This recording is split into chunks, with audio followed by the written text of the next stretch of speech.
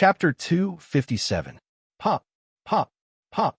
After 7 solid kisses, he wiped away the dust on his lips and the taste that he could not see but could smell. Damn it, it must be some bastard who didn't aim his pee at the opening of the pot, he cursed inwardly. Then he held the pot and rubbed it 7 more times. When he opened his palm, there was a thick layer of black dirt. However, he also heaved a sigh of relief. He had finally completed 2/3 of the ceremony. Put on the high platform, he looked at the table and then looked at the bookshelves nearby. Thinking that the bookshelves were always higher than the table, he climbed up the wooden ladder and placed the pot on the top of the first shelf. Kissing the pottery pot, touching the pottery pot, and chanting the incantation may not be fake, but how would the magic pot know if I knelt down and kowtowed? Thinking of this, he stood up straight and stomped his foot. Bang! At the same time, he read aloud to the phonetic transcription behind dragon language. Mother, your son is filial. Faceless are all big idiots. Bang! He stamped his foot again and shouted. Mother, your son is filial. Faceless are all big idiots. Just like a foreigner speaking in half-baked Chinese, he stomped his feet 7 times and shouted 7 times at the same time. However, the magic pot did not react at all. As expected, he was lying to me. He was a little angry and was about to climb up and smash the jar, but when he saw the wet lip marks on it, he was extremely unwilling. Maybe I didn't use the correct method? He returned to the table again and carefully read the words on the secret record. Since it's related to the death god, perhaps the magic pot can sense my mental fluctuations? He stroked his chin and thought. After a while, he gritted his teeth, knelt on the ground, and suddenly kowtowed. Bang! Very solid. Mother, your son is filial. Faceless are all big idiots. However, after 7 tries, there was still no reaction from the jar. He was ashamed and angry, but he was even more unwilling to give up just like that. I've already paid such a huge price, and I don't want to think about the god of death's forbidden technique anymore. At least I have to find out if the magic pot is real or fake, right? With this thought in mind, he quickly found a reason for his failure. The entire opening ceremony was coherent, and he thought he was smart enough to interrupt the ceremony. So, he climbed up the wooden ladder, took down the jar, and hugged it in his arms. He moved his mouth closer to find a spot where the smell was not so strong. Pop, pop, pop. Then, with a solemn expression, he rubbed it 7 times, rubbing off a handful of fine dirt. After setting up the magic pot, he knelt on the ground and kowtowed 7 times while shouting, Mother, your son is filial. Faceless is an idiot. Then, he raised his head and was shocked to see specks of golden light gathering at the mouth of the flask, slowly converging into a pool of red clouds. The entire library was much brighter. He looked at the red clouds with infatuation. 2 drops of tears slid down his cheeks as he murmured, Finally, the heavens don't disappoint the faithful. I've succeeded. Succeed in what? Suddenly, a shrill voice came out from the jar. Then, under his dumbfounded gaze, a figure came out from the mouth of the jar like smoke and fog. The red clouds accompanied him, as if he was a spirit from the magic jar. Magic tool spirit. He blurted out. So that's how it is. The magic pot has a spirit. No wonder it doesn't allow people to cheat. He suddenly understood. The specks of red clouds gradually disappeared, and he could see the appearance of the spirit on the bookshelf. He was wearing a gray scholar's robe, stepping lightly on the jar as if it was nothing. He was about 1.6 meters tall with a hunchback and a walking stick in his hand. His snow-white beard hung down to his chest, and his face, it was a bit strange. The spirit's face was pale, as if it was covered with a thick layer of powder. Well, the old scholar must have been dead for thousands of years. Of course, the face of a dead person would be pale. Soon, he thought of a reasonable explanation. The scholar's silver hair was messy. He was wearing a pair of reading glasses on the bridge of his nose and a long necklace around his neck. It was almost the longest necklace he had ever seen in his life. Although the scholar was a spirit, his character decoration was almost like a real person. Even the color and texture of the necklace could be seen clearly. gold, silver, red copper, white gold, black iron. The 7 smoky black links were connected together. That was Valeglia's steel, which represented magic and mystical knowledge. God, 7 links. There was no doubt that this must be a knowledgeable old scholar. The whole process took a long time to describe, but it actually happened in a short moment. After all, he was a faceless and had superb observation skills. Kid, you're an apprentice? How can an apprentice with a silver link be qualified to enter the library? The magic jar sprite suddenly floated in front of him. He was so scared that he almost pulled out the dagger tied to his elbow. My name is Pater, Dr. Wargrave's assistant. The doctor can't move easily, so he asked me to come down and help him get the books. As a top faceless, he could easily lie, and it was flawless and reasonable. With a whoosh, the magic jar sprite floated back to the opening and asked in confusion, Wargrave? I don't know him. All right, little Pater, what year is it now? Aegon year 299. The old scholar came and went like the wind. Pater could not help but be amazed by the magical magic of the elves. He was also looking forward to the god of death's forbidden spell. Aegon, who is that? Why do you use his name to record the years? I remember that the 7 kingdoms have always used Valeglia to record the years. The magic jar sprite was curious. Sigh, senior elf, there's something you don't know. Then, Pater used simple words to summarize the major events that happened in the past 400 years. Oh my, Valeglia is dead. The magic jar sprite sighed in disappointment, and then said excitedly, since the magic civilization is coming to an end, maybe my true world can really be realized. True world? This time, it was Pater's turn to be confused. It's a purely material world without magic, glass candles, prophecies, dragons, or even gods. Pater was shocked. How is this possible? Doctor, you must be crazy. What is a little apprentice like you know? The jar sprite looked at him in disdain and said proudly, how can a normal person understand the grand ideals of the city of knowledge? Pater shook his head and sighed. Let's not talk about whether the true world is real or not. Now that there are dragons, magic, and gods, Doctor, you have become a magic jar sprite. The city of knowledge cannot live in its own fantasy. Little apprentice, you think this old man, a demigod, will talk big? The magic tide is caused by dragons. Since Valeglia is dead, then we only need to kill Aegon and the other 3 dragons, and the world will enter an era without magic and gods. The magic jar sprite sneered. Slay dragons? So it's the blood dragon dance. Pater's eyes widened in disbelief. No, what did you say? You're a god? Not a true god, just a demigod.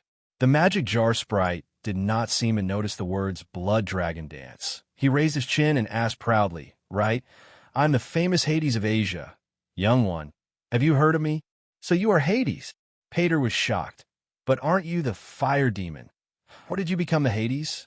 Haha, I didn't think that even a normal person would know my name. The magic jar sprite laughed proudly. Doctor, I just saw a piece of paper with your name on it. Pater pointed awkwardly at the parchment on the table. What? The magic jar sprite suddenly floated to the table. After reading the contents of the paper, he said thoughtfully, Fire Demon was just my name when I first started out. After mastering the mystery of the cycle of life and death, I called myself the Hades. Kid, from the looks of it, you want my death god forbidden technique? Can I? Pater asked expectantly. The magic urn genie leaped onto the top of the magic urn and said coldly, Of course not. Let alone a fake apprentice like you. Even if you were a real professor, you wouldn't be able to obtain my secret technique. What? Pater took a step back, his right hand that was covered by a sleeve held a dagger, and said in disbelief, You, how do you know my identity? Ha! I am a demigod who has mastered the mystery of life and death. The magic jar sprite's voice suddenly became high-pitched, sharp, and ear-piercing. Even the air rippled. In an instant, Pater felt a substantial pressure from the other party, the dragon spirit state. As expected, the other party's identity was not ordinary. Perhaps he really was a powerful demigod. Pater's mind turned quickly, and he shouted, I have something to say. No words can save you. The magic jar sprite's language was still rude, but the frightening aura of the dragon's aura disappeared. Dr. Hades, the 3 dragons of Aegon, the Conqueror, died long ago, and the City of Knowledge had already carried out the dragon-slaying plan more than 100 years ago. The dragons of the Targaryen family have long withered. Nonsense! The magic jar sprite shouted and said angrily, "You can activate the magic jar, and I can still manifest my soul in front of you." What does that mean? It means that the magic tide is still surging and that there are still dragons in the world. Doctor, you are right. There are still dragons in the world. Pater was more and more impressed with the demigod sprite, and he slowly explained, "Dragons have indeed been extinct for a period of time, but 2 years ago, the exiled Princess Dany Rise hatched 3 more dragons from stone eggs." Then he explained the dance of the blood dragons, the war of the usurpers, and the rise of the Dragon Mother. In the end, he concluded, "Doctor, Faceless, you and the City of Knowledge have the same goal to kill the Mother of Dragons and her dragons. There is a possibility for us to cooperate."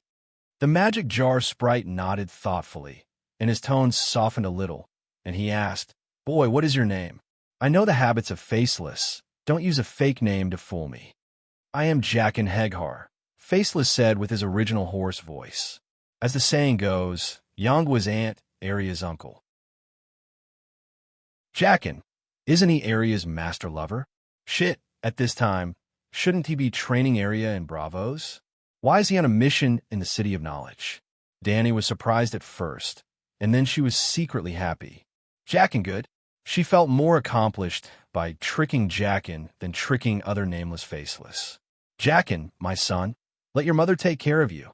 "Jaqen, tell me, why does Faceless want to assassinate that? Mother of Dragons? Sigh, what a silly name."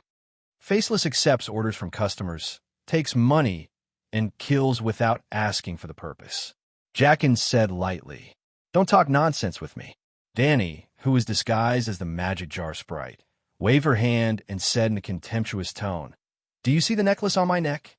"Yes." Jaqen nodded doubtfully. "Count how many platinum segments there are." 5. Jaqen's eyes were sharp, and he counted the rings on the magic jar sprite's neck with just a glance. "Platinum represent politics. You think I don't understand politics?" The magic jar sprite shouted. Chapter 258. Without the acquiescence of the Sea King and the Iron Treasury, would you dare to kill people and make enemies everywhere? Without the protection of the huge navy of bravos, any millionaire could hire a mercenary team to eradicate the entire Black and White House, Faceless One's headquarters in Bravos. How did you survive until now? Jaqen was silent. Although Bravos had never promised to protect the Black and White House, and the Faceless One had never explicitly pledged loyalty to the Bravos government, anyone with normal intelligence would know that there must be a deep relationship between the two. As the genie of the magic pot said, the assassination ability of Bravos was indeed strong, but in a head-on battle, 10 Faceless One may not necessarily beat 10 experienced and skilled mercenaries. It was impossible for the Faceless One not to fail once, and it was impossible to clean up every time so that the family of the deceased would not suspect anything. Most of the people who could be assassinated by the Faceless One were not ordinary people. Ordinary targets could be assassinated by ordinary assassins, so why spend a lot of money to hire a Faceless One?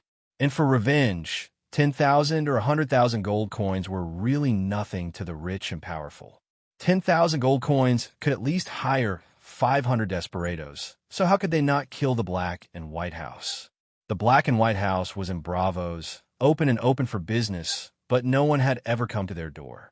Dany continued, "With the Faceless One's business model, the cost is frighteningly low, but the income is frighteningly high. Why do you need so much gold? Where's the gold now? How could the Iron Treasury become the world's first bank in just a few hundred years?" It was said that the gold of the other banks in the 9 free trade city-states added together was not as much as the Iron Treasury. Killing people and arson was a golden belt. A horse would not get fat without eating at night. Just relying on maritime trade and usury. How could they make so much money? Bravos was located in the northwest corner of the continent of Ursos. Its geographical location was not very good, at least 10 streets away from Volantis. In terms of maritime trade, Bravos' size was not even a third of Volantis'. Moreover, didn't the Volantis merchants know how to lend? Oh, the first people who thought of using finance to control other city-state governments were the Bravos bankers.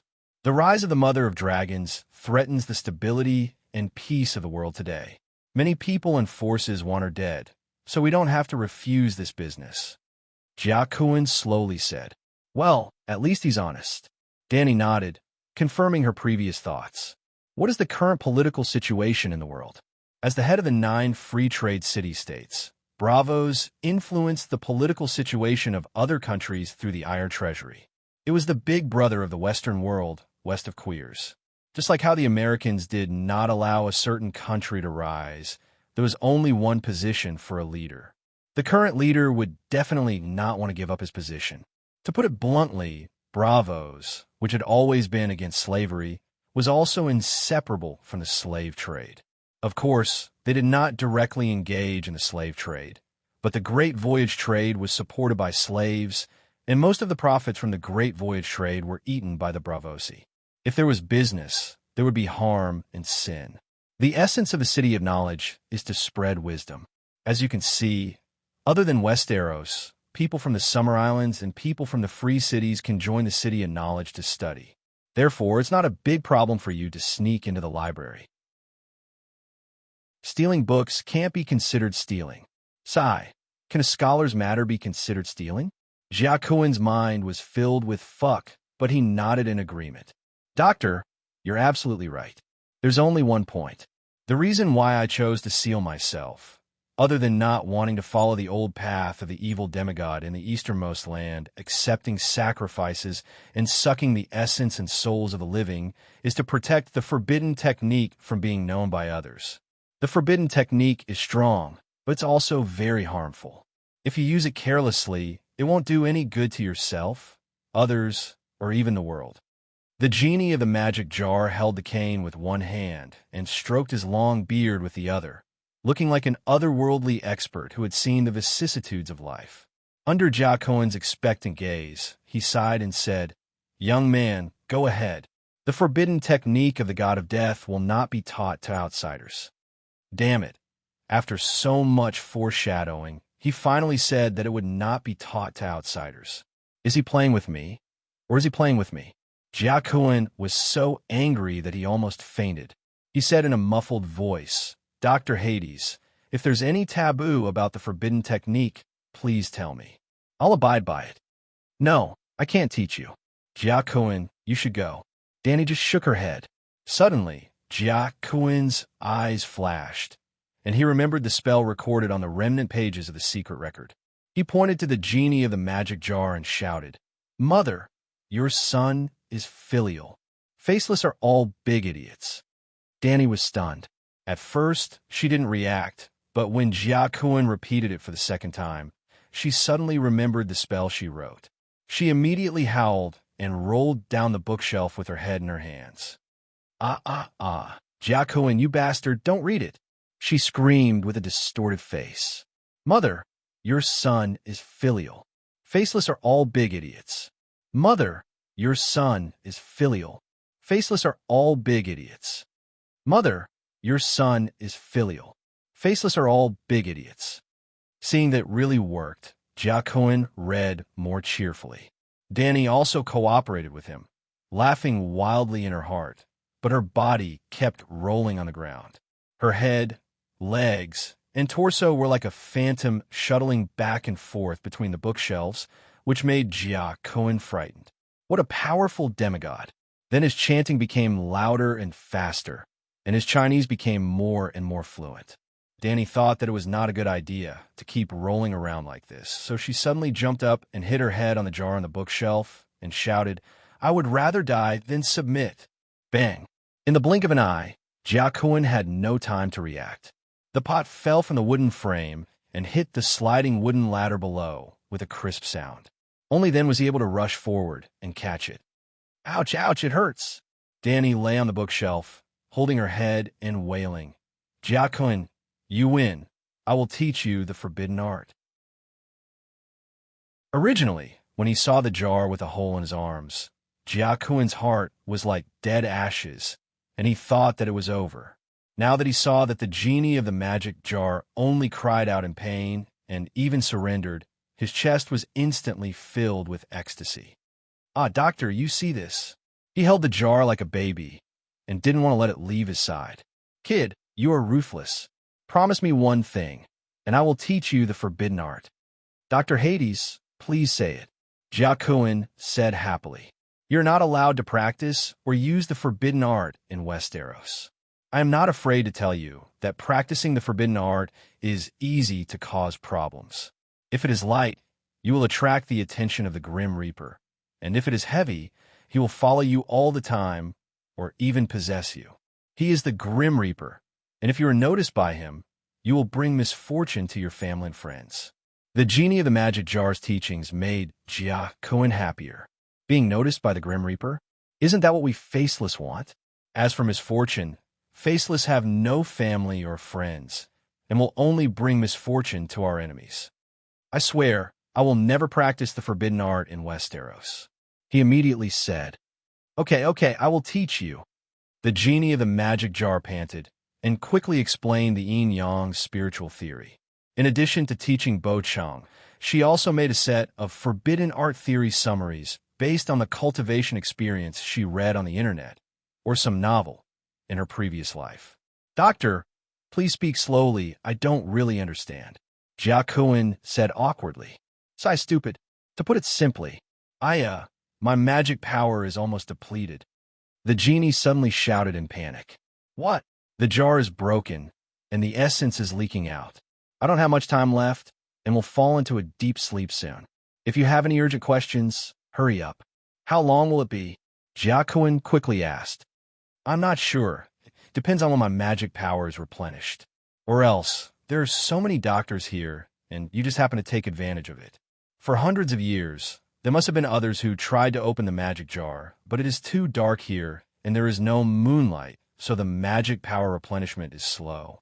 The genie of the magic jar shook her head. Moonlight? Is it related to magic power replenishment?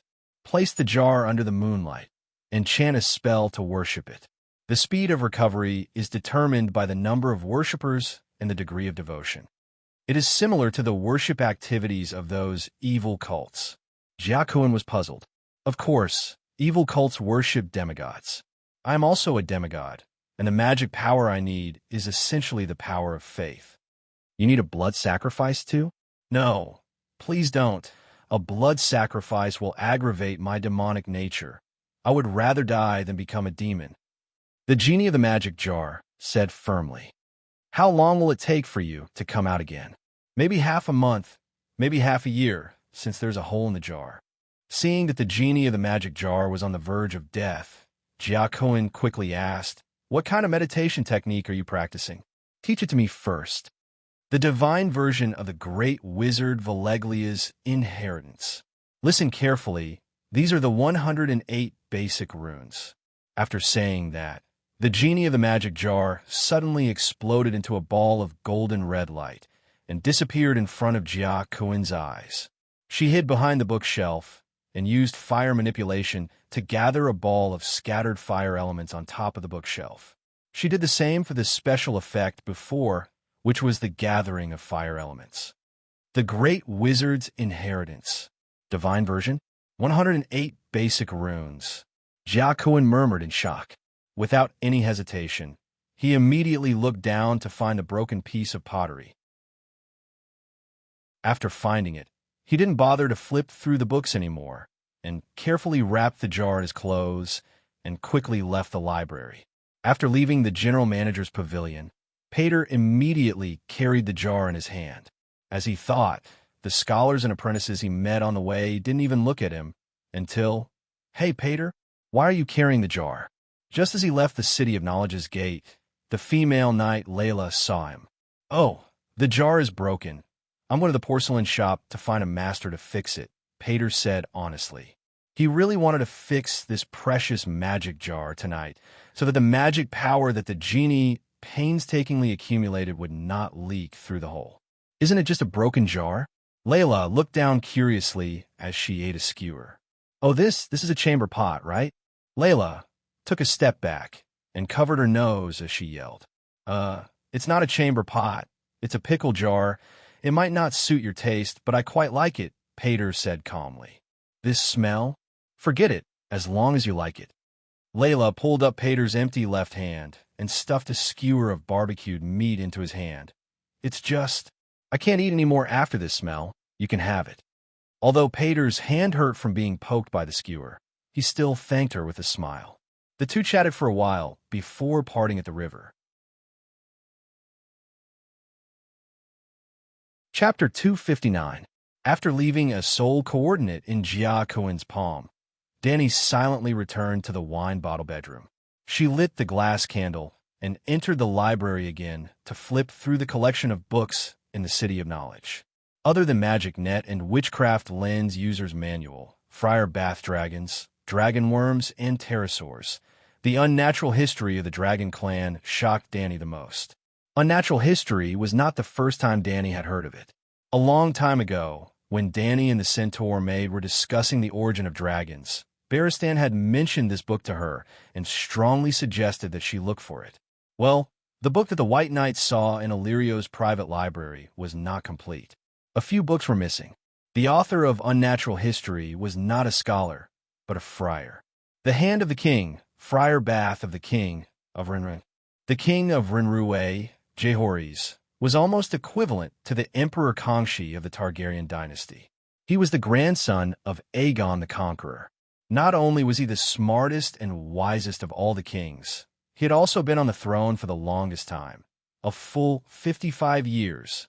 Of course, compared to Bath, who had been prime minister for 40 years, the life of the king of Rinruwe Jehoris was not too legendary. Bath was the son of a blacksmith. When he was young, his family was poor, and his father sent him to the church to be a friar. It was very likely that he owed the church money and used his son to pay for it. Just like how Wei Xiaobao met Kangxi, the young Friar Bath worked in the king's library and met the young king of Rinruwe, who loved to read. The two of them hit it off at first sight and fell in love with each other when they met again. Ahem, in short, they became good friends. Prime Minister Bath's talent in learning and magic was like Wei Xiaobao's talent in flattery and taking advantage of the situation. It was unknown if it was because of the royal library or if Bath had other sources of information, but he had written a book that recorded the knowledge of dragons and detailed dragons, dragon worms, and pterosaurs, the unnatural history of the dragon race. The reason why this book shocked Danny was because it described the origin of the dragons of Valeglia from the two aspects of natural evolution and the transformation of species through blood magic. Basil believed that Valeglia's dragons were different from the Megalosaurus that appeared in other regions and other historical periods. Valeglia's dragons were biological weapons that were purposefully modified through blood witchcraft. Unnatural history put forward two viewpoints. First, the pterosaurs in the forests and swamps of Soros, the dragon worms in the 14 Fire Peaks, and the Megalosaurus all had the same ancestor. Megalosaurus was the most perfect evolution. The pterosaurs had the body of Megalosaurus, but they did not have the ability to control magic like Megalosaurus. They cannot breathe fire. On the other hand, the dragon worm had magic power, but did not have the body of the Megalosaurus. It cannot fly. Secondly, the Megalosaurus of Valeglia was created by the blood shaman using a pterosaur, using blood magic to help the pterosaur evolve into a Megalosaurus. Valeglia was born with the ability to control dragons. Well, I have to explain the dragon worm and the pterosaur here. There were 3 continents in the world of the Song of Ice and Fire. The Westeros in the far west, equivalent to the British Isles, the Ursos continent, Eurasia, and the Soros continent in the southern hemisphere, Africa and South America were connected. Soros was almost undeveloped. People from civilized countries did not dare to explore it all. The environment was too bad. It was almost a paradise for diseases. For example, Azin, who is known as the twin stars of Yuan Kai with Grazadin, was originally handsome and heroic. However, After walking around Soros on the other side of the summer sea, he was infected with a disease and his lower body was paralyzed. In that barren continent, pterosaurs were not rare. Dragonworm. Danny did not recognize the dragonworm at first, until she saw the description and pictures of the dragonworm in Unnatural History. She was shocked to find that it was the fire earthworm that she met in Oris. After Balerion descended on Jenny, he vomited countless dragonworm larvae in the mucus that he spat out. Even his body seemed to be made of dragonworms. According to the description in Unnatural History, there were dragonworms in the 14 Fire Peaks. Their larvae were about the size of a child's arm. An adult dragonworm was almost the size of a wingless megalosaurus, a fire-breathing earthworm that could swallow a mammoth in one gulp. Would you be afraid? Unnatural History did not just give a simple guess. Friar Bath also used his identity as a magic researcher to make a detailed and in-depth analysis of the witchcraft of the blood shamans in Valeglia. It was a very intelligent book. However, it met with St. Bailey, who listed it as a forbidden book and ordered all copies of Unnatural History in the country to be burned. Suddenly, Danny's expression froze. She put down the book and suddenly appeared in the lounge on the second floor. Professor Barristan said softly. They had an agreement. If Danny was reading in the library and someone unexpectedly came to visit, Barristan would quickly walk around the room. The spiritual projection came from White Knight. When his position changed, her spiritual body would feel it. Of course, if Danny did not even project her spiritual body, Barristan would not be able to remind her. At that time, he would directly tell the visitor that Lady Layla had gone out. Professor, it's so late. What's the matter? Danny and White Knight came to the door together. I want to tell the two of you that the City of Knowledge has formulated a strategy to reduce the trade deficit. The red-nosed old man walked to the table, opened a folder, and pushed it in front of Danny. He explained, as a world-class country, we can't lose our integrity. We can't go back on our words, and we can't be blatant pirates. What world-class country? Except for the Westeros themselves, who didn't think that you were a barbaric country and barbarian people. Danny carefully flipped through the old man's strategy. There were 3 guidelines. First, convene a meeting to persuade the king and the nobles of the 7 kingdoms to be diligent and thrifty. Second, discuss the industrial chain plan that she had previously mentioned in the meeting to create their own competitive products. Third, conquer the Stone Steps archipelago and impose tariffs on passing merchant ships. Between the Westeros and the Ursos continent, there was a narrow sea 500 kilometers wide and 2,500 kilometers long, and the Stone Steps archipelago was at the entrance of the narrow sea.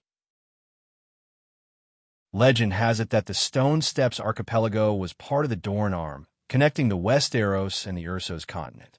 When the ancestors invaded the Westeros from the Continental Bridge, the Green Prophet cast a forbidden spell and shattered the Dorne Arm, forming the Stone Steps archipelago, an island chain.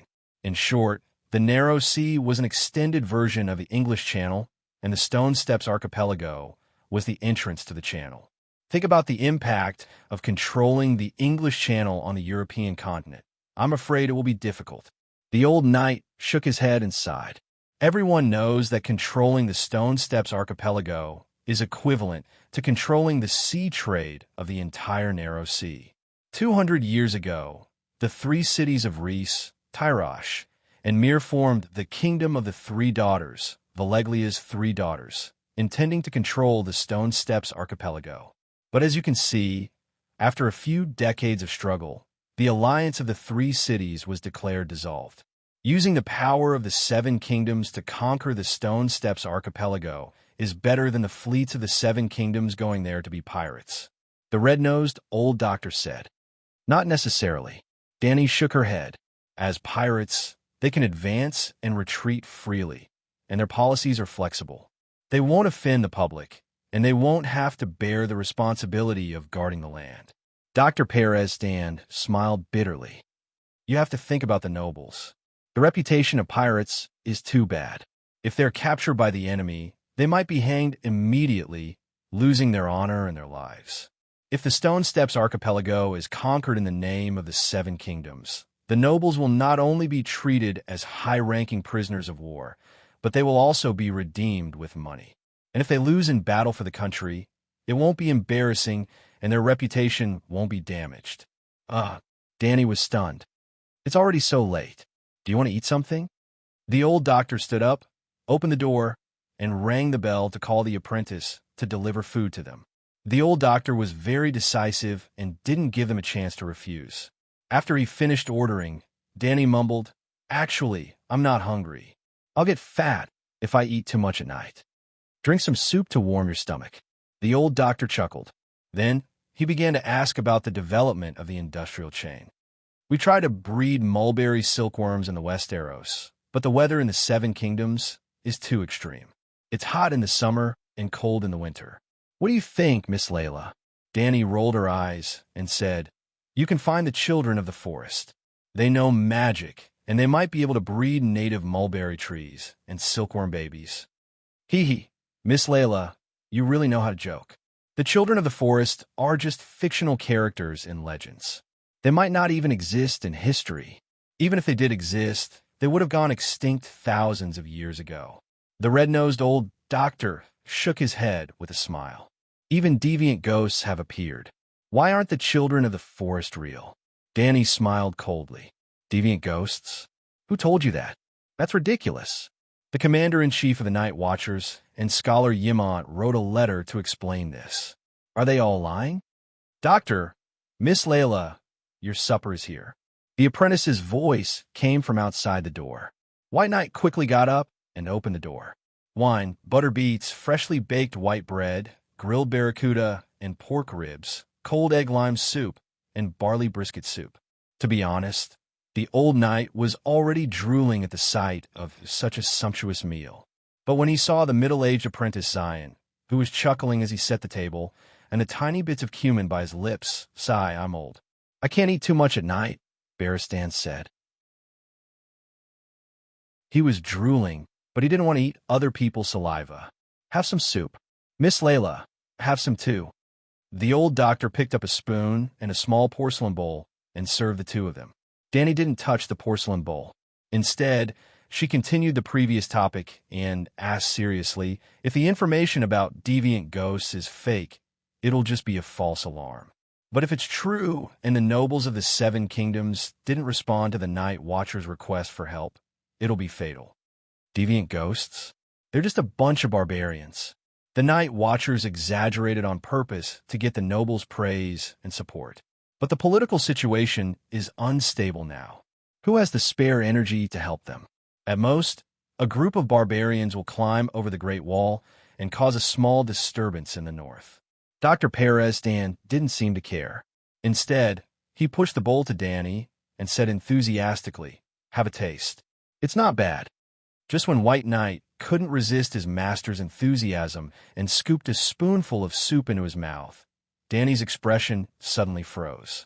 She stopped him and looked straight at the old doctor. She sneered and said, "Doctor, why don't you get a bowl for yourself?" Barristan was stunned. He said with a smile, "I just ate. It seems like you've already guessed my true identity." Danny sighed and said with a complicated expression, "Doctor, do you know what you're doing? What identity?" The apprentice who placed the plates noticed that the atmosphere was not right and asked in confusion, "Oh no." When Danny stopped him, the old knight picked up the iron helmet on the table and put it on himself. When he saw Zion, who was at a loss, he immediately said, "Doctor, quickly give me the antidote." Ugh. The middle-aged apprentice suddenly grabbed his throat. His face was red, and he said with a voice as soft as a feather, "I cough, cough, cough, can't cough, cough, cough, cough, bang." The tray slipped from his hand. Zion staggered and supported himself on the table. Under the sympathetic, anxious, and vexed gazes of the three people, his face became redder and redder. He fell to the ground and scratched his throat crazily. If he was given a dagger, Zion would slash his throat without hesitation just to take a breath of fresh air. Unfortunately, no matter how hard he scratched his throat until it was bleeding, he could only make frighteningly thin and terrified hisses deep in his throat. It was like a person trying to drink the entire Yangtze River with a straw. However, only half a minute later, the last hisses disappeared. There was only a terrifying silence left in the room. Chapter 260. Strangle him. White Knight pressed her sword with her right hand and stared coldly at the old professor, who had a pale expression. Do you know what you are doing? We were invited by the City of Knowledge to come here, stay under your roof, eat your salt and bread, and now we are your guests. What is the difference between the City of Knowledge's actions and Wade Frey's? For the peace of the 7 nations, for the welfare of millions of people, to reduce disputes and wars. Although this method is not honorable, it is the simplest and most effective. Professor Perez Dan smiled bitterly. You idiot! The etiquette that has been passed down for thousands and thousands of years is the spiritual framework of the Westeros. The City of Knowledge should protect those beautiful traditions and values with all its might, not take the initiative to destroy the souls of the 7 nations. Barristan's eyes were spitting fire as he clenched his teeth. Dany shook her head and sighed. Not everyone can represent the 7 nations and all the people. Think about it. Professor, are you willing to be represented by Rat Chef and Wade Fry? Maybe Rat Chef also shouted, representing the justice of the 7 nations when he cooked the king of Undulls, or maybe Wade Fry shouted, to reduce disputes and wars between the 7 nations when he slaughtered the guests from the Northern Territory during the wedding banquet, just like you are now. Because of you, Slave Bay and the Free City have been plagued by wars for years, and the people of the world are crying and wailing under the dragon flame. In the foreseeable future, the 7 nations will definitely repeat the same mistake as Slave Bay. I am guilty. The City of Knowledge is guilty. I admit it, but we have reduced deaths and wars. We are not wrong. Pereston's face was pale, but his gaze was firm. Is the 7 nations very peaceful now? Music is broken. Etiquette is broken. Morality is lost. Wars are endless, and the people have no way to make a living. Barristan glanced at Dany and said bitterly, Do you know why Her Majesty the Queen traveled thousands of miles from Slave Bay to the Westeros? To investigate the enemy's situation? The nobles of the 7 nations did not care about the fact that winter is coming and continued to play the game of power. Only Her Majesty the Queen cared about the safety of the people and was unwilling to start the Restoration War in winter. When she found out that the 7 nations did not prepare for summer grain storage, she did not care about the dangerous situation of Slave Bay being surrounded by enemies and brought the 2 dragons to the Westeros to investigate the people's situation. You've seen it for yourself. She won the tournament with her strength, and even the professors of the City of Knowledge were impressed by her intelligence.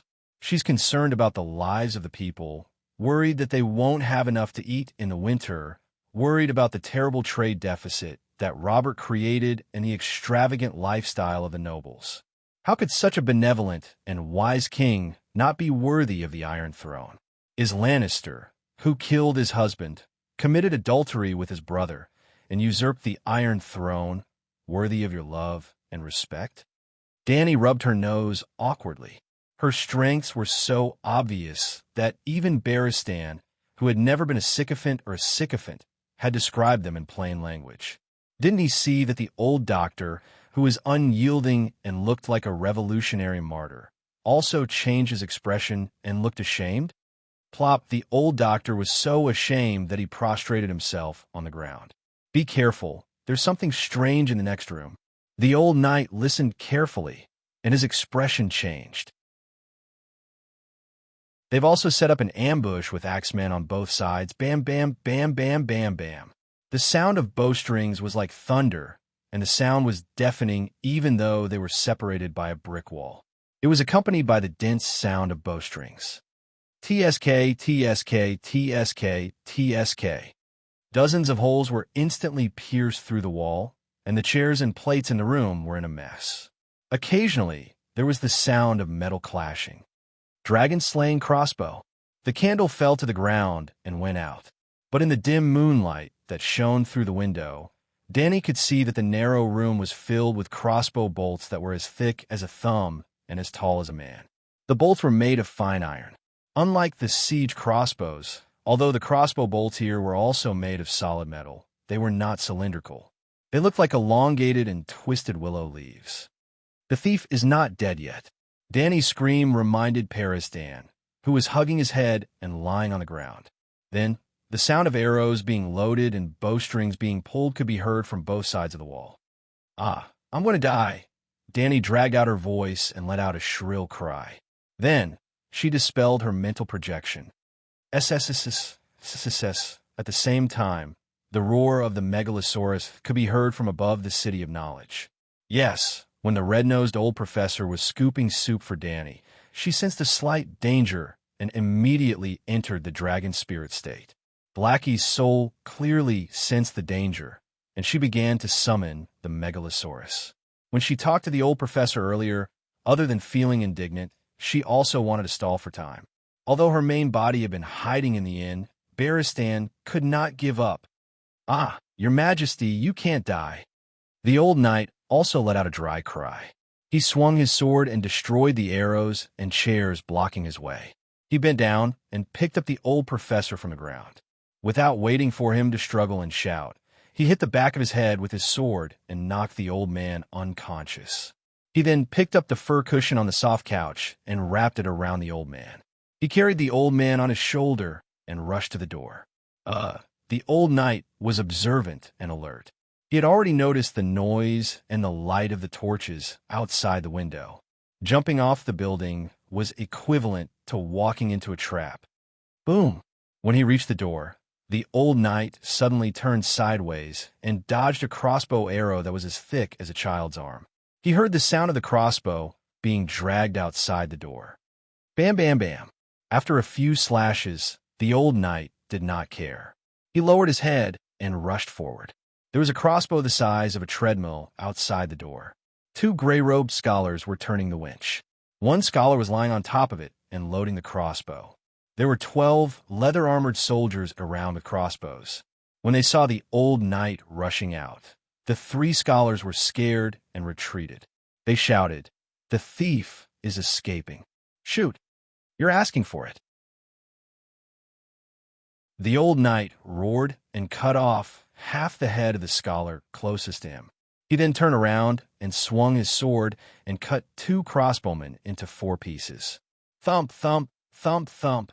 The crossbowmen did not miss a single shot. Almost all of them hit the old knight.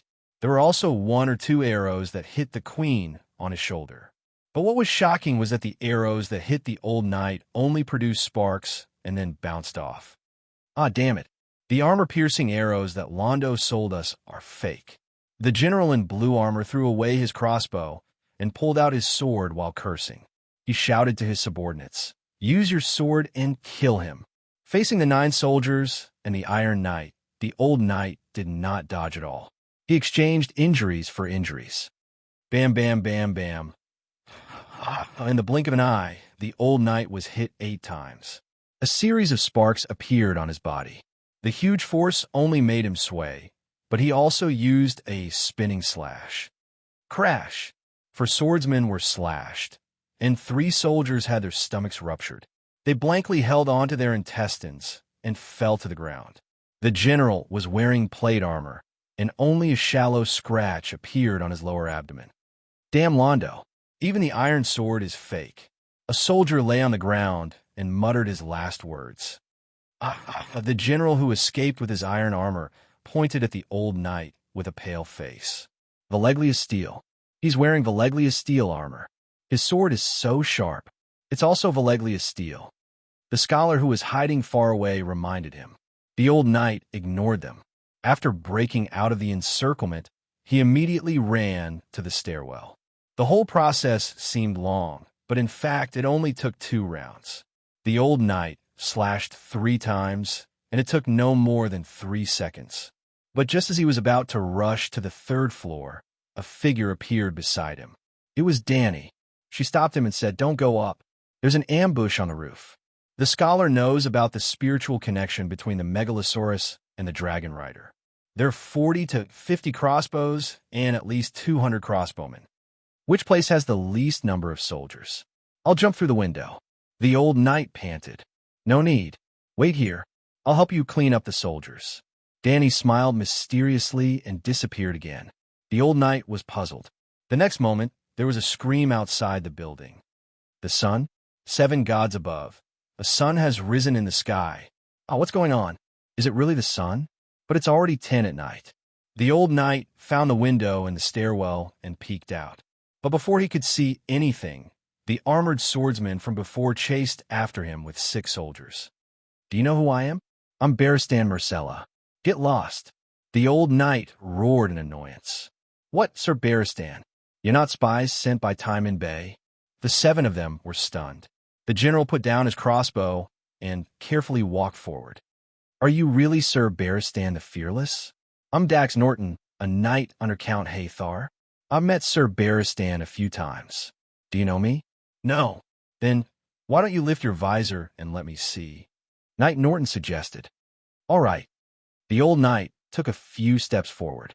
Then, she ding almost at the same time, the old knight thrust his sword towards the gap in the knight's throat.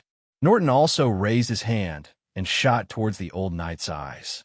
Unfortunately, the old knight was already prepared and dodged the attack by ducking his head. "You!" Knight Norton clutched at his bleeding throat and staggered backwards. He shook his head and said, "No, you're not. You're not Sir Barristan. He wouldn't be as shameless as you." "Hey, you're right. I'm not him." White Knight let out a long sigh and swung his sword, slicing Norton's throat and neck into 2 pieces. Norton's head flew 7 to 8 meters away and landed right in front of the other 6 soldiers who were still hesitating. Blood spurted out, and Norton's headless corpse fell to the ground. The old knight roared again, "Get lost!" Clang. A swordsman dropped his crossbow and ran away.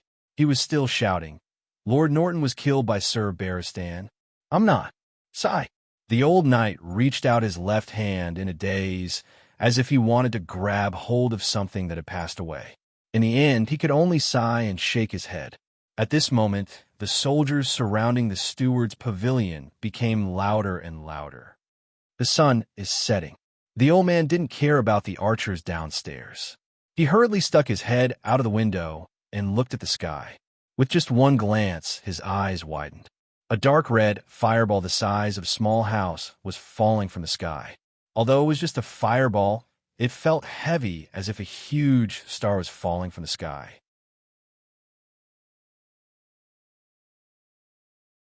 Chapter 261. I'm so strong. To be honest, Danny herself did not expect her cooperation with Dahe to be so coordinated. The City of Knowledge was very familiar with the habits, abilities, and weaknesses of the Megalosaurus. There were hundreds of dragon-slaying crossbows and hundreds of crossbowmen lying in ambush below. If Danny died tragically on the spot, her dragon would definitely sense it and chase after her to find her body and take revenge on the enemy. Similar incidents had happened many times in the history of the Targaryen family. In this way, the City of Knowledge could easily turn the dragon into a hornet's nest. Therefore, Danny did not even think of riding the dragon to dive and bomb. The old town was not her territory, so she could not make incendiary bombs in a short time. Therefore, she was ready to try the big fireball spell. The range of the Megalosaurus's dragon flame was about the same as the length of its body. Even Dahe could only spit out 2 to 4 meters of dragon flame. Any further, and it would not be lethal. But the fireball spell was different. When Danny used the fire control spell to turn the dragon flame into a ball, the fireball could be stable for a long time. Last time in the Dorne Desert, she controlled White E's dragon flame to burn for 3 hours until it ran out of magic power.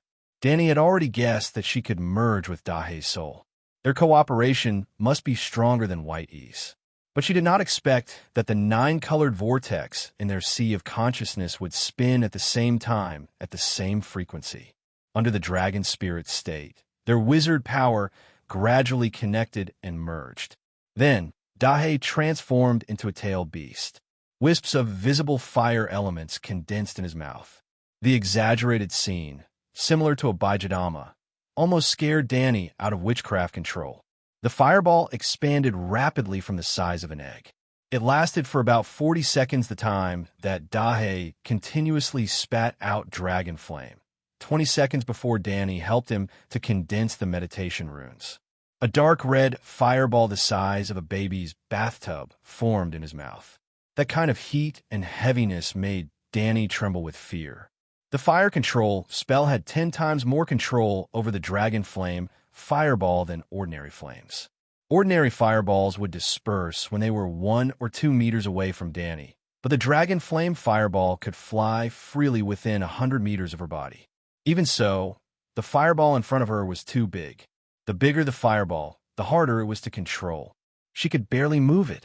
In desperation, Danny could only resign herself to fate. She let Dahe dive vertically and spit out the fireball when it was 500 meters away from the ground. When Dahe drew an arc in the sky and circled back to the general manager's pavilion, Danny was shocked and relieved to see that the fireball that had been freed from its bindings was rapidly expanding in the air. Its color had also changed from dark red to brighter and brighter, like a falling sun. The dim indigo sky was dyed red.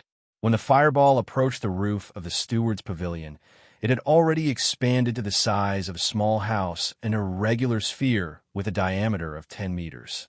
Boom, boom, boom, debris flew everywhere, and a large part of the roof slowly caved in. The roar of the burning flames was muffled, drowning out the terrified screams of the ambushing soldiers. After the fireball encountered an obstacle, it became even more unstable, when it could not even maintain the most basic form of a sphere. Boom! The general manager's pavilion was 40 meters wide and 100 meters long. It was the largest building in the City of Knowledge, but at this moment, half of the roof had been blown away. Danny even saw a ring of air that was rapidly spreading out, mixed with a large number of tiles, wooden beams, twisted corpses, and dragon-slaying crossbows. Oh my God, I'm so invincible! Danny was so excited that she was dumbfounded. Although it did not have as high a penetrative ability as the Tomahawk missile, just by looking at the surface, the explosion range was not much worse than an explosive pack. When Baristan knocked away a piece of debris and broken wood and climbed to the top floor with difficulty, Danny had already changed to the white dragon in the sky and was roaring to clear the miscellaneous soldiers. Yes, she was still throwing fireballs on the ground. The small fireballs that were spat out by Little White were not as powerful as grenades, but they were enough to scare the frightened soldiers into throwing away their helmets and armor, shouting 7 gods bless and Mother, save me, as they fled frantically. Half an hour later, on the central island at the estuary of the Honeywine River, a group of high-ranking officials of the old town gathered together on the towering tower. Damn it, what the hell happened? It seems that half of the City of Knowledge is burning. Bere Haitan leaned against the window, staring in the direction of the City of Knowledge with an anxious face. The long-bearded old man on the seat of honor opened his closed eyes and looked straight at the calm young man beside him. Earl Garland, have you thought of a plan to deal with the aftermath? Didn't we discuss it before? Timmins' spies sneaked into the City of Knowledge to cause destruction, Garland said doubtfully. No, it's not an excuse to deal with the people of the old town. Earl Layton, whose bald head was full of age spots, shook his head and sighed. I'm asking how to deal with the fury of the Mother of Dragons. Grandpa, you think she's not dead? Garland's pupils contracted, and he said with a trembling voice, That's impossible, right? She was not prepared at all. She should have been poisoned to death long ago. Isn't the City of Knowledge on fire? Isn't it the Megalosaurus venting its anger? It failed. The old man smiled bitterly. How do you know? Garland's eyes flickered. The old man explained bitterly. The magic tide did not fluctuate at all. A magic tide? Is it reliable? Garland suspected that the old man had gone mad. Report. As he spoke, the guard hurried into the hall with a doctor wearing a lead ring. Chief Theobald, what's the situation? Baylor hurried over and asked. Well, Dr. Wargrave could not handle official business, so Dr. Theobald had always been the one to exercise the authority. However, he was not a doctor of economics and history, so he did not preside over the discussion on reducing the trade deficit of the 7 countries 2 days ago. Not sure. Dr. Theobald's expression was unpleasant. Smack! Garland slapped the armrest of the wooden chair angrily and asked loudly, "What do you mean not sure? Previously, you all patted your chests and promised that the plan was perfect and flawless. There will definitely be no problems." Sigh. Danny Rise's senses are very sharp, and she sensed that there was something wrong with the food. At that time, the apprentice who delivered the food was stealing the food of the guests. Dr. Theobald explained the entire situation. There was someone monitoring the room next door, but no one dared to dig a hole to peek. Powerful knights would notice if they were being stared at with ill intentions. Garland asked again, "Even if the poisoning failed, there's still the dragon-slaying crossbow. They can't escape even if they have wings." "We guessed wrong." The doctor shook his head and said dejectedly, "Barristan did not deliberately wear the tattered armor to deceive others. It was a set of rare Valeglia steel armor, and even his black longsword was an extremely sharp Valeglia steel sword." "What? That extravagant?" Baylor's eyes were about to pop out. "But I remember, Layla." "No, Danny Rise's armor was bought in the Old Town." Garland was puzzled. Only Barristan was wearing the Valeglia steel armor, and Danny Rise seemed to have been shot by a crossbow arrow. But the condition of her injury is uncertain, but since the dragon could still carry the 2 of them away, it means that she is not dead yet. "What was that red sun just now?" the old man asked. "I don't know. Maybe it was dragon flames?" "Dragon flames?" Baylor was so agitated that his voice cracked from shouting. "You have studied the megalosaurus for thousands of years, but have you ever seen dragon flames like that?" "But we have checked the burn marks, and it indeed matches the characteristics of dragon flames." Magician Marvin thought that it was dragon flames transformed from fireballs, and he said that the megalosaurus used fire control to turn the dragon flames into fireballs and spit them out. The old man stroked his long white beard and asked thoughtfully, just like the fire warlocks at the docks who control fire to turn it into a fight between beasts. "Yes, dragons can use magic?" Garland and Baylor were dumbfounded. "We don't want to believe it either, but this is not an exception." Dr. Theobald's smile was bitter and desperate. "The Dragon King may not be the Great Wizard, but the Great Wizard must be the Dragon King. According to the records, Great Wizard Valeglia's Megalosaurus can spit out fire rings, firebirds, fire dragons, fire snakes, and even fire giants. Compared to that, the mother of dragons' dragon spitting out fireballs is nothing. Great Wizard Valeglia." The old man's eyes flashed, and he suddenly thought of a possibility. He glanced at his grandson, but kept his mouth shut. "Sigh, how are we going to deal with the aftermath?" Baylor slumped against the back of his chair, his face numb as he muttered to himself, "I was against assassinating her before, not to mention violating the guests' rights. We get along well with her. Danny Rise is gentle and polite, smart and wise, brave and good at fighting, and close to the people. So what if Targaryen is restored? Is it worth it just for Marjorie's position as queen?" Everyone saw Cersei's attitude. Lannister is not willing to share the Iron Throne with Gaoting. Lannister and Targaryen have a blood feud, but we only have a conflict of interest with her. What's the point of this? This has nothing to do with Gaoting. Galantier's expression froze, and she looked around at everyone. She emphasized in a serious tone, "Grandmother only said that we can cooperate with the City of Knowledge, but we, the Tyrell family, will not participate." "Then who is responsible?" "I was against this from the beginning because Garth planned to sneak out and report the assassination to her. You even locked him up in the confinement room on the 4th floor." Baylor's eyes were red as he stared at his nephew and questioned. Unlike Galantier, who was trying to shirk responsibility, Baylor spoke from the bottom of his heart. The Heidel family had not invested in Lannister at all. Whoever ascended to the Iron Throne would not affect them at all. Furthermore, from their personal impressions, Baylor and Garth admired the beautiful champion of martial arts Layla, and even secretly admired her. If Layla Vesuvius had a higher status, Garth would have thought of pursuing her. Well, of course, now that he found out Layla's true identity. He felt that her status was too high. Baylor's status was suitable, but he already had a wife, and Garth was only the second son without the right to inherit. Thinking of this, Baylor looked at his father with some resentment. Since he had been studying magic at the top of the tower, he should have continued to train. Why did he have to come down and participate in such a troublesome and unrewarding matter? The old man stood up and said to his grandson with a wooden face, "Garth," asked Lady Alina, "this matter is beyond the Hyder family's ability. No matter what the lady in the City of Knowledge come to an agreement, I will fully support it. But it's late now, so let's all go." All right. The old man walked a few steps with the help of his maid, and suddenly turned back to Professor Theobald. "Sir Steward, after you return to the City of Knowledge, please ask Professor Marwin to come over. I want to ask about the dragon fireball." All right. Baylor looked at his father, who was staggering away, and then at Garth, who was calling for the scholar to write a letter. He shook his head and went downstairs.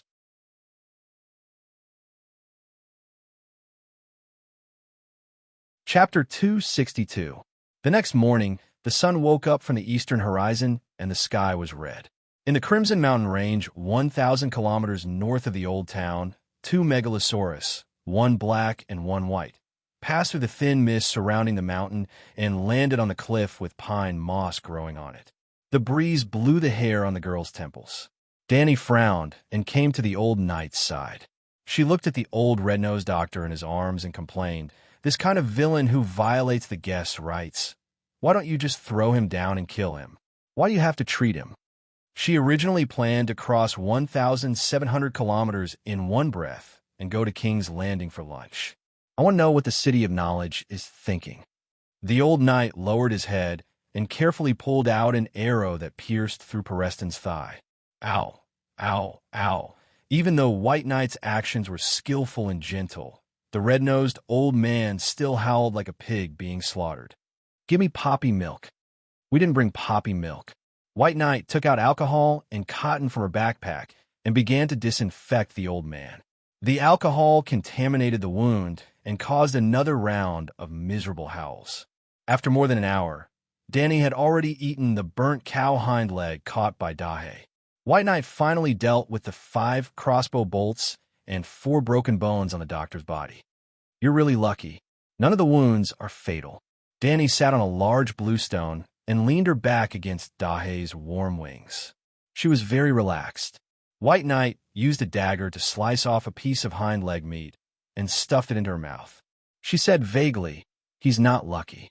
I disguised him as you, so I naturally have to protect him and not let the arrows hit his vital parts." Danny nodded. Spiritual projection was a very important trump card. It was best not to expose it if it could be kept a secret. White Knight cut a piece of bloody red meat and gave it to the red-nosed old man. She asked, "Doctor, how did you discover Her Majesty's identity?" The sun climbed to the top of the mountain, and the mountain fog had dispersed. Looking around at the edge of the cliff, the green forest and the dark red ridge were clearly visible. Peresdan retracted his numb gaze and sighed. He took the beef and started chewing on it. He said as he swallowed, after Dr. Wargrave's reminder, several doctors who had seen Queen Layla noticed the abnormality. Danny Rise was her daughter after all, so there were some similarities between them. It's just that we didn't think about it before. It's too crazy to travel thousands of miles from Slave Bay to Old Town. However, there was one suspicious point, and then countless other suspicious points. Her name is Layla, and she's from the royal territory. Her father is the great feudal lord who lost his territory. Then, he turned to Danny and proudly said, "More importantly, we found a strand of your hair. After washing it with medicine, it turned out to be silver hair. Look at how smug you are. You've seen Sir Barristan countless times, but you still can't recognize him." Danny sneered. "He has changed too much. His temperament and appearance have changed." White Knight asked seriously, "Why did you attack His Majesty?" "For the 7 kingdoms." Danny waved her hand and interrupted him. "For the real world." "How? How do you know about the real world?" Pereston's eyes bulged as he asked in disbelief. "I already know all the secrets of the City of Knowledge. The mad dance of the blood dragon and the extinction of the megalosaurus were all you're doing. What? White Knight stood up in horror and said in shock, "Why did the City of Knowledge do that?" Danny smiled bitterly and told him the purpose of the City of Knowledge and the secret behind the extinction of the Megalosaurus. White Knight was still in disbelief. He turned to look at the red-nosed old man and asked with a complicated expression, "Is this true? I have nothing to say now. Just kill me." The old doctor looked miserable and closed his eyes to await his death. "I saw many red god temples in the lower city of Old Town." Danny suddenly changed the topic. Other than Slave Bay, the mainland of Ursos, including the various cities of the Jade Sea, all the sea trade cities have red god temples and a large number of devout red god believers. If the areas under the influence of the church were marked with color, the entire world would be dyed red. Even the Westeros had a king who believed in the red god, Stannis. "May I ask, Dr. Paris Dan, how do you plan to deal with Lalo?" Seeing that he closed his eyes and did not answer, Danny smiled and continued, "Indeed, the extinction of the Megalosaurus and the extinction of the magic tide, even some of the red god priests were affected. However, Lalo himself is growing stronger. Without the human extraordinary professionals, only the gods have the power of miracles in the world. This is more beneficial for the development of believers. Lalo has always been in the astral world, and the magic tide is the link between the astral world and the real world. Without the dragon, the magic tide has been extinguished. No matter how strong the gods in the astral world are, they can't interfere with the human world." Pariston opened his eyes and said loudly, "Well, that makes some sense." Danny nodded and agreed with the old man's words. "The problem is that some areas are very special. They are naturally close to the divine kingdom of the gods in the astral world. For example, Asia and beyond the Great Wall. Those areas can even trigger a magic tide of a higher energy level. There's an energy level for the magic tide." Pariston doubted. "To be honest, I wasn't sure before. These 2 days, I read a lot of secret books in your library. As my knowledge increased, I realized something." Danny smiled bitterly. "Do you still remember the red comet 2 years ago?" she asked. "The whole world saw it. No one can forget it. That's the appearance of a higher energy level magic tide." Danny sighed and looked up at the bright blue sky. She said slowly, "I'll tell you clearly. The hatching of the dragon has nothing to do with the sacrifice. The activation of the stone egg requires 2 key elements, the fire element and the active soul element. The process of giving the 2 elements to the dragon egg is magic itself. In the age of magic without dragons, I can use magic to hatch the egg. This means that the magic level of the hatching dragon is higher than the ordinary magic used by the extraordinaries." Do you understand?" Looking at the 2 people's blank faces, Danny looked depressed. After a while, Pariston nodded and said, "I've realized something." "What have you realized?" Danny was a little surprised. "You and the Megalosaurus are the same. Both of you can trigger the magic tide. Both of you deserve to be killed." Danny gritted her teeth. She wanted to immediately draw her sword and slash this bastard. "You idiot. Although the Mother of Dragons is the source of the magic tide, other than having a higher energy level, it's essentially no different from the extraordinaries like the Fire Warlock and the Shadowbinder. Whether the Mother of Dragons can hatch a dragon or not is determined by the existence of a higher level." Seeing that the old man was still wearing an expression that said, "You can continue to quibble, but I can see through the truth," Danny was furious and asked with a smirk, "Do you know when the other ghost appeared? The deviant ghost is fake." The old professor's tone was firm. "I knew you would say that." Danny's smile became more and more eerie. It made the red-nosed old man feel a chill in his heart.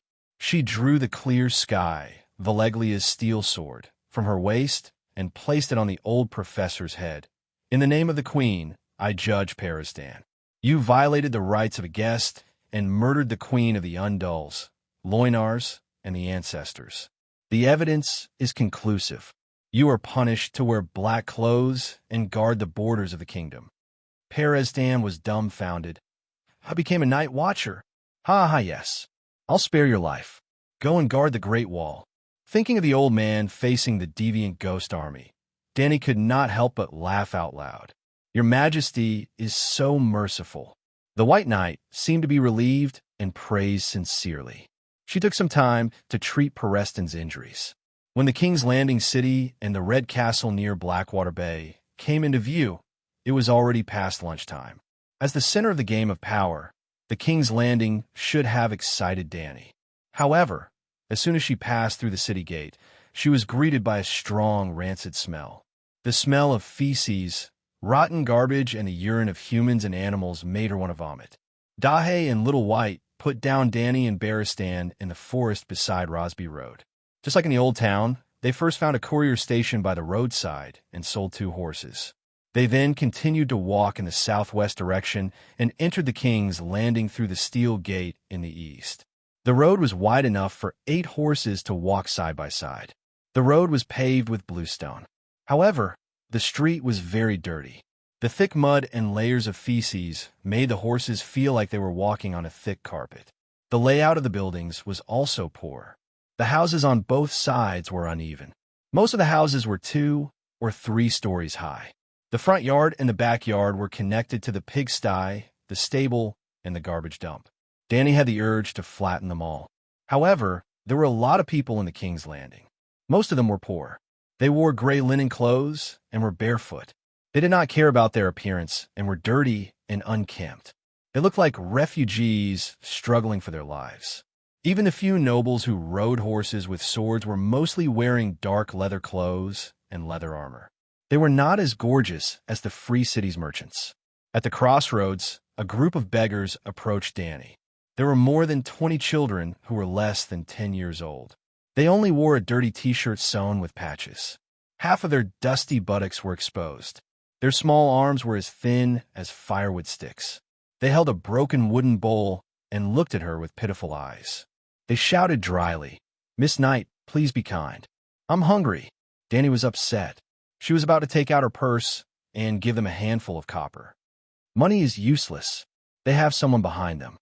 The old knight stopped her and led her and the group of children into a small alley. They navigated the maze-like alleys with great familiarity.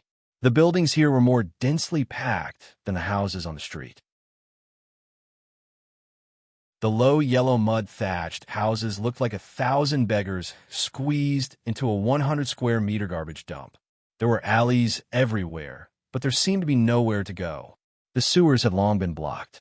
Black and smelly wastewater flowed freely on the road. However, the alleys were not even paved with bricks. It was a long stretch of mud. The children left footprints with every step they took. From time to time, they would step on a dead cat with a bloated belly. With a squeak, its intestines and white maggots would be squeezed out of its broken belly. The smell was strong. "My lady, this is the flea's nest. It's the slum of King's Landing," White Knight explained in a low voice. "But isn't this too poor?" Dany frowned. "I don't believe that 1,000,000 gold royals can't build a neatly planned house with red bricks and green tiles. But who would be willing to pay 1,000,000 gold royals? It's such a large sum of money." White Knight shook her head and sighed. "Of course the king will pay. This is his country, his people. Isn't this what kings do?" Dany said matter-of-factly. The old knight stared at her for a long time. Seeing her serious expression with anger, he could not help but smile. "My lady, your way of thinking is very different from other kings. We're here." The old knight stopped in front of shop with a dirty canvas shed.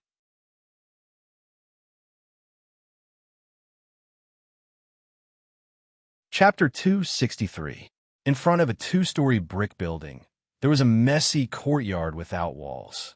In the middle of the courtyard, there was a black iron pot that could fit a cow. 7 or 8 men and women in linen clothes were busy cooking there. Someone was stuffing wood into a pot. A bloated woman with dull, coarse skin was washing turnips by a well, and a bearded man was skinning a dead dog with a sharp knife. Dany could smell the thick stench of decay from the blubbery carcass. Another person was holding a large dustpan and pouring dark red meat with pale white bones into the pot. He was pouring while 2 people beside him were stirring the pot with spoons. It could be seen that barley, soybeans, onions, and bones of unknown animals were already in the pot. A thick layer of oil floated on top of the thick brown soup. From time to time, bubbles the size of eyeballs would slowly pop up and burst. White steam brought with it a strange, salty smell and spread in all directions. Gulp! Gulp! Danny looked at the oily soup and felt a little nauseous. The reeds and firewood sticks next to her widened their eyes and swallowed their saliva with their fingers in their mouths. "Sir, the brown soup is not ready yet." The square-faced man who was pouring the meat into the pot looked at Danny and White Knight for a while in confusion. "My two knights, this place does not have good wine and meat to serve you. This group of children," White Knight pointed at the more than 20 beggar children around the tamed horses. "Give each of them a bowl of brown soup." "Wait," Danny's pupils contracted. She pointed at the dustpan in the arms of the square-faced man in shock. "What is that? Damn it, you eat people." The dustpan was a little old. One of the bamboo strips jumped out and hooked the skin of a piece of red meat. It had not fallen to the pot, and that piece of red meat, complete with skin, was the sausage that all normal men had. These guys really ate the sausage, as if it was a sausage. "Oh, this." The square-faced man pulled out the sausage and threw it into the pot as if nothing had happened. His voice was flat, but his tone seemed to be firm. "We don't eat people. This is duck neck." The other busy shop assistants glanced at Danny indifferently. Their hands didn't stop moving, and they were still doing their own things. Danny still wanted to say something, and even wanted to draw her sword to cut them, but White Knight grabbed her elbow and shook her head with a serious expression. "My lord, that's a duck's neck. The brown soup shop doesn't do any slaughtering business. They only buy meat and vegetables from the public. After cooking them into brown soup, they sell them to the nearby residents at almost cost price. Tens of thousands of flea nests, even hundreds of thousands of people rely on them for a living." Danny put the sword back in its place in silence. The old knight dismounted his horse and walked into the small courtyard. He asked the other man, "Striker, how's business recently?" "Sir Knight knows me?" The square-faced man was surprised. "Haha, I've lived in King's Landing for 40 years. I know exactly how many fleas there are in a flea nest." White Knight's tone was complicated. Hearing this, the square-faced man and the other shop assistants looked at the knight in iron armor and helmet with a lot of affection. "It's not good," Stryker shook his head and sighed. "There are 500,000 people in King's Landing. Most of the food, vegetables, and meat they need come from the king's territory. But the wolf cubs in the north didn't take down a big city, but they almost destroyed all the manors near female Spring City. The lions in the west are even worse. The Iron Throne has changed his surname to Lannister. When the army passes, they still send soldiers to the countryside to rob food, kill people, and rape." The pig-faced young man squatting on the ground to make a fire said with emotion, "Ah, I really miss the peaceful times when King Robert was alive." "Yes, yes." The teenager next to him nodded in agreement. "King Robert is great. Back then, you could buy a pork sausage with 1 copper coin. Now, even a pumpkin costs 3 copper coins. 1 gold royal can only buy a fan of beef. No, King Robert is nothing. King Ares is the best." The fat woman washing vegetables by the well shook her head and shouted, "Dick, you are young and have not experienced the heiress age of that year. The people lived and worked in peace and did not have to worry about food and drink. The people in King's Landing were so happy that the brown soup business almost couldn't continue." The bearded butcher also had a nostalgic look on his face. He sighed and said, "Yes, I still remember the 12th year of King Ares's reign over the 7 kingdoms. 1 copper coin could buy 10 big apples on the flower street. They were crisp and sweet. Ah, I haven't eaten a juicy red apple for half a year." Some of the shop assistants missed Robert, and some missed Ares. People who didn't know the situation would probably think that they were 2 peerless kings. But Danny understood that they didn't miss the king, but the summer of peace. Why was everyone looking forward to the coming of summer? It was because summer was rich in produce. If there was no war, almost no one would starve to death. Danny kicked the horse's belly and entered the small courtyard. She frowned and looked at the boiling soup pot. She asked the old knight, "Their brown soup shop really doesn't make money?" Stryker pulled at his dirty linen shirt and said unhappily, "Look at us. Do we look like rich people?" Danny nodded and pointed to the group of children behind her. She asked, "How much should I pay for providing brown soup for them for half a year?" Stryker counted with his fingers. The more he counted, the more tangled and confused his face became. After a while, he waved his hand helplessly and said, "You can give me whatever you want. 10 silver deer, 20 silver deer, it's fine." "Will you be greedy for my money but not give them food?" Danny asked again. "How is that possible?" Stryker, am also a famous person in the flea's nest." Stryker blushed with anger and pointed to the White Knight. "Your companion knows me. Ask him. Give him 20 gold royals, and old Stryker won't be greedy." The old knight said affirmatively. Stryker was so moved that his eyes turned red. "Old knight, open your mask and let me see. Someone who knows me so well must be my good friend." So, the White Knight opened his mask, revealing a hairy beard. "You are..." Stryker was shocked. "Columbus of Mud Street? Where have you been these years? You haven't come to drink with me for a long time." "Danny, I'm not Columbus." The White Knight pulled up his upper armor with some disappointment. "Forget it. I've seen you many times, but you don't know me." "Oh, that's right." Stryker scratched the back of his head and smiled apologetically. "Brother, I'm sorry, just like I know Queen Mother Cersei, but she certainly doesn't know who I am." This metaphor. Ahem, it's not 20 gold royals. Danny coughed a few times, interrupting the awkward conversation of the two old men. "I have a huge sum of money to donate to your shop. I just hope that there will be hungry children coming over in the future, and they can all have a full meal." "Are you stupid?" Stryker looked at her blankly. "How am I stupid?" Danny was puzzled. "You're a noble lady from a rich family. Why do you care about those little bastards who have no one to raise?" Stryker asked. "I have money, and I'm happy." Stryker's mouth twitched. He dropped the dustpan, wiped his greasy hands on his clothes, and reached out to Danny. "Don't worry, I won't be greedy for a copper coin." Danny opened her backpack and tossed a leather bag over her. The bag was about 4 to 5 pounds heavy. Caught off guard, Stryker almost dropped it. "This silver coin is enough for 20 gold royals?" "Bullshit." He glanced at Danny and began to untie the leather bag while muttering. A bright golden light almost dazzled his eyes. This. Stryker looked shocked and dazed, looking at Danny at a loss. "It's just 200 or 300 gold royals. Don't be so ignorant." Danny waved her hand and said casually, "What, it's all gold royals?" The other shop assistants didn't even do their work and all ran over to watch. When they saw the shiny and adorable little golden dragon, the way many people looked at Moneybag and Danny changed.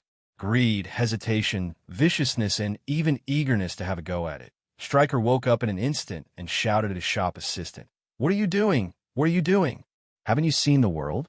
It's just a few hundred gold royals. Go back to work." His tone was harsh, and his voice was like thunder. The shop assistants lowered their eyes and retreated silently. "My lord, you can." At this time, Stryker shook his head with a wry smile and said to Danny, "You think too highly of me." Danny raised her chin to the White Knight and said with a smile, "His recognition is worth far more than this bag of gold royals. But I only have this much cash left, otherwise." Stryker was shocked, looked at the old knight again, and solemnly said, "Who are you?" "Durnaston, worked in King's Landing for a few years." Stryker thought hard, but he still couldn't remember such a luxurious hero. He shook his head and solemnly said, "I can't accept this money, and I'm not qualified to accept it. But I can help you pass it to the Big Sparrow. Only he can hold and use your donation." "You know the Big Sparrow? Did you join a poor person's party?" Danny frowned. "No, I don't know the Big Sparrow, and I haven't joined any church arm organization, but the Big Sparrow has heard of my name." Stryker straightened his chest and said proudly, "He often sends cultivators to send food to me, asking me to reduce the cost of brown soup and help more people." This, Danny was shocked. "Has the Big Sparrow been doing these things?" "Well, he sold almost all the valuable things in the Holy Church. Even the Archbishop's crown was sold to buy food to relieve the poor of King's Landing." Therefore, recently, the unemployed people in the King's Territory in Hedging County have been gathering in King's Landing. Danny's face changed a few times, and she asked, "Are you going to see the Archbishop now?" Of course, Stryker raised his money bag and smiled bitterly. "If I don't go now, I'm afraid I won't live past the night when the news spreads." "Is King's Landing so chaotic?" The White Knight frowned. "I'm so hungry." Leaving the group of little beggars in the brown soup shop to wait for the soup to be cooked, Stryker stuffed the money bag into his pocket and left with Danny. The three of them passed through the narrow alley in silence.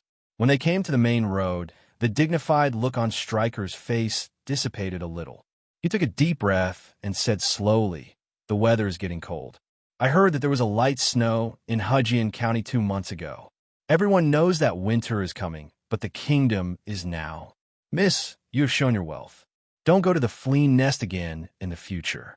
A year ago, the famine in King's Landing rioted. Even several Kingsguard died, and even the Archbishop. Although Stryker didn't say anything more, Danny still guessed that the Archbishop was probably made into brown soup. After thinking about it, Danny pulled out a piece of parchment with complicated patterns and exquisite manufacture from her backpack. "This is also for you." "What is it?" Stryker took it and looked at it. "I can't read, but the mark of the 7 gods and several strings of numbers on it looks a bit like the deposit certificate of the church bank."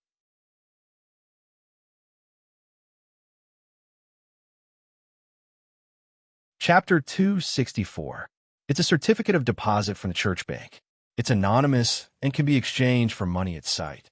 This world's sea trade was particularly developed, and even the banking industry was prosperous.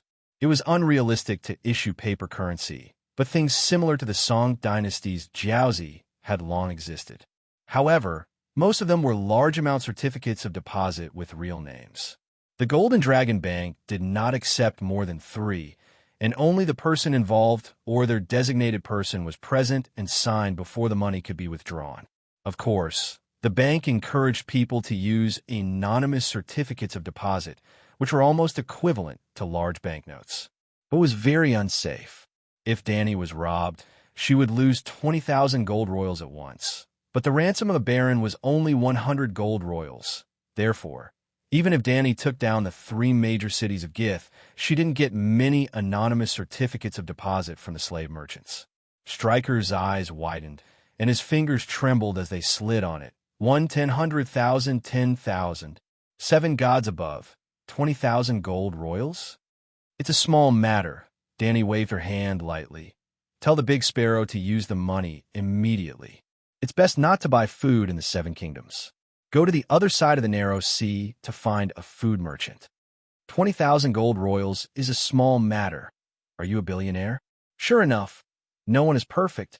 This Miss Knight is kind, beautiful, and good-looking, but she loves to brag.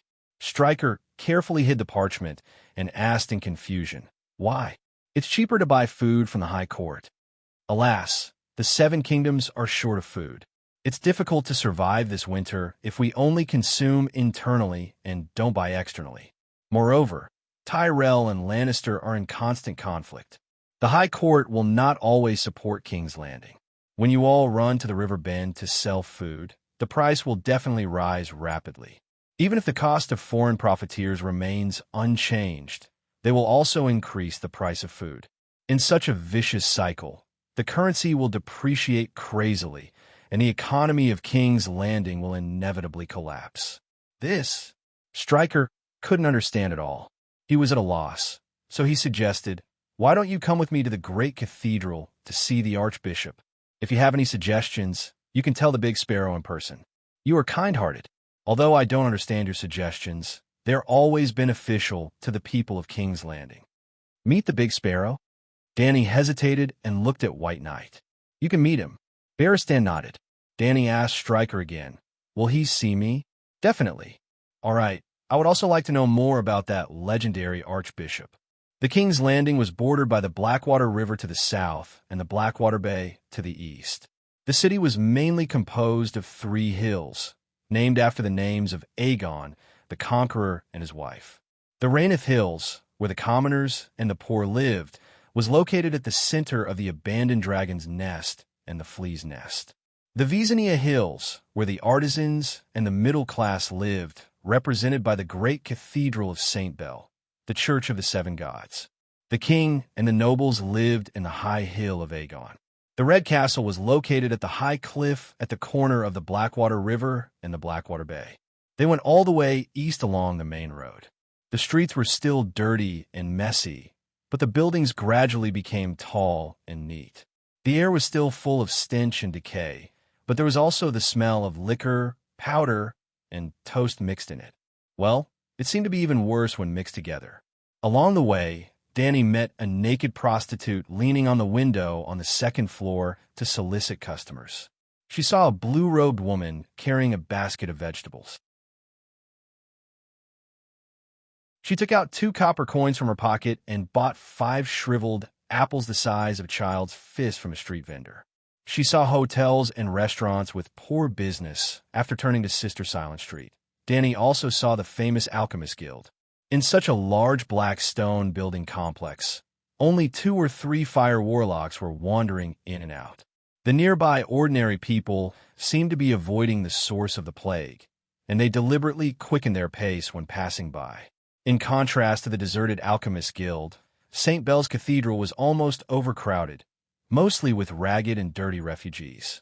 They seemed to have made their home in the place, with the old and the young, building tents of coarse cloth on the white marble floor, huts of mud beside the altar of St. Bernard, and on the steps of the pulpit of the great cathedral, and then spreading their bedrolls and lighting their bonfires and setting aside their pots and pans.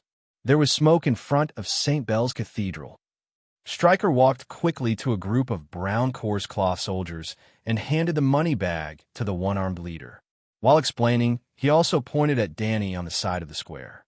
Soon the group of soldiers came to Danny. They were slovenly, dirty, and sloppy, holding spears and axes, and their uniforms were not neat. Some people wore a bumpy plate armor on their coarse cloth coat, some wore rusty mail armor, and some only had a cracked leather armor, but all of them had the church's 7-pointed star painted on their chests. Danny understood that this ragged army was probably the Big Sparrow's beggar army, the Poor People's Congregation. Of course, the Poor People's Congregation was what ordinary people called this church's armed forces. In the Church of the Seven Gods, its real name was actually very powerful, the Star Warriors.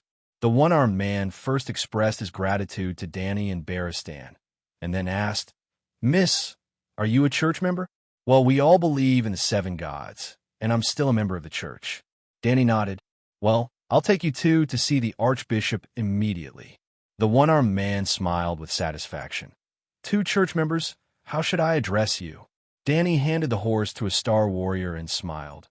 "My name is Keisha Alexander, and he is my knight attendant, Aston." "Hello, Miss Keisha. My name is Lancel." The one-armed man hesitated for a moment. "Lancel Lannister." "Lannister?" Danny was shocked. Suddenly, she remembered who he was.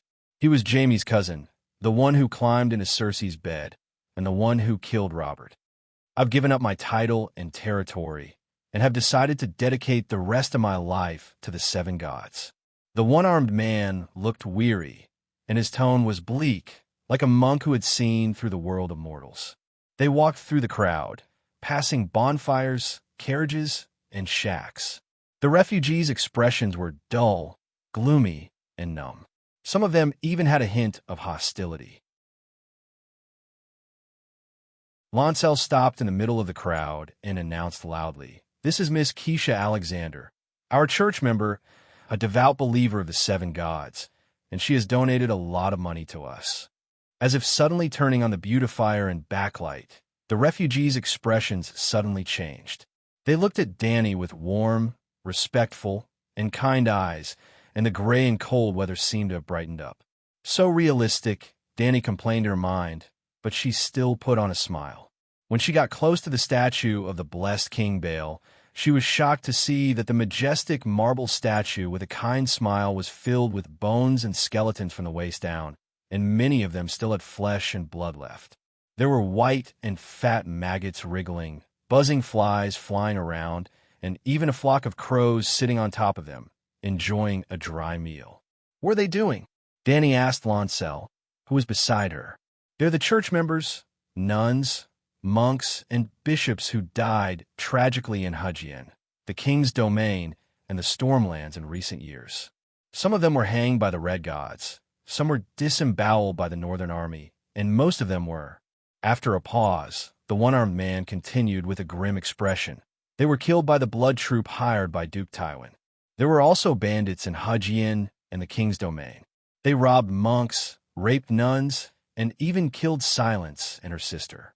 The Brothers of the Congregation of the Poor collected their remains from all over the country, hoping that the Holy Church would bear witness to their deaths.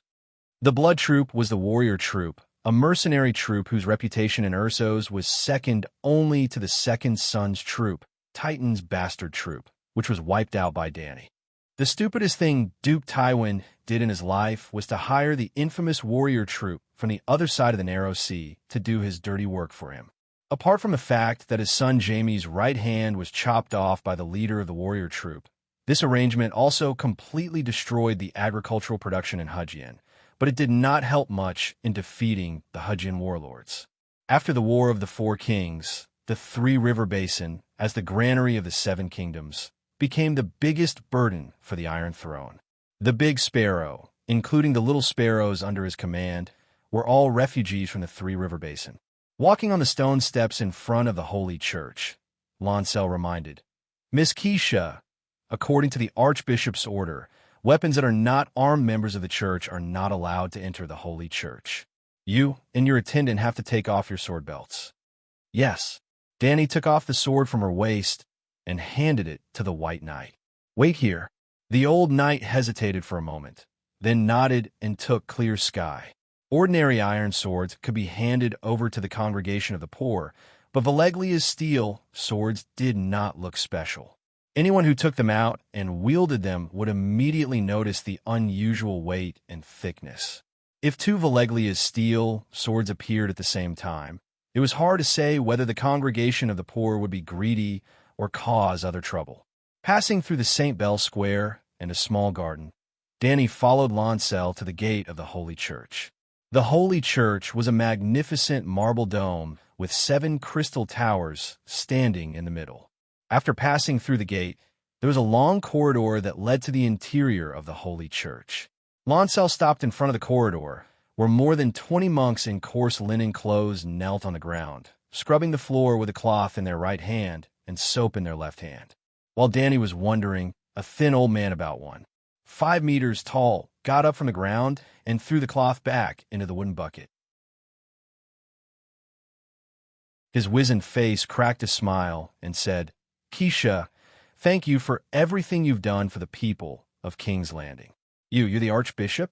Danny stared at him with wide eyes. The old man was not as tall as her shoulders, and his body was too thin. His brown robe looked like it was wrapped around a hemp pole, and his bare feet were black and hard like tree roots. But he was not sloppy at all. His robe was worn and patched, but it was clean. His beard was neatly trimmed, and his thin hair was combed to the back of his head and tied into a knot. He was a very refreshing little old man. I'm the Great Sparrow, he said with a gentle smile. It's not convenient to receive guests here. Keisha, please come with me. He led her through a corridor full of dirty water and soap bubbles, through a double-opened inner door, and into a spacious hall. Danny's iron boots and the Great Sparrow's bare feet echoed on the marble floor. There were 7 tall statues in the hall. Except for the stranger, the altars under the other 6 statues were filled with candles. There were almost 1,000 candles, and they were as bright as the stars.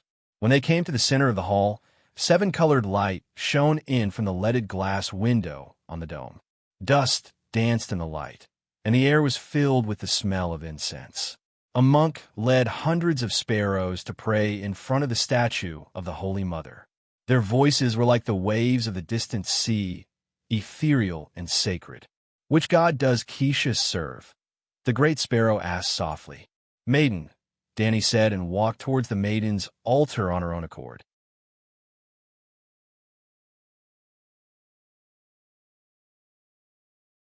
Chapter 265. Danny knelt down on the rug before the maiden's portrait and recited the maiden's midday prayer from the Seven Stars Bible with practiced precision. The big sparrow knelt down beside her and joined in the prayer. "Keisha, where are you from? Is it okay for you to take out 20,000 gold royals at once?" After the prayer, the two knelt down in front of the statue and chatted. There was a unique number on the deposit certificate of 20,000 gold royals, and the details of the deposit could be found according to the number. In other words, if the big sparrow took the deposit certificate to withdraw money, he would be able to guess her identity. Of course, the big sparrow could also use the deposit certificate to exchange for food on the other side of the narrow sea. However, the City of Knowledge would definitely inform the Iron Throne that the Dragon Queen had appeared in the Old Town, so Danny felt that there was no need to hide the fact that she had been to the King's Landing from the Big Sparrow. "Your Excellency, I'm afraid you've noticed that when I first saw you, I should have knelt down and kissed the back of your hand, but I didn't. Do you know why?" "I'd like to hear the details." The Big Sparrow was curious. Not to mention Danny, even if Queen Mother Cersei and Tomon came to the Great Cathedral, they would also kneel down and greet the Big Sparrow when they saw him, because the Big Sparrow was the representative of the seven gods in the mortal world. "Because I'm also a Big Sparrow." Danny said something that shocked the Big Sparrow. You're from the Starry Cathedral in the Old Town?" No none has ever been crowned as a Big Sparrow. It has nothing to do with the Big Sparrow who are afraid of you. I'm from the continent of Ursos." Danny shook her head. Of course, the Big Sparrow was afraid of the Big Sparrow. The monks who were cleaning the floor in the corridor were all the original Big Sparrow of the King's Landing. The Big Sparrow was originally a wandering monk in the Three River Valley.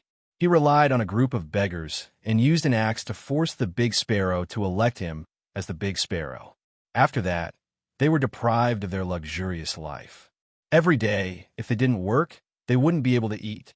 There was a bishop named Tolbert who was too fat. In the country where the whole of King's Landing was starving, he was judged by the Great Sparrow for his sins. Now, he was locked up in a secret room to repent and could only eat a small amount of bread and water every day. This news was told to her by the big man Striker on the way here. "Ugh, Ursos also has the Church of the Seven Gods?" The Big Sparrow had a strange look on her face. Could this Miss Keisha be a liar? Both the Church of Seven and the Undulls originated from the Upper Rhone Plains, but the competition between the races in Ursos was too fierce. In terms of technology, the Undulls' iron-smelting technology was stolen from the Lorna people. In terms of magic, the Seven Gods did not exist at all. The priests of the Seven Gods did not have supernatural powers. Thousands of years ago, the last Undul's kingdom had been burned to ashes by 100 dragons led by the Dragon King of Alleglia. I was the one who established the Church of the Seven Gods. Other than a few dozen knights who were anointed with holy oil, there were only a few hundred little nuns who were being trained. The Big Sparrow was startled and asked, "Where's the church built?" "A remote place in the east of Volantis, which happens to be in the empty area of the Red God's power." Hearing that it was just a small church in a remote place, the Big Sparrow immediately believed the words of the Archbishop Keisha. At the same time, she felt a little disappointed.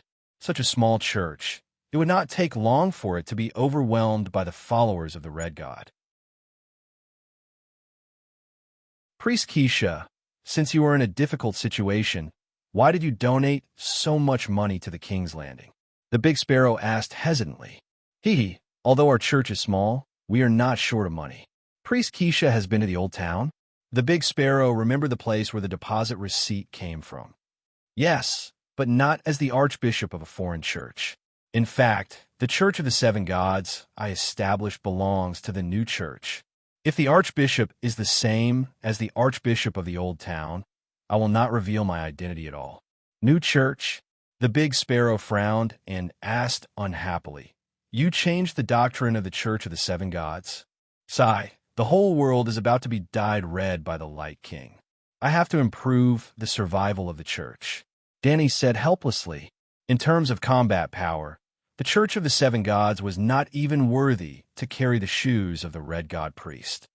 Even if survival is difficult, is a church that has changed its doctrine still the Church of the Seven Gods? "Archbishop, in fact, what you are doing now is very consistent with the doctrine of the new church. How is that possible? My actions are strictly in accordance with the 7 Stars Bible. The big sparrow said angrily. The abstinence and frugality that you proposed is one of the core principles of the new church. Then Danny explained the concept of Puritanism. Different from the Presbyterian faction, constitutional monarchy, and the radical faction, abolition of the monarch, republicanism. In British history, Danny referred to a lot of Confucian and Taoist ideas. There were restrictions on the power of the monarch, but strictly followed the political idea of the monarch and his minister, father and son. Puritanism, this. The big sparrow's face was full of anger at first, but gradually it became thoughtful and enlightened. Finally, it opened its eyes wide, and its expression was excited and yearning. This is the ideological state that I have been searching for. Archbishop Keisha, you are Saint Bailey alive, and you will definitely leave a glorious page in the scripture of the 7 gods in the future. Haha, you are flattering me. The abstinence that I proposed is not a narrow ban on the sex between men and women. It's just that Archbishop Keisha is still a little conservative. The big sparrow smacked her lips and said, the church shouldn't be subordinate to the monarchy. Under the 7 gods, we are all equal. Danny's face was blank, and she did not comment. She should have thought about it earlier. With the big sparrow's behavior, even locking up Cersei and Marjorie, it was the most radical of Puritanism. Your Excellency, I fully understand your thoughts and aspirations, but have you thought about the counterattack of the great nobles? Danny reminded. She would not challenge the Iron Throne in the near future. She would let the big sparrow torture Cersei and Tyrion for the next few years. The Constellation Warriors and the Sons of War are the church's strongest shield, the big sparrow said confidently. Well, I'm telling the truth. Don't be angry. Danny grinned. The Constellation Warriors are just farmers who have put down their hoes. When faced with a fully armed Iron Knight, 10,000 of them will not be able to defeat 200 of them. The Sons of War are true knights who have been anointed with holy oil. We now have 100 Sons of War, the big sparrow said proudly. Not enough, far from enough. Danny shook her head. Not to mention whether the Sons of War, who are both nobles and disciples, are trustworthy. 100 knights are too few. You are challenging the authority of the Iron Throne. Indeed, there are too few people, but why not? They have all sworn an oath before the 7 gods. If oaths were useful, Prince Rhaegar would not have violated the sacred marriage law, the War of the Usurpers would not have happened, Robb Stark would not have violated the sacred oath, and the bloody wedding would not have happened. There was also Queen Cersei, Queen Marjorie. However, it was a gentleman's rule to not talk too much. The two had just met for the first time, and some things could not be said. Danny sighed inwardly and continued to set a trap for Cersei. Your Excellency, you still have a fatal hidden danger. What hidden danger? Your actions are not recognized by all the archbishops. If the Iron Throne executes an operation to decapitate you, I'm afraid, when she first watched Wandering Power, Danny still felt that the scene of Cersei blowing up St. Belle's Cathedral was unreasonable. After all, the big sparrow was not a rogue practitioner. If one of them died, the whole family would die. Except for the northern region, the other 6 countries had their own cathedral and archbishops. Especially the Old Town, before Aegon the Conqueror appeared. The Starry Cathedral had always been the church's headquarters, and the church there was no weaker than the King's Landing. If you blew up the King's Landing Cathedral, wouldn't the archbishops of other places avenge the big sparrow? Now Danny understood. He really wouldn't. The sudden appearance of the big sparrow had divided the church of the 7 gods. He was completely different from the rest of the archbishops. Otherwise, with the financial resources of the Old Town's church bank, why would the big sparrow need to sell his crown for gold to buy bread? The big sparrow also knew that he was not liked by the other archbishops. Of course, he hated the archbishops who only knew how to eat, drink, gamble, and kidnap beautiful little boys. However, he was confident in his own safety. There are thousands of star warriors here. No one can hurt me. I've heard of an extremely terrible thing. Danny lowered her voice and said nervously. There are secret passages under the 3 high hills of the King's Landing, and there are even wildfires buried by Targaryen. If someone ignites the wildfires under St. Bailey's Cathedral, then that's impossible, right? The big sparrow looked doubtful. I've checked it myself. There are no secret passages under the cathedral. Hey, how did Duke Tywin die? That thump, thump, thump. Suddenly, there was the sound of hurried running in the quiet hall.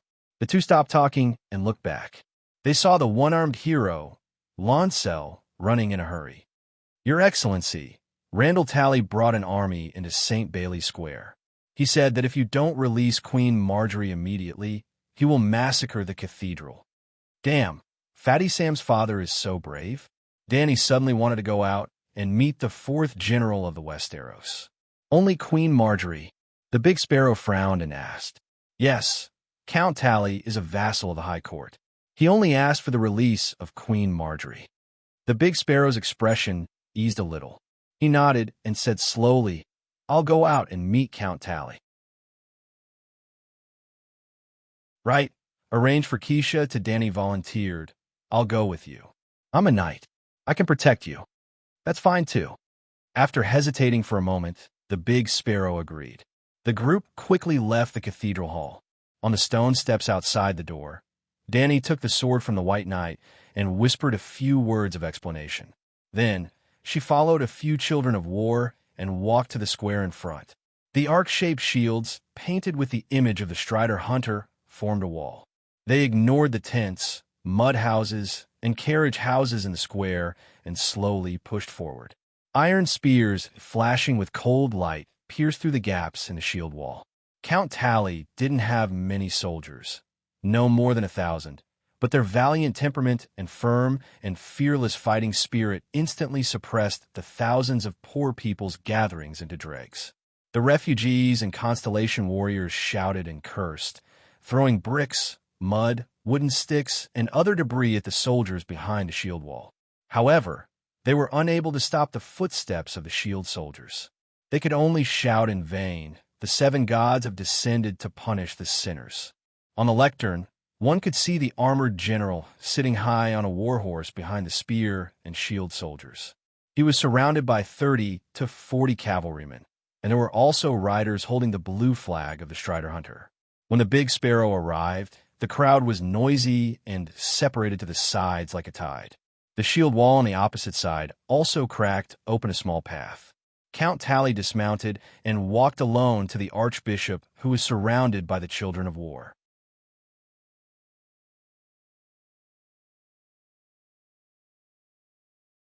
Chapter 266.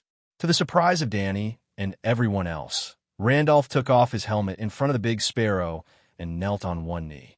He devoutly held up the big sparrow's skinny, calloused right hand and kissed the back of it. The archbishop did not avoid it and firmly accepted the count's greeting. Danny, who was standing in the crowd of children of war, also saw Sam's father for the first time.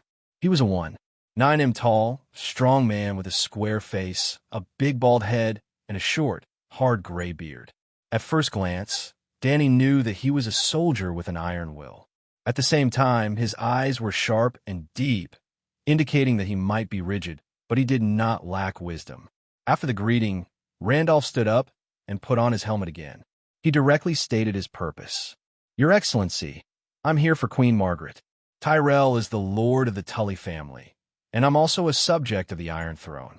There are some things that I have to do. I understand. The big sparrow nodded and asked with a flat expression, but Her Majesty is facing several charges. I can't stop her trial. Queen Margaret will not escape the trial, but during the trial, she can't continue to be detained in the Holy Church. I can swear to be her guarantor. Under my supervision, she will definitely participate in the final church trial. Count Tally spoke forcefully and softly of compromise.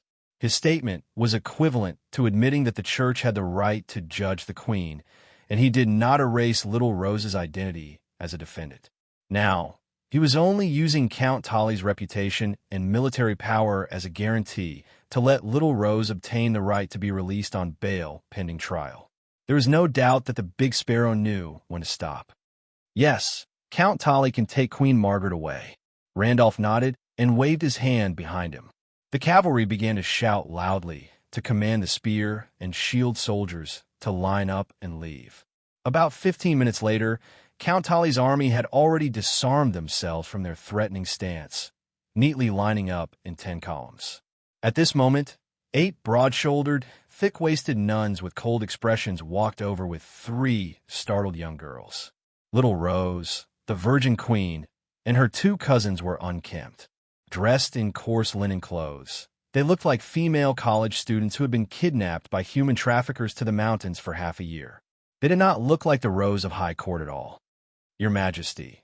Randolph Tarley hurriedly took off the thick blue wool cloak from his shoulders and walked a few steps to the calmest of the 3 women, the brown-haired girl, and covered her with a large cloak. "Your Majesty, it's all over now. I'll take you home now." "Whoa." Finally, the pale-faced girl cried in Tully's arms. The other 2 girls also hugged each other and burst into tears. When Tully helped the Queen get on the horse, more than 1,000 soldiers left to protect her. Only then did the big sparrow sigh and wave his hand to dismiss the children of war. "Keisha, you're right. Things are different now. The armed forces of the church are no match for any of the great nobles." The big sparrow sighed helplessly when they returned to the sanctuary hall. "Archbishop, you don't have to worry too much. You have a high prestige in the hearts of the people of King's Landing. No nobles would dare to risk universal condemnation and stain the sanctuary with blood." Danny comforted him. "Hold on, Big Sparrow. You can't back down. Forget about Marjorie. At least you can't back down when it comes to Cersei. You have to teach her a lesson." Thinking of this, Danny could not help but suggest, "Your Excellency, the biggest problem in King's Landing now is food. Whoever has food and can fill the stomachs of the common people will have the right to speak. Your most important problem now is to quickly find the people of Bravos for a loan and plunder every grain in the free city." "What can I use as collateral?" The big sparrow frowned. "The church's bank. The church's bank in the old town can be used as collateral for at least 3 to 4 million gold royals." The church's bank loaned 1 million gold royals to the Iron Throne alone. Even after the Grand Sparrow of King's Landing waived off the debt, the bank in the old town did not show any signs of bankruptcy. From this, one could see how wealthy the monks who claimed to serve the 7 gods wholeheartedly were. "My order can't be conveyed to the old town," the big sparrow said awkwardly. Waiving the debt of the Iron Throne was just a matter of words. No matter how reluctant the church's bank was, it could not force the king to repay the loan that no longer existed. However, it was another matter to ask the church's bank to take the initiative to help the refugees in King's Landing. Unless one day, the big sparrow led a group of small sparrows to the sanctuary of stars. "Cheap." Danny's eyes flashed and she sneered. "Of course, the Iron Treasury knows that you can't control the church's bank. Otherwise, you would need to borrow from them. However, since the founding of Bravos, no one has ever owed the Iron Treasury a single copper coin. Therefore, they have never lacked the confidence to collect the debt. The key is whether the business is worth their effort.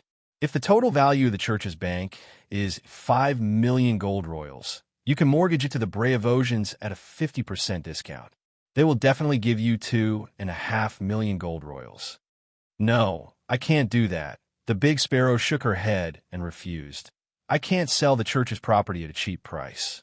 The 7 gods can't forgive such a sinful act." "Hey, Your Excellency, you're too honest." Danny sighed and shook her head as she came up with a bad idea. "I tell you, the church won't lose a penny. When you get the money, immediately tell the bankers in the old town about the mortgage. They know the power of the Iron Treasury. For their own interests, they will definitely transfer the assets of the church's bank in advance. They will either leave a house full of bad debts or simply declare the bank bankrupt. Of course, the Braavosians are not stupid. The contract they signed with you must indicate the church's bank. Even if the church's bank in the old town goes bankrupt, in the future, when the new church's bank is rebuilt, you still have to pay them back. Yes, as long as the Church of the 7 Gods is there, we can't avoid it." The big sparrow nodded. Hee hee, then declare the church's bank bankrupt forever. From now on, there will be no more banks. Well, the church's economy is mainly maintained by loans and donations from the nobles. The donation income is very unstable. Without the bank, the church's income will be reduced by 80%. Damn, 80% of the income from loans? Just how black-hearted are you cultivators? Danny complained in her heart, but she smiled and said, "Let's change into another armor. Identity?" The big sparrow was confused. Let the Iron Throne and the Hyder family come forward and establish a central bank of the Westeros. The shares are all controlled by the church. The 7 countries, the Iron Throne, and the Hyder family are the guarantors. The credibility is definitely not worse than the church's bank. The big sparrow understood. Although it was a little shameless, it was very feasible. He looked at Danny in surprise and sighed in his heart. Not only did she make the iron treasury bleed, but she also took care of the disobedient archbishops in the old town. This Archbishop Keisha is really cunning. Then he thought, that's right, if someone can establish the church of the 7 gods in the land of tigers and wolves like Ursos, the church will not be able to survive if she is not cunning. Let me think about it. The church can still survive for a while. There's no time to think about it. I'll be honest with you. In a few months, the price of food will skyrocket. The same amount of gold can only buy 1/10 or even 1/100th of the food now. Danny shook her head and sighed. Why? Even if winter comes, the price won't rise that much, right? The big sparrow was puzzled. Have you heard of the mother of dragons? Danny Liz Targaryen? The old man's face scrunched up, and he smiled bitterly. The free cities have formed an alliance. How can I not know? It's because I know how scary she and her dragons are that I'm anxious to expand the church's armed forces. I knew you were a big troublemaker. Danny glanced at him and asked, if she really comes back, what will the church do? It depends on her faith. To the church, Lannister, Bella, Theon, Targaryen are all the same.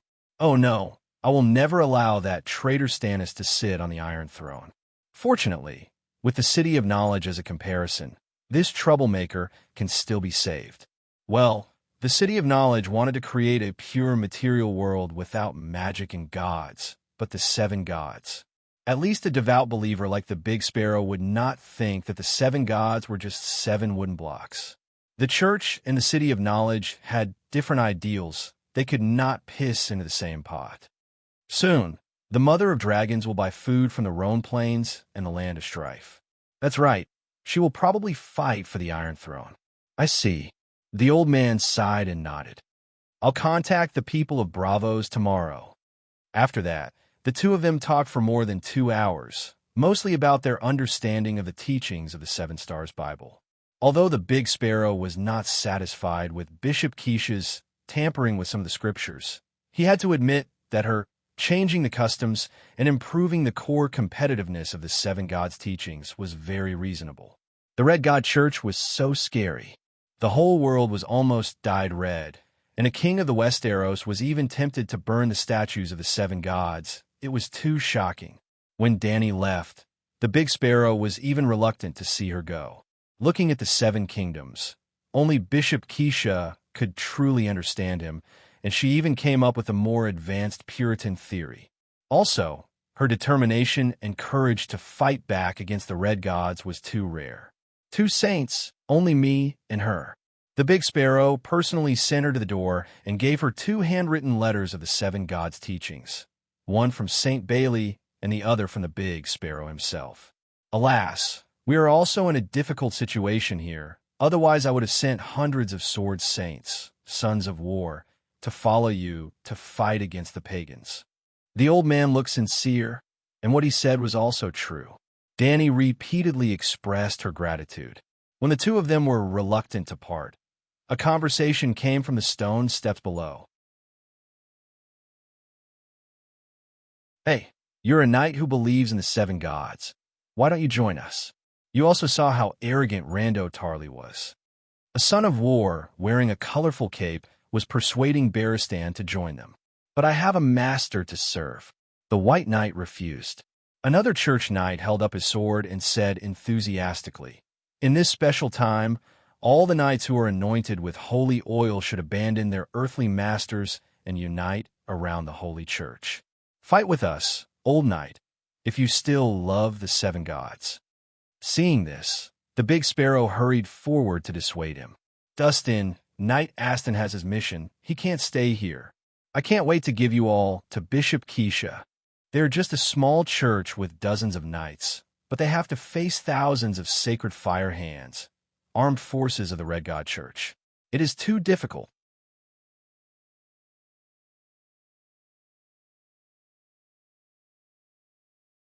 Chapter 267. At this time, King's Landing was desolate, dirty, cold, gray, and crowded with refugees. There was no special scenery or food. When Dany left the great cathedral, it was almost evening. She even refused Barristan's suggestion to eat some hometown food. Who knew where the meat came from? The two only bought 3 large loaves of lemon-flavored white bread and a few fur coats on the side of the road and left. They did not go back the way they came. The area in the northwest city was too chaotic. Barristan was worried that a mob would rob them. This was not a groundless worry. The news that Dany gave Stryker a bag of gold royals must have spread. Many people were looking for her on the street. Even though Dany had taken the gate of all gods in the northeast direction, and even though they did not delay at all, they were still 3 kilometers away from the city gate. Seeing that the sky had completely darkened and the surroundings were desolate, 5 chain-armored riders on thin horses still surrounded them. There was no need for Dahe and Whitey in the sky to make a move. Barristan fought against 3, and Dany fought against 2. The 5 bandits only had time to shoot a wave of crossbow arrows, but the arrows clanged on their bodies, but it was useless. Then, like chopping vegetables, he cut off the neck and split the head in 2. The gangster who attacked Dany died on the spot. The White Knight wiped the bloodstains on the blade with the dead man's woolen sweater and said with a complicated look, "They are the makers and sources of the pork in the brown soup. If there are no wild wolves nearby, the bodies will be sent to the flea nest tomorrow." Dany frowned and pondered. According to her previous idea, she naturally did not care about the life and death of the Westeros. She even had the excuse of not interfering in the War of the Seven Kingdoms and the deviants going south. She was besieged by the allies. This was also the reason why she deliberately did not go north to integrate the Dothraki. With the 4 dragons and the 4 or 5,000 roaring warriors accumulated from the liberation of the slaves, Dany was sure that she could unify the Dothraki within half a year. And the best defense was offense. Leaving the Mother of Dragons guards to guard Slaver's Bay, she would lead 100,000 roaring warriors on an expedition to the west.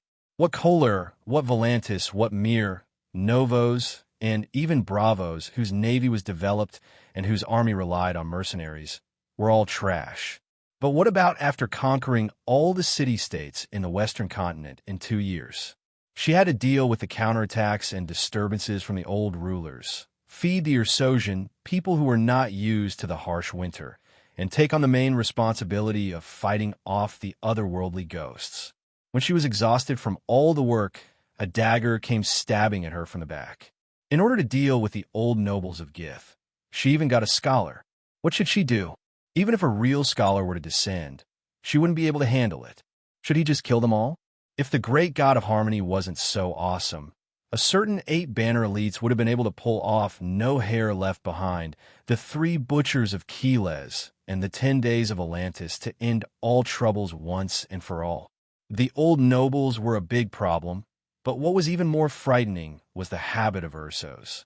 The southern cities, such as Volantis, Lys, Tarosai, and Myr, rarely stored grain for winter. From the map of the world of ice and fire, the northernmost Bravos of the Ursos continent was about the same latitude as the Aran Valley in the Westeros. What did that mean?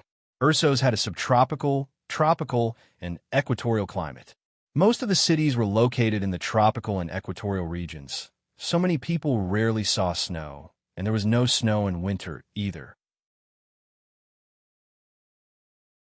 Just like how Galen Tyrell was puzzled by Garth's release of peasant soldiers to collect grain, River Bend was also located on the edge of the tropical and equatorial regions. The climate was hot, and the winters were short. Even the sunshine in winter was enough to grow wheat. Under normal circumstances, River Bend did not store grain. If grain did not flow out, only a few poor people would starve to death in winter. On the other hand, in the north, even if grain was stored in the late summer, large numbers of people would starve to death in winter and then go south to beg for grain. Danny knew that the long night was coming, and also knew that the free cities did not have much grain in storage. Most of the people would starve to death in the long night, so she was a fool to take over the western continent before the long night. Do what you are in your position. Do not do what you are not in your position. The meaning of this sentence could be understood as follows. Do what you are in your position. Do not do what you are not in your position.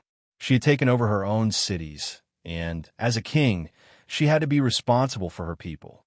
When there was not enough food and the people starved, only the king would be the one to curse, and some would even think that the Dragon Queen had caused the long night to come. On the other hand, if Danny had stayed in Slaver's Bay and waited for the Alliance to attack, and then the long night came, the people would curse the Alliance leader for going against the righteous mother of dragons, causing the long night to come to punish the people. At that time, at the end of the long night, after defeating the Night King, Danny would casually send any amount of grain from Slaver's Bay to help the people who survived. Then, she would be the child of prophecy, the merciful Bodhisattva. The people of the world would remember her kindness. Freeing the slaves would become a matter of obedience, and Danny's dynasty would be recognized by the world as the rightful ruler of the dynasty. Danny was not a fool, so of course, she would choose a plan that was beneficial to her. However, after seeing dozens of children pitifully drooling around the brown soup pot at King's Landing, she suddenly felt touched. The long night had not come, and such a tragic thing had already happened at King's Landing. When the long night came, how many King's Landing would there be in the world, and how many children would be so hungry that they could not even drink the brown soup? When the millions of people who starved to death and froze to death were no longer a string of coal numbers, but the men, women, old people, young people, and children in front of you, then imperial ambitions and whatnot would not be that important. There was not much that Danny could do, but she intended to try her best. Professor Perez Dan was thrown onto a small reef in Blackwater Bay by Danny, about 40 to 50 square meters in size. When the two dragons found the scorched island, the tide of the night had already flooded half of the island. The old professor was shivering in the crevice of the rock. His lips were frozen black. Yep, he was still wearing the gray cotton robe from the old town. Now you can really feel that winter is coming, right? Danny threw a sheepskin coat over and lamented. The City of Learning should not have been placed at the southernmost part of the Westeros. The environment in the old town is too good, so good that you scholars don't have any sense of crisis and urgency and only think about nonsense all day long. Most people in the country can't even fill their stomachs, but you're thinking about the illusory problem of the real world. I've decided, she stood up and announced to the old man who hurriedly put on the sheepskin coat, when King's Landing, the City of Learning must move to the north. The old professor was wolfing down the white bread, but when he heard that, he could not help but have half a piece of breadcrumb in his mouth.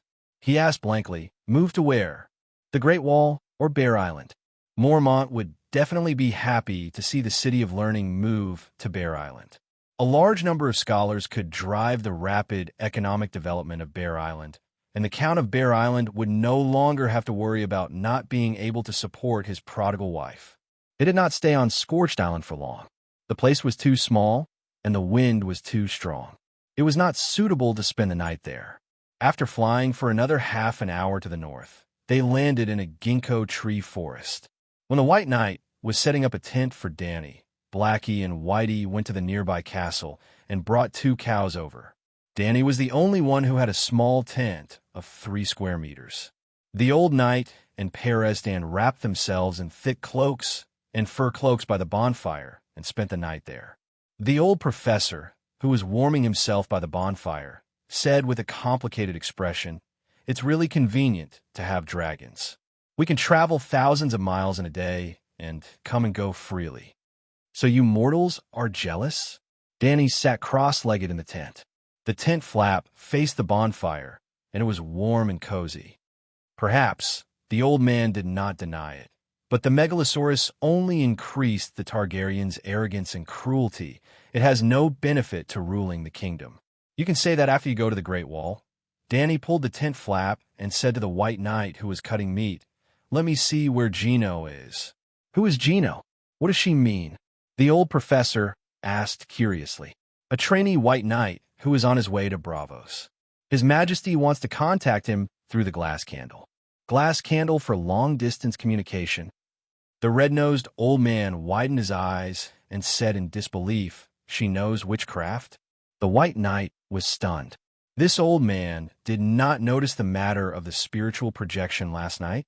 Now he was a little embarrassed and said hesitantly, "His Majesty has inherited part of Valeglia's witchcraft." As he said that, the tent suddenly projected wisps of gray light and then quickly dimmed. About 5 minutes later, when the tent flap was pulled open, Danny saw 2 pairs of inquisitive eyes. "Where's he? Did you really light the glass candle?" The 2 of them spoke at the same time and asked 2 different questions. Danny only glanced at the old professor and said to the White Knight, "He is still floating on the narrow sea. If there are no accidents, he will reach Bravos in about half a month." Other than the Dark Star, Danny also glanced at the 2 faceless. The one-eyed female faceless was also on the ship. Jia Cohen. It was very awkward. Jia Cohen was cleaning the magic pot and would kiss and caress it from time to time. He would call out, "Mother, your son is filial, cold, mysterious, and handsome." The most pretentious faceless in Game of Thrones had his face covered in blood and became an idiot. It was too tragic. "What about the Old Town?" The White Knight asked again. "Old Town? The extraordinary gathering," the old knight reminded her. Today is the 3rd day. If you didn't mention it, I would have forgotten." Danny smiled awkwardly and closed the tent flap again. The glass candle was lit again. She originally thought that it would be more difficult to find Marvin's candle when the distance increased to 2,000 kilometers. However, she did not expect to see a familiar signal in the void in less than 3 seconds. It seemed that the other party had been looking for her and had been waiting for her. Her mind power spread out, and her wizard power was quickly consumed. It was more than 10 times more difficult than before. Master Shikue, I finally contacted you." Marvin wiped the sweat from his forehead and said tiredly, "This is not the City of Knowledge?" Danny looked around. This was an empty, spacious, circular hall of more than 400 square meters. The floor was made of mahogany, and there was a row of bookshelves against the wall. The books were neatly arranged, clean and tidy. In addition to Marvin and Larissa, there was an old man with a long silver beard and a middle-aged woman in a white robe. "Master Shikue, I'm from the old town of Ladon Hyder." After the old man introduced himself, he pointed at the woman who was curiously staring at the silver shadow. "This is my eldest daughter, Maroya." "Haha, Count Ladon, do you know who I am?" Danny smiled strangely. The old man sighed and knelt on the ground, howling, "Your Majesty, Danny Liz, the assassination attempt had nothing to do with me or the Hyder family."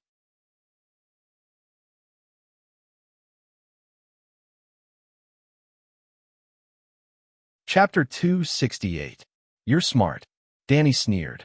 The old man knelt on the mahogany floor and said honestly, "Professor Marwin told me that Wizard Shikue is a young lady who has inherited part of Alleglia's witchcraft.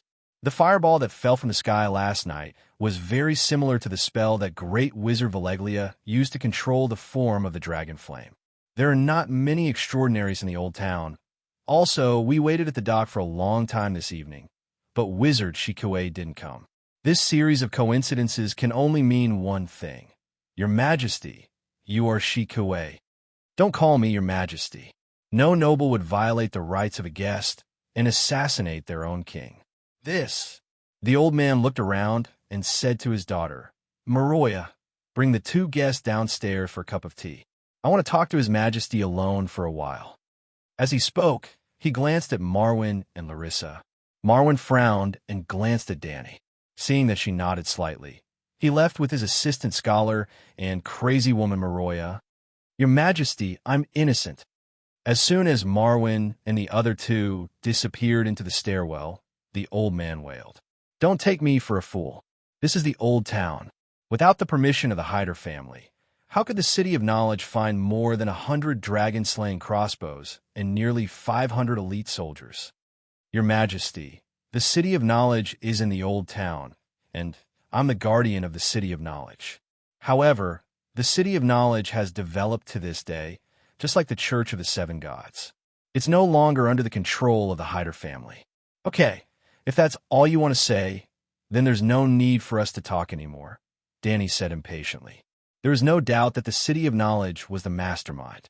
The Hyder family definitely didn't want to build the real world. Otherwise, the old man and crazy woman Maroya wouldn't be so obsessed with magic. However, the Hyder family must have been involved in the assassination, and their involvement must have been very deep. If Danny had burped at that time, the old man would most likely have held a celebratory feast and invited all the professors and generals of the City of Knowledge. He would not have shed a single tear for Her Majesty Danny. However, the failure to assassinate the dragon would definitely incur the dragon's wrath. The old man in the old town was afraid of Danny's revenge. Danny promised that there would definitely be such a thing. That was why he kept saying, "Your Majesty," begging and quibbling. "Your Majesty, the Hyder family is willing to be at your beck and call. As long as you give the order, I will immediately lead my men to massacre the City of Knowledge." The old man gritted his teeth and said with a sinister expression. Danny said indifferently, "Count, I have to say that you have miscalculated and underestimated me. I won't kill any of the scholars and professors who try to kill me. I won't destroy the City of Knowledge either. They will be punished, but I won't destroy the world's largest and most formal academic organization." The old man also heaved a sigh of relief and shouted, "Your Majesty is benevolent. Your Majesty is magnanimous." It had nothing to do with benevolence. Those scholars with firm beliefs were all stubborn. For the sake of their ideals, they were not afraid of death at all. If Danny had gone all out last night and burned the City of Knowledge to the ground, the scholars would only think that they had sacrificed their lives for a righteous cause. Not only would they not feel pain or regret, but they would also be able to say righteously, "Look, this is the reason why we pursue the real world. Other than distorting one's nature, extraordinary powers do not benefit the country or the people at all." True revenge was to destroy the most cherished thing of the enemy. To the scholars, it was the real-world concept that they had persevered for hundreds of years. They had worked hard, fought hard, and were proud of it. It was too easy to destroy this concept. In the face of deviant ghosts, who would dare to say that the Megalosaurus was a scourge and that magic was harmful to humans? Danny was looking forward to the arrival of deviant ghosts in the old town. The scholar's worldview, outlook on life, ideals, and beliefs would all collapse. Therefore, if she wanted them to live, they had to live until the long night fell. However, she could not say these words to anyone else, especially not the old man in the old town. The City of Knowledge, is beneficial to human civilization. That's why I cherish it. But your Hyder, old town, might need to change owners. Danny laughed coldly. This was the truth. To the great nobles with thousands of years of history, the real punishment was to deprive them of their land and destroy their family. She was not someone without a temper. Your Majesty, the assassination this time is really... The white-bearded old man was anxious. He slammed the ground and shouted, "Your Majesty, I'll be frank. The City of Knowledge discovered your identity 2 days ago. They then asked my son Baylor to send troops to kill you. At that time, Baylor rejected them without hesitation. However, before reporting to the Towering Tower, the scholars had already sent out messenger crows to inform the High Court's Madame Alina of this matter. Yesterday morning, Professor Theobald came to me with a letter from Madame Alina. He hoped that the Old Town Guards would cooperate with the City of Knowledge to assassinate you." As if he was worried that Danny would not believe him, The old man took out a piece of paper from his sleeve. There was a rose seal of the High Court on it. There was only one line of words. The High Court will not participate in this matter and will not restrict the actions of the City of Knowledge. It was a very simple sentence. Did you see it clearly? The old man raised the letter high, as if afraid that she could not see it. The meaning of Madame Alina's words could not be more obvious, the old man said helplessly. Why does the Empress of Thorns want to assassinate me? I'm afraid that Queen Marjorie is not worth enough, right? Danny asked doubtfully. Of course not. The value of 10 queens is not comparable to the risk of offending the Dragon Queen. But the Iron Throne is worth it. Duke Tyrell wants the Iron Throne? No, it's Madame Alina. She's an old lady who is about to have a great-grandson. How can she be so ambitious? Danny asked doubtfully. She definitely did not have such thoughts before. But after the War of the Four Kings, the High Court became the strongest power in the Seven Kingdoms. Since Robert Byra and Theon can sit on the Iron Throne, and the bastard of the Lannister family can sit on the Iron Throne, why can't Tyrell? Haha, you're just guessing. Danny still did not believe him. Your Majesty, in the game of power, everyone wants to be the winner, and they must be the winner. Madame Alina is not an ambitious person. Back then, the reason why she agreed to Duke Tywin's request to form an alliance was because she wanted to stand on the side of the victor in the War of the Four Kings. Of course, it would be better if her family could rise to a higher level. But the game of power never stops. After eliminating the rebellion, Lannister treated the High Court as his new opponent. Madame Alina just does not want to lose. Be more specific. Other than Cersei being crazy and doing some foolish things, I don't think Lannister has ever targeted the High Court, right? Danny said with a frown. Sigh. Duke Tywin has already made his move on the High Court. First, he broke the marriage alliance between Villa, the heir of the High Court, and Garland's elder brother, and Sansa Stark. Then, he gave Brightwater City to Garland. Your Majesty, do you know what's special about the Florin family in Brightwater City? Trying to sow discord between Hightower and Tully. It's not just me and the Tully family. Danny saw that the old man was holding his waist as he spoke, looking pitiful, so she said, Get up and talk. Thank you, Your Majesty. The old man happily got up and explained even more diligently. The bloodline of Riverbend's nobles can be traced back to the legendary hero of the ancient era Greenhand Garth, including Florin of Brightwater City. Danny was deep in thought, just like how Stark had an awesome ancestor, city builder Brandon. In the era of the heroes, Riverbend also had a legendary character, Greenhand Garth, also known as Green Garth. It was said that his hair and skin were green. Garth was especially good at breeding. Other than cultivating high-quality food for the farmland, he could also help women sow seeds. It was said that as long as he touched, an infertile woman could become pregnant, and an old woman who had lost her period could give birth again. Mothers were pregnant with twins or even triplets under his blessings, and little girls became young girls with periods under his smile. Wherever Garth went, the local nobles and ordinary people were willing to offer their chaste daughters to him. In the coming year, their crops would have a good harvest, and the fruit trees would be full of fruit. The young girls who were raped by Garth would also be pregnant with strong sons or beautiful daughters. No wonder he was called Green Garth. By the way, it was because of Garth's story that Danny came up with the idea of hybrid rice. Obviously, Green Garth was 99% likely a wizard. She even suspected that the green-haired and green-skinned Garth was a hybrid of the children of the forest and the ancient era. Was he a druid? In short, Garth was a hero who was especially good at farming. He had many children. The eldest son, Garth Gardner, founded the River Bend royal family similar to Stark in the northern region. The second son and daughter were the ancestors of many River Bend nobles. Tyrell's ancestor was an Undul adventurer. During the Undul invasion, he was loyal to the Gardner's family and later became the hereditary High Court chief. In the thousands of years that followed, Tyrell also had Garth bloodline through marriage with the High Court nobles. But compared to the River Bend nobles that had been passed down from the ancient era, their status and heritage were always a little lacking.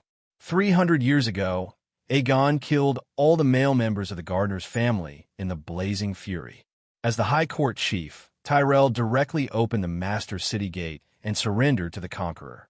Aegon returned the favor and let the steward inherit the master's position, becoming the king of Riverbend. This matter in itself made the other Riverbend nobles secretly hate, but Aegon had a dragon.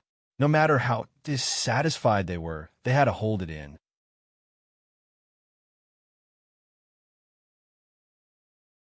Fortunately, the Tyrell family was smart enough. While clinging to the thick dragon leg of Targaryen, they married into the major Green Hand bloodline families. 300 years had passed, and they finally stabilized the rule of Riverbend. But they had already occupied the Gardener's family's high court and the title of king of Riverbend. Now, they had taken away Florence's title and fief. What would the other Green Hand families think?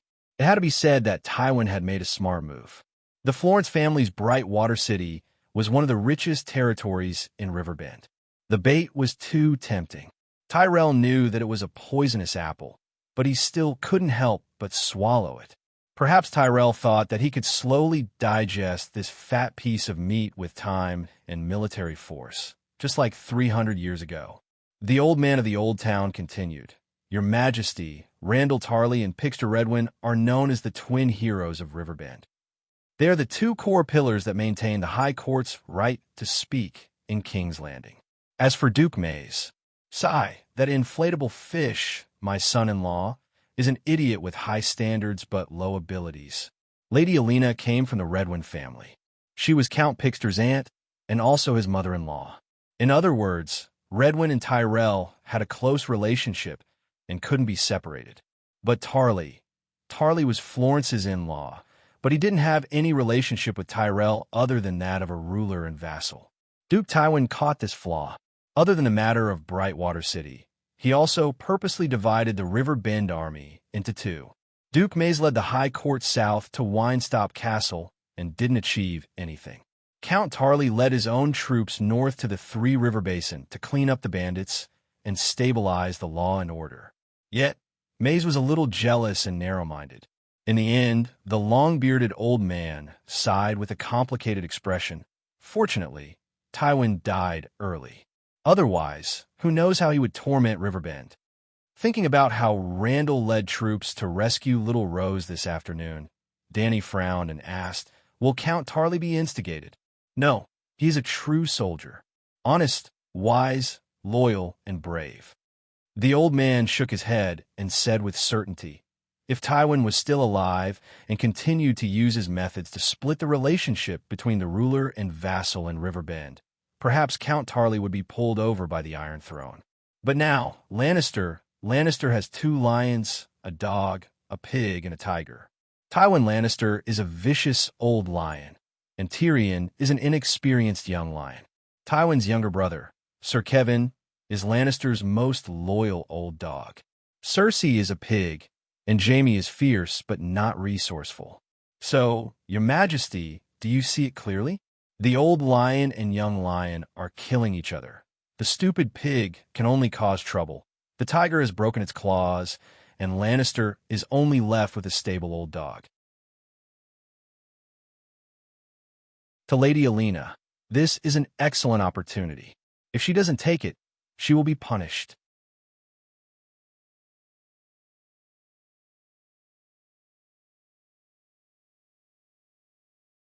Chapter 269.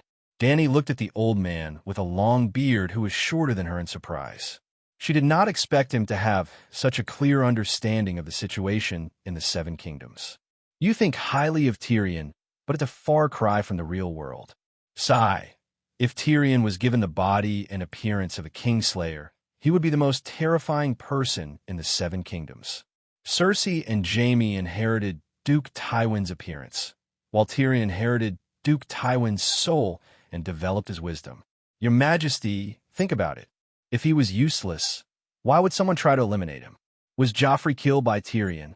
I don't know how much hiding was involved, but I swear to the 7 gods that Tyrion is innocent. Dany smiled faintly. Anyone with a brain knows that the imp is not the murderer, but I want to know more about the mastermind behind the Purple Wedding. Well, The old man stroked his long beard and said thoughtfully, Lady Alina and Queen Marjorie must be involved. The poison was put in the wedding wine cup that Marjorie and Joffrey shared, but Joffrey was the one who died. But Sansa Stark is also a suspect. Joffrey has a deep grudge against her, and she disappeared from King's Landing immediately. That's the key. Sansa is a delicate little girl. There's no way she could have escaped from the Red Keep alone. There's someone behind her, and that person is also the mastermind behind the Purple Wedding. Dany asked, What do you think about the person behind Sansa? I can't guess. I can only think of Varys, but the possibility is very small. The old man shook his head. Littlefinger was indeed the #1 troublemaker and schemer in Game of Thrones. He had done so many bad things, but no one had ever suspected him. Even the old man from Old Town, who was watching the situation from afar, did not pay much attention to him. Earl Layton, even if you sold hiding, you can't wash away your crime of murdering me, Dany said calmly. The Heidel family is willing to atone for our sins. My heir and I pledge our loyalty to you. When you decide to take back the Iron Throne, all the military and financial resources of the old town of Hyder will be at your service. And my second son, Garth, he admires you very much. After knowing that the City of Knowledge was going to assassinate you, he was prepared to sneak out to inform you. Garth was not married, nor was he married. He was locked up on the 4th floor of the Towering Tower by me. If you are willing, I can send him to Slaver's Bay in the name of exile and become your most loyal Kingsguard, just like my uncle White Bull Jello Hyder. Damn, this old man knelt down so decisively. He even sold his son. However, becoming a Kingsguard was a glorious future for the second son. Dany frowned and began to think. According to her original plan, the City of Knowledge would be demolished and moved to the extreme north where the books would belong to the Queen. The professors and scholars who had participated in her murder would wear black clothes and guard the Great Wall. Even if the Heidel family was not annihilated, they would have to kill the male descendants and strip them of their titles and lands. But she did not expect the old man to be so smart. Not only was he able to contact her through the clues, he also sold his titles and in-laws without hesitation. Dany naturally understood that if the situation was disadvantageous to her in the future, the old man would not mind selling her out again. But this was the nobility. This was the rule of the game of power. It was because pure loyalty was hard to come by that it was especially precious. She let out a long sigh and nodded. I accept your loyalty. When someone challenges you, you should resolutely respond with iron and blood. When they kneel and submit, you should personally help them up. Otherwise, no one will be willing to submit. This was what Duke Tywin had told Joffrey in Game of Thrones. Dany remembered it clearly, so she couldn't learn from Emperor Joffrey, the second Mad King. Hyder will definitely go through water and tread on fire for you without hesitation, said the old man with an excited expression. Let me ask you, how many gold royals can the Heidel family control? Tell me the truth. Your Majesty needs money. The old man hesitated. Loyalty was easy, but gold was hard to come by. I need your loyalty, said Dany calmly. The old man looked pained. He gritted his teeth and spat out a number. 3 million. The Heidel family can take out 3 million gold royals in cash. 3 million gold royals is a little low. Dany thought for a moment and shook her head. Forget it, 3 million gold royals it is. I want you to immediately contact the merchants of the free cities and buy food from the other side of the narrow sea. 3 million gold royals of food? The old man's eyes widened in disbelief. I'm afraid that's half of the Western continent's food reserves. How many troops do you have? You need so much food. No, before this winter is over, I will not start a war in the Westeros. The old man suddenly had a flash of realization. Your Majesty wants the Allied army to run out of food? Then he shook his head and tried to dissuade her. I'm afraid that's not going to happen. Not to mention that the Allied army will not be so stupid as to sell their food. The climate of Ursos is warm, and the plains of the Lone River are vast and fertile. Even if the Westeros enter winter, they can still grow winter wheat. Do you know anything about the other ghosts beyond the Great Wall? Dany asked. The old man said casually, I've heard of them, but the professors think that the Night Watchers are exaggerating in order to get help from the nobles of the Seven Kingdoms. It must be winter, and the barbarians will invade the north, just like they did thousands of years ago. I'm at King's Landing now. I'll go back to the Great Wall to take a look. We'll know if there are any other ghosts soon. Ah, you're at King's Landing. The old man was shocked. Are you going to contact the old officials of King Eris? Your Majesty, I'm not trying to provoke you, but you must be careful. There are not many people in King's Landing who are trustworthy. He was really anxious. He was not worried that the Queen would be deceived. Hathor had just secretly pledged his loyalty to the Dragon Queen. If she told the other nobles about the old town's allegiance in order to boost morale and win people over, would the Iron Throne and the High Court let the old town go when the news spread? He didn't want the Hyder family to be destroyed before the Dragon Queen even attacked. Danny frowned and said unhappily, "Old man, are you suffering from dementia? Didn't you hear the main point in my words? The other ghosts. I'm going beyond the Great Wall to find the other ghosts. Your Majesty, you won't be able to find them." The old man smiled carelessly. Your Majesty, you can win over the nobles, but don't tell them about Hathor's loyalty to you. This old man still wants to stay useful and be at your beck and call in the future. Danny rolled her eyes and said unhappily, "The Alliance can't wait to call on the whole world to be my enemy. Isn't this a reflection of how strong I am?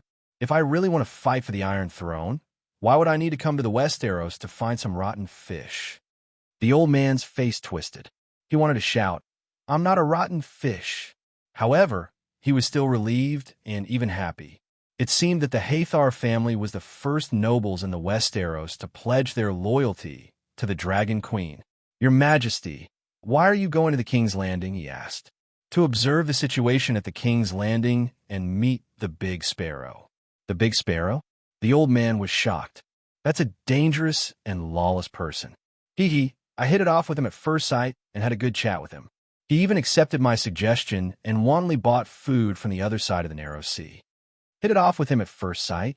The old man's mouth twitched. He asked doubtfully, "What are you going to do? Let me ask you, if the other ghosts are real, what does this mean?" "Long night." The old man trembled as he said this word. Then his eyes bulged as he looked at Danny in disbelief. "If the long night comes, there will be at least a generation of winter. If you buy all the food from the free cities, then the Alliance army. So ruthless, so vicious." The old man felt a chill run down his spine. He felt that this woman was even more terrifying than Tywin or even a devil. Seeing his terrified expression, Danny immediately guessed what he was thinking. She laughed bitterly and shook her head. "You guessed wrong. I don't want the free cities to lack food. On the contrary, I hope that by raising the price of food, the free city-states will start planting food crops in the next year or two. If the long night comes, we can save a few more people." The old man was a loss. "What do you mean? You'll give the food you bought to them? Do you know about futures?" The old man shook his head lightly. Danny asked again, "Then do you know how much gold I have?" The old man was stunned for a moment before he tried to say a number. 100 million gold radiance coins? Even more. Just the gold and silver alone, I have 150 million gold radiance coins, which is about 50 million gold royals. 7 gods above. The old man leaned on the table beside him and almost fainted. "What do you want?" he asked blankly with trembling lips. "You and the sparrow will buy food crazily, which will greatly increase the price of food. 5 times, even 10 times. Right now, another of my iron guards is on a ship to Bravos. He will look for the iron treasury. First, take out all the gold and silver from Slave Bay and store it in the iron treasury. This way, the iron treasury can be used as a guarantor to buy food from the free cities. During this time, I will take Dragonstone Island and announce to the world that after the Alliance army is defeated, I will immediately lead 300,000 people across the Dothraki Sea, through the plains of the Lone River, and finally to Pentos. From Pentos, I will take a ship across the narrow sea and use Dragonstone Island as a stronghold to conquer the Westeros and take back the Iron Throne that belongs to House Targaryen. No one will doubt it. Naturally, no one will doubt my motives for buying food. Think about it. How much will the price of food rise at that time? The sparrow and hider scanned through the goods. If the Dragon Queen came to buy food without limit, then it will probably be the most terrifying price in history. 100 times, 200 times. Because you are their enemy, the price will probably be even higher. The old man muttered. Yes, Danny smiled and continued. Because I abolished the slave trade in Slaver's Bay, and because the Alliance army is going to war, the trade between the East and the West is especially difficult. Sea trade cannot continue, and with the price of food so high, farming is obviously a better way to make money. My gold is stored in the Iron Treasury. With the Iron Treasury as a guarantor, the merchants are not afraid that I will go back on my word. At that time, I will sign a contract with all the grain merchants. I will buy their food for the next 3 years, according to the current price, the price after the sparrow and hider inflated it. I will take as much as they have. They do not have to give it to me immediately. They will store it in the granary first. I will also swear that even if I defeat the Alliance army, I will not go back on the contract and send troops to the granary to steal food. With these guarantees, the manor owners and merchants will flatten the cash crops in the land and open up the wasteland on a large scale. All the farmers will be squeezed to the limit. If the other ghosts are real, the long night will really come. Then 3 years later, it will be the long night. The food stored in the granary will be enough to save hundreds of thousands, even millions of people.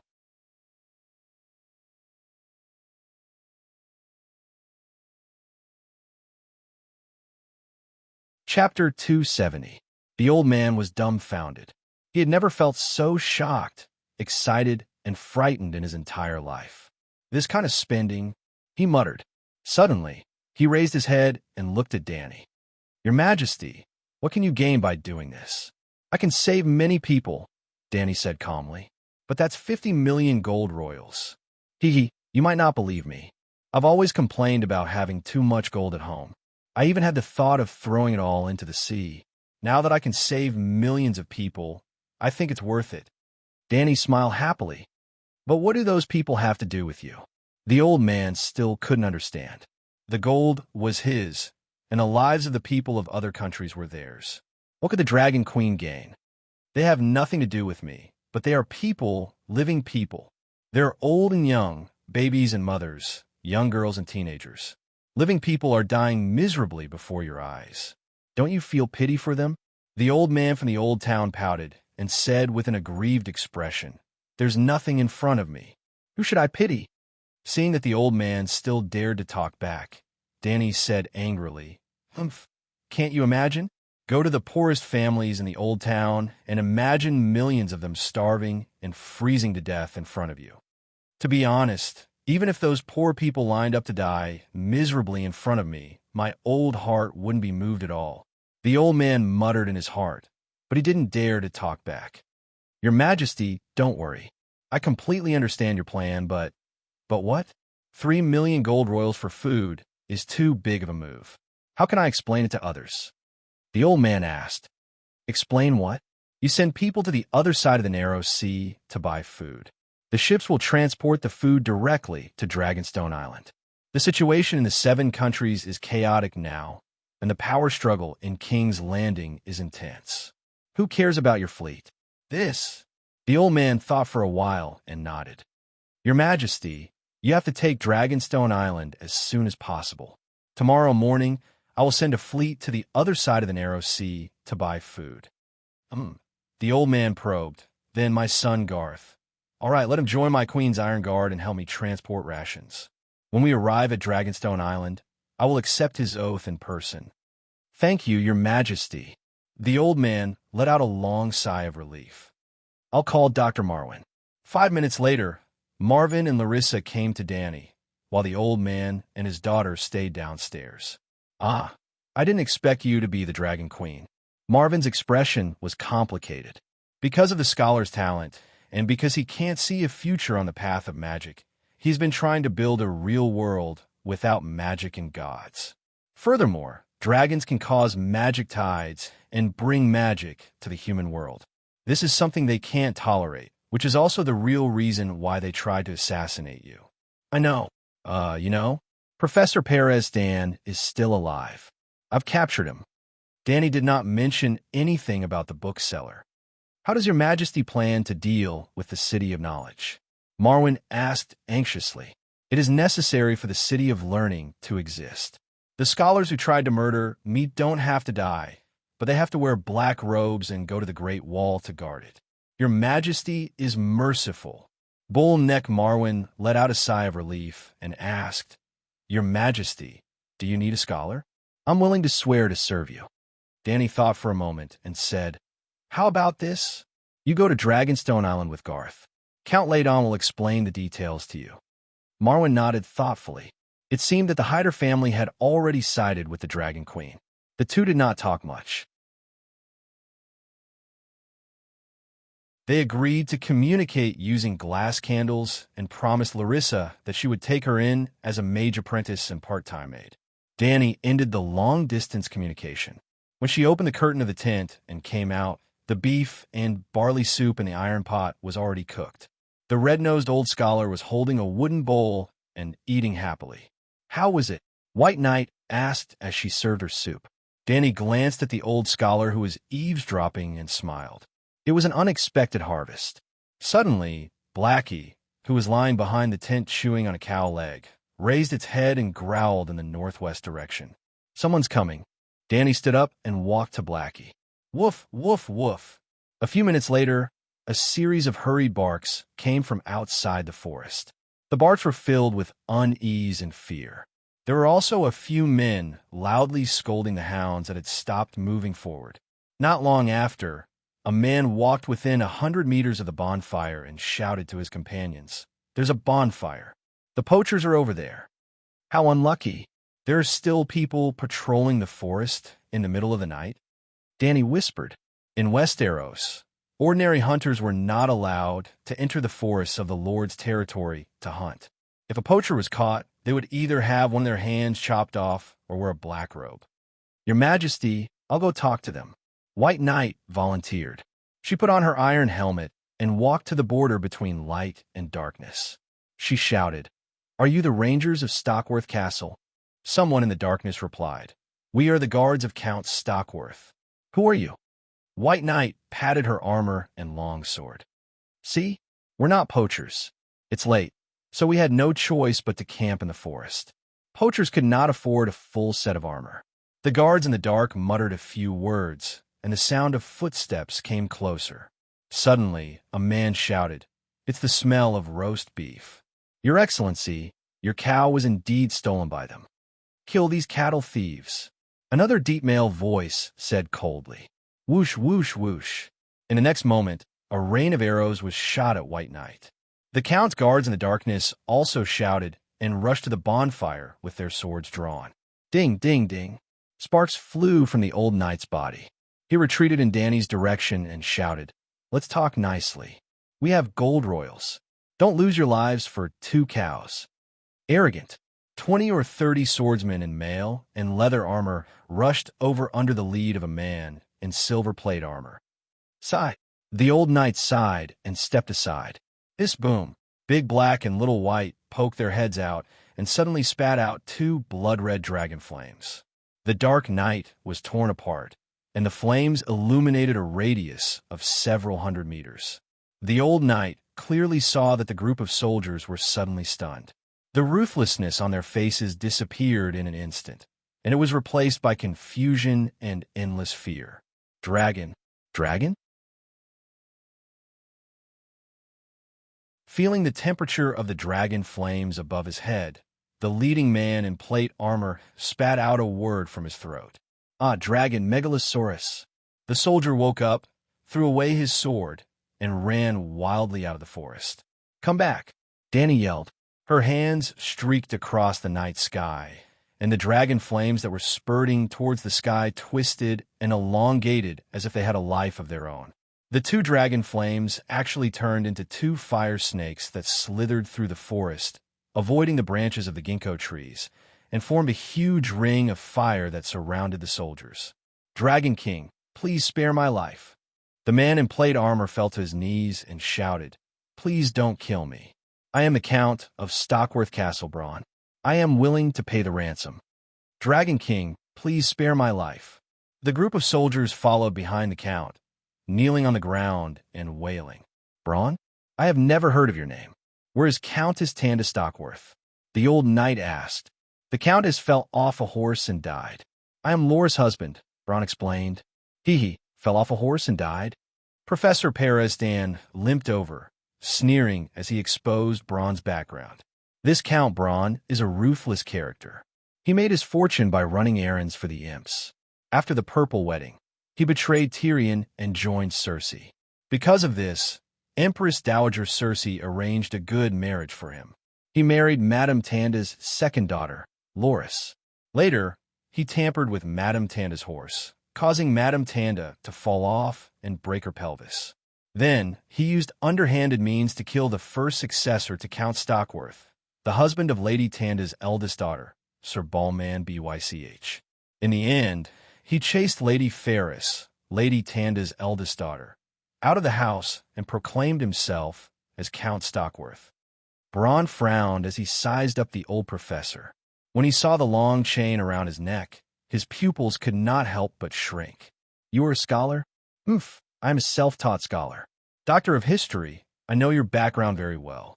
Bronn's face darkened as he cursed. That old bastard Candarl betrayed me? He swore loyalty to me. Damn it. I knew the scholar could not be trusted.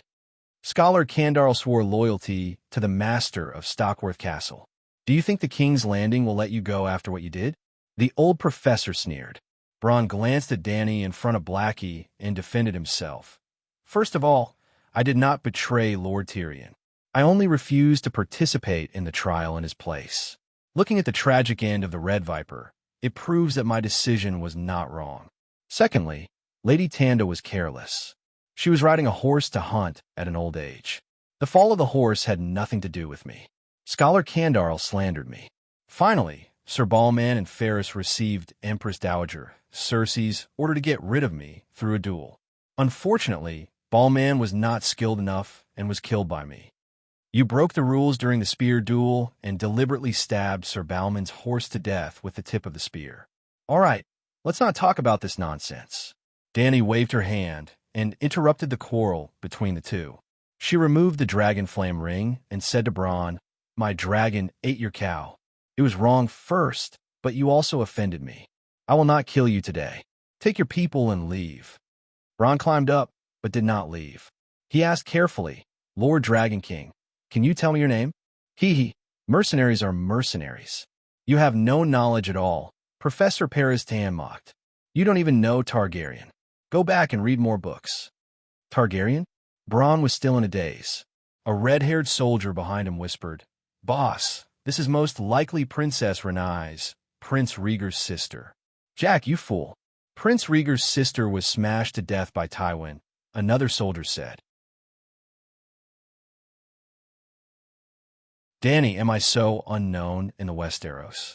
The White Knight could not stand it anymore. He stepped forward and said, This is King Aerys's daughter, Queen Dany Rise. Then he could not help but ask, Have you not heard of the Dragon Queen at Slave Bay? Oh, so. Bronn suddenly understood and smiled awkwardly. Your Majesty, please forgive me. I have not left my fief for a long time. The scholar is also useless. I am a little uninformed. I did not know that you have returned to the Westeros.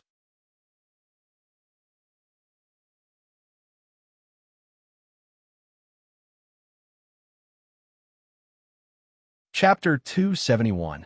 Stockworth Castle was located in the north and faced the south. The ground floor was a stone hall of 200 square meters. There was a 10-meter-long wooden table, and 2 candle-filled chandeliers hung from the ceiling. There was a row of 5 fireplaces on the wall to the left of the long table, and 2 of them were lit. On the wall to the right, facing the garden, there were 5 huge arched windows with colorful mosaic glass that corresponded to the fireplaces. Dany sat on the main seat at the table. Peristan, Bronn, Loras, and Scholar Candarl were on both sides. Bronn tried his best to invite Her Majesty the Queen to visit his humble abode. He said that if Her Majesty the Queen spent the night in the forest beside his castle, he would be ashamed, Unable to eat or sleep in peace, the City of Knowledge already knew that she had come to the Westeros, so Dany did not care whether it was publicized or not. As for whether Bronn would go to the City of Knowledge and violate the guests' rights to murder her, Dany was not worried because he did not have a chance. She would not stay in his castle for long. The two dragons were gnawing on beef bones in the courtyard. When they were full, Dany would leave that night. "Your Majesty, this is my son, Tyrion Cobbler." Bronn took a chubby baby from Loras' arms and said to Dany, "Yeah, The chubby baby was wrapped into a ball in a leather jacket. He bit his finger, and his blue eyes rolled around. He was very cute. Dany's mouth twitched. She removed the dagger embedded with rubies from the leather sheath at her waist and put in the baby's arms. She had bought the dagger from Valeglia's iron dagger from the Volantis blacksmith shop after she had mortgaged it to Lisbon. It cost 15 gold radiance coins, and it was made by master blacksmith calls. Loras, who looked like a round bucket, smiled foolishly. "Thank you, Your Majesty." "What's with the name?" Dany asked. Sigh. When Duke Tywin had just died, Lady Tanda suggested naming him Tywin to please Queen Cersei. In the end, Queen Cersei was furious. She believed that the bastard was not worthy of her father's name. Yes, 2 years ago, during the King's Landing riots, my wife Loras was raped by dozens of rioters in the backyard of the cobbler's shop. That's why this bastard's surname is Cobbler. Bronn said it casually, as if it was someone else's wife who had been raped. His wife, Loras, had been smiling like a fool. She only looked a little embarrassed when her worst past was mentioned in public. Bronn continued, "I had no choice but to name my son Tyrion. I hoped that this would satisfy the Empress Dowager. Who would have thought that she thought that I missed my old master and was even in contact with Tyrion, so she arranged for Balma to kill me. If you don't believe me, you can ask Scholar Candarl. He was there at the time." Scholar Candarl was a fat old man in his 50s. He had short, white hair. He kept looking at Professor Perez Dan as if he wanted to say something, but the old professor's eyelids were drooping. He did not react at all. When he heard his lord's question, he nodded and sighed. At that time, Count Bronn's knife was placed on Sir Balma's neck. There should be no mistake. When he spoke, he could not help but ask, "Your Majesty Dany Loras, why are you here? And Professor Perez Dan, you should be in Old Town right now." The red-nosed old professor glanced at Scholar Candarl faintly and said nothing. "Do you know about the Red Wedding?" Dany said with a smile. "Waldfry violated the guest's rights and murdered a northerner?" Campbell asked in puzzlement. Dany raised her chin at the old professor whose face had suddenly turned pale.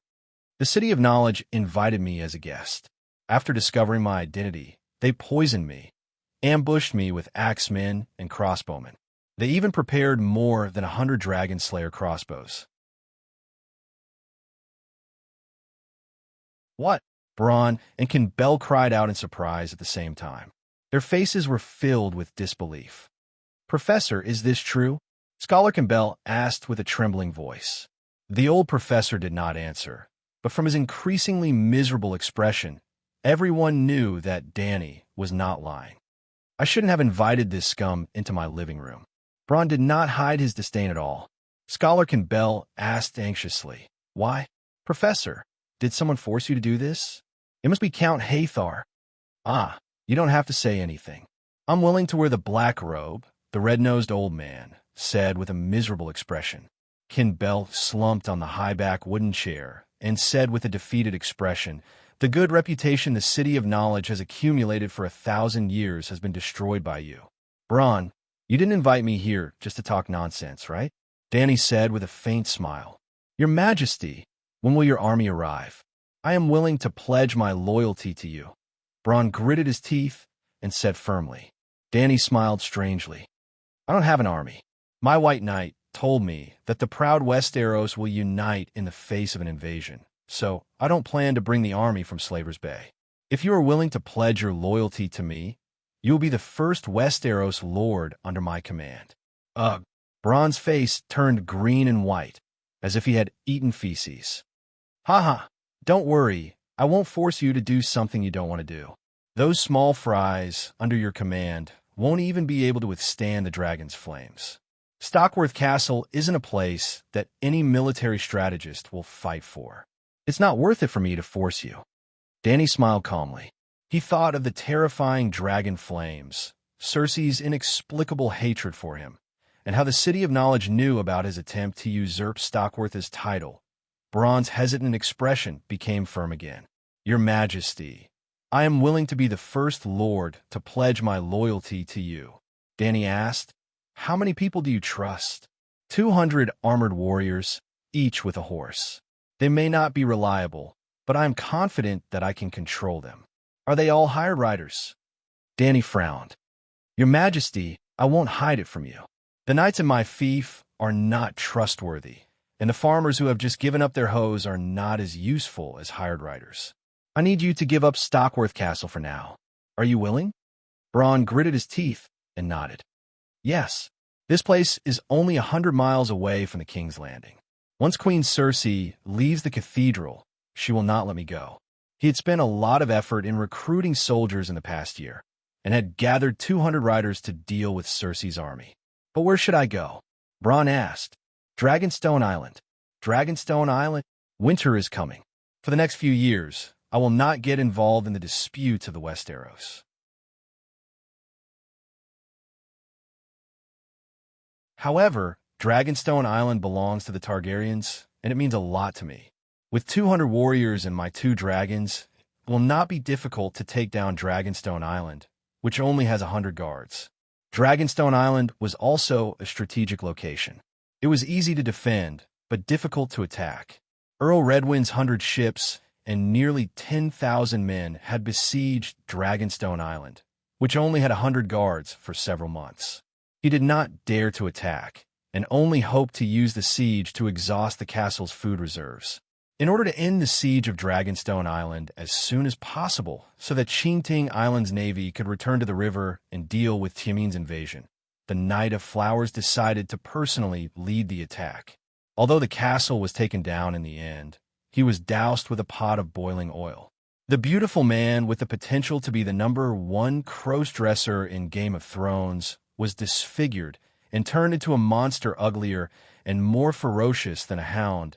The Knight of Flowers lost half of his life, and Cersei lost half of her forces. The troops that participated in the siege were all Lannister's elites, and Qingting Island's navy was only responsible for the siege on the sea. Tywin had left 2,000 elite soldiers at the King's Landing, but more than half of them were killed by the Knight of Flowers. The death toll was more than 1,000, and half of the survivors were crippled. That was why the Iron Throne could not do anything about Cersei. Tywin had originally brought 20,000 men to the King's Landing, but after the war ended, most of them returned home, the peasant soldiers that belonged to the vassals, and some were brought by Jaime to Hugin to quell the rebellion. Riverrun was still resisting. It was because she understood the process and the cruel outcome of the siege of Dragonstone Island that Dany was confident that she could defend the Targaryen lands. Well, she never doubted that she could take down Dragonstone Island. Bronn's men were mainly there to help her defend the island. Bronn thought for a while and nodded. When do I start? Immediately prepare men and hire ships. I'll go to the wall, and when I come back, we'll attack Dragonstone Island. Although she had accepted Bronn's loyalty, Dany did not change her mind about leaving overnight. Standing in the wide stone corridor outside the hall, she looked down at the 2 dragons spreading their wings in the courtyard. She said to the mercenary beside her without hesitation, Bronn, the Westeros at this time have lost their morals and ethics. I won't trust anyone easily. Please prove your loyalty with your actions. I understand. Bronn nodded gloomily. Now that there are only the 2 of us here, I can be more straightforward. Dany smiled faintly. The Westeros at this time are rotten to the core. I don't want to play the game of power with those people in this stinking cesspool. I'll completely destroy this old world and build a new one full of sunshine and hope. When I, the King's King, land in the 7 kingdoms, the first thing I'll do is to convene the Great Council to judge all the injustice of the past 20 years. The old world can be defeated, but the past must not be forgotten. Not only that, I'll write a book for the future so that the future generations will always remember how terrible their ancestors were, and use it as a warning. At this point, she tilted her head and looked at Bronn, whose eyes were flickering. She said meaningfully, "No one can escape the trial, including my father, Mad King Eris.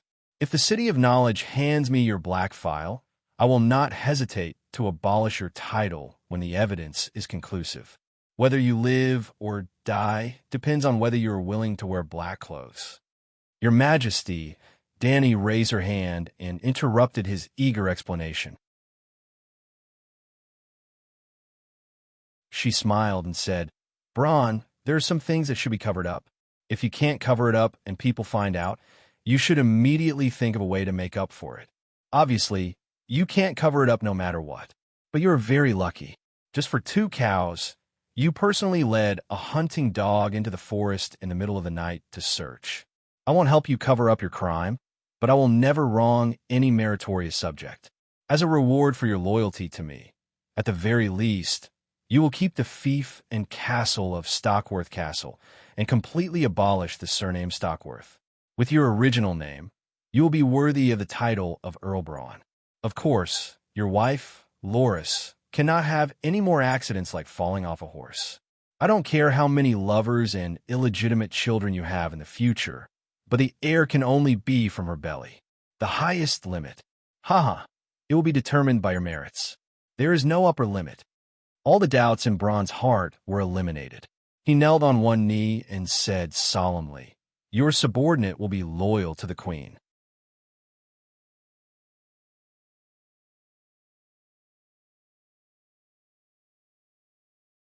Chapter 272. Peresdan was shot twice in the buttocks, and his thigh was pierced by a crossbow arrow. His injuries had only happened a day ago, but in just one day, he had traveled thousands of miles from the old town to the Crimson Mountain Range, then to the King's Landing. He had even been exposed to the cold wind in Blackwater Bay for an entire afternoon. Then, he did not manage to sleep. He took off again at midnight and flew until dawn. When he was in Stockworth Castle, even Balin, the lowly mercenary, Candarl, the old scholar who only had a dozen or so necklaces, and even Loras, who was a little retarded, mocked and ridiculed him because he violated the guest's rights. They looked down on him openly and secretly, and the old scholar's mental state was also greatly affected. The physical and mental torture even made him want to commit suicide. When the sun just peeked out from the horizon and the sky was still dark, the old professor's body tilted, and he fell from Blackie's back. No one knew if it was intentional or an accident. Fortunately, when Blackie was carrying the others, Dany had been in her dragon spirit state with him. She quickly urged him to use her claws to pick up the flying man. The old professor's life was saved, but Blackie did not know how to control his strength. The wound on the old man's buttocks that Barristan had stitched up split open again, and blood gushed out. It was a miserable sight. In the morning, the cold fog was hazy, and the waves in the middle of the river could not be seen clearly. Only the sound of flowing water could be heard, which meant that the river was not turbulent in the early winter. Under the gray sky, the river water was greenish-black, and it brought chills to the 3 people by the cobblestone river. At that moment, Dany and the other 2 landed beside the Trident River. Barristan was using the river water to clean the old man's bloodstains and sew up the wound that had burst open. Dany squatted by the river and picked up a stone to play with it. She complained loudly, "You old man, you even killed the king. Why don't you even have the courage to live now?" The old professor's face turned red, and he retorted in shame, "I didn't kill myself. I was too sleepy, and I couldn't help but doze off. I accidentally fell off the dragon's back." Haha, Dahe is tied with a belt. If you don't untie the belt, you can't fall off when you sleep or snore. Dany exposed the old man's secret without hesitation. "No, I didn't kill myself. I didn't kill myself." The red-nosed old man was at a loss for words and could only try to convince himself. Half an hour ago, the old man did intend to kill himself. He was angry for half the night, but he didn't know who to be angry at. Unable to think things through, he suddenly had the idea of jumping down and ending everything. But when he really jumped down, he instantly regretted it. He wasn't the only one who violated the guest's rights. Why should he take the blame alone? Most importantly, in the short 10 seconds of falling from the sky, he began to miss the golden wine of Chinting Island, the fried pork chops in the Upiki wine bottle, the days of reading ancient literature while eating lemon cake on the lawn of the library, and even the dragon flame grilled steak. In short, he realized that he hadn't lived long enough. Oh, Baristan finished sewing up the old doctor's wound. While he was applying medicine, a loud and muffled wolf howl came from the dark forest beside the river, followed by the dense and light running sound of a woo. In just a few breaths, hundreds of gray wolves rushed out of the white fog, stepping on the frosted leaves and weeds, and surrounded the riverbank from 3 sides. Dire wolves? The old doctor looked at the wolves that surrounded them, but he wasn't afraid. Instead, he looked at the leading gray wolf with surprise. It was the size of a calf. Awoo! The giant wolf heard the cry and looked at the old man with its cold yellow eyes. It opened its mouth and breathed out clouds of white air with the smell of blood. From its appearance and the color of its fur, other than it being 2 or 3 times bigger than a normal gray wolf, it didn't look much different from its companions. If it wasn't for the old man's reminder, Danny would have thought that it was a big wild wolf. Why would there be a dire wolf in the riverbank? The old man was confused. Oh, the dire wolf didn't want to give him time to think. It retreated and pounced on Danny. Well, when the pack of wolves surrounded them, Danny took a few steps forward and stood in front of Baristan and the old doctor. The red-nosed old man looked at the dire wolf with a calm expression, curiously observing it. The old knight did not even raise his head, only focusing on applying medicine for the doctor. The two of them didn't seem to be worried that Danny would be torn apart by the wolves. Indeed, when the leader of the wolves pounced on them, Danny's purple eyes were dyed with blood. She opened her mouth and said, "Get lost." The giant wolf that was flying in the air seemed to have hit an invisible wall. It howled and flew away. The other big gray wolves were even worse. The terrifying draconic aura entered their mindscape. Almost half of the giant wolves were bleeding from their 7 orifices and died on the ground without a sound. The rest of them had bloodshot eyes and ran away with their tails between their legs. They didn't even care about their leader. Danny deactivated her dragon spirit form and looked curiously at the giant wolves that were struggling to get up. "Arya?" she tried to call out. Baristan and the old doctor could only hear the wolves howling. Danny, in her soul state, saw a girl in linen clothes flying out of the dire wolf. After being hit by the dragon spirit, the girl's face was distorted as she held her head and screamed. In the blink of an eye, Danny realized that the dire wolf was in its wolf spirit state. According to the plot of Game of Thrones, there was only one dire wolf in the Riverland Nymeria who was released by Arya. Awoo! Hearing Danny's call, the dire wolf's bloodshot yellow eyes showed a human-like shock. "It's really you." Danny was shocked. "Where are you?" The dire wolf's pupils contracted. It struggled to get up and try to run away. "Don't be afraid. I mean no harm. I won't hurt you." Danny quickly comforted it with a gentle voice. However, she was surrounded by wolf corpses that were bleeding from their 7 orifices. Her words were not convincing. The dire wolf became more and more frightened. The human-like look in its eyes gradually faded. "Don't leave your wolf spirit form. I have something to tell you." Danny spoke faster as she retreated. "A child like you might not know the taboos of a wolf spirit. Let me tell you, there are 2 things you must pay attention to. First, do not eat humans in your wolf spirit form. That will increase your bestial nature and weaken your human nature. Second, your dire wolf has matured and has started to mate. But you must remember, do not be greedy for desires and pleasure that do not belong to humans. When it goes into heat, immediately leave your wolf spirit form." Looking at how the dire wolf skillfully surrounded and killed humans, Danny understood that it was not the first time Arya killed and ate humans in her wolf form. Eating humans was one of the taboos of shapeshifters. Yes, shapeshifters had taboos. After Danny became a dragon spirit, she would look for knowledge about shapeshifters whenever she had the chance. There were actually 4 taboos of shapeshifters. Other than not being able to eat human flesh and not being able to mate with other wolves in their wolf form, it was said that switching between male and female wolves was very addictive. There were two more taboos. Third, do not resist your instincts as a wolf spirit. Fourth, do not possess other humans. Rob and John both committed the third taboo. They subconsciously knew that they were different, but they were very afraid and refused to accept this reality. Rob's wolf spirit talent was to predict danger. It was very bug-like. If he could be like his younger brother Bran and Rickon and train his wolf spirit skills diligently, the bloody wedding would not have happened.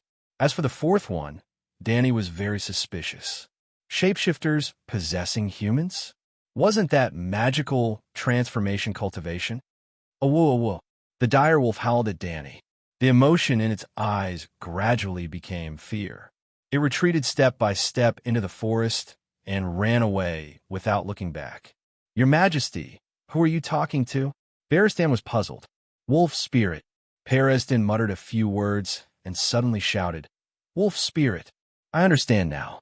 There was a human in the soul of that direwolf just now, a shapeshifter. 7 gods above. What kind of world is this? Shapeshifters, fire sorcerers, demonic dragons. All kinds of demons and ghosts are appearing. Does the heavens want us Westeros to die? Ursos and the Jade Sea did not prohibit mystical powers, but have you seen any cities perish because of magic? On the other hand, the Westeros are not far from extinction now. Dany sneered and turned to explain to the old knight. I suspect that the direwolf is being controlled by Arya of the House of Stark. Arya Stark? Didn't she die long ago? Did she transform into a wolf? Barristan was surprised. Sure, there's someone. Barristan put his index finger to his lips and listened for a moment. He was puzzled and said, Chanting, there's a monk coming. As expected, after only 4 to 5 minutes, the pious chanting drove the cold morning fog and gradually filled the entire forest. The chanting was uniform and full of energy, rolling like thunder. The general meaning was to pray for the protection of the warriors, the mercy of the Holy Mother, the old woman to illuminate the path ahead, the Holy Father. Then, the source of the chanting appeared in front of Dany and the other two's vision. It was a group of dirty and sloppy beggars led by 20 sallow and skinny strong men. They wore coarse robes, some were barefoot, some were wearing slippers, some were holding axes, some were holding choppers, and some were holding wooden spears. Their shields and leather armor were painted with a symbol that Dany was familiar with, a red 7-pointed star. The gathering of the poor. The group slowly walked out of the forest. Other than the leading beggar army, there were hundreds of poorly dressed refugees behind them. There were men, women, children, and babies. In the middle of the crowd, there was an old yellow cow, a dozen sheep, and 3 two-wheel trailers. The first cart was half filled with turnips, shriveled apples, and onions stained with fresh mud. The second cart had 3 sacks, which probably contained grain, wheat, and the like. The last cart was filled with skulls and broken bones. Ah, so many wolves. Seeing Dany and the other two, the beggar brothers stopped, and the chanting gradually stopped. They looked at the wolf corpses on the riverbank in surprise and hesitated. Honorable knights. Finally, a strong man with an axe came forward and said, May the Holy Mother have mercy on you. Brothers. The Holy Mother loves you too, brother. Dany smiled. Fellow church members, where are you going? Ah, miss, are you a church knight? The strong man was surprised. I'm a nun. The strong man was stunned. An old man who was pulling a cart behind shouted, Reverend nun, we're going to the King's Landing. We're going to bring these holy bones to the great Cathedral of Bell and ask the king for help and protection. Join us, fellow church member. The journey is dangerous. We need strong warriors like you who can kill wolves. A thin man came forward and said, he was wearing a shabby monk's robe and a crystal hung around his neck. He was a monk.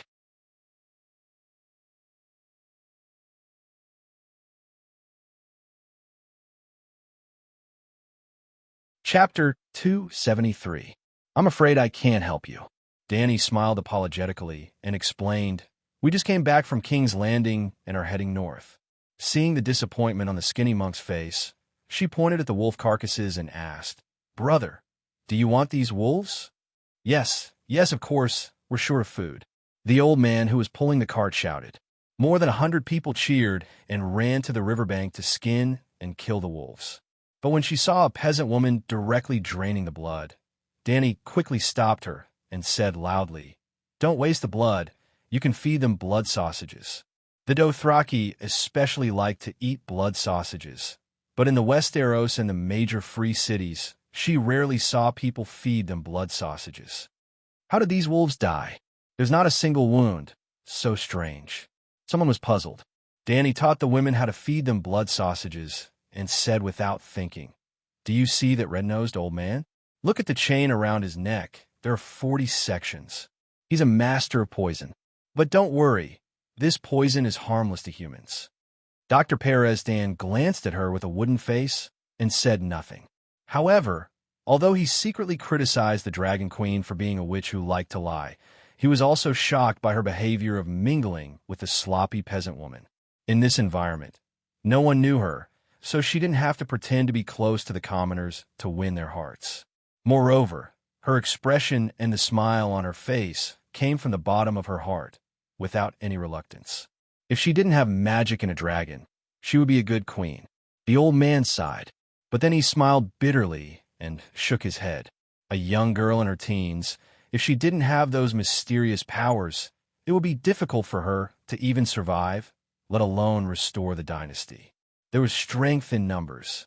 After more than 2 hours, more than 40 wolves were finally turned into pieces of smoked meat, strings of blood sausages, and more than 40 wolfskin coats.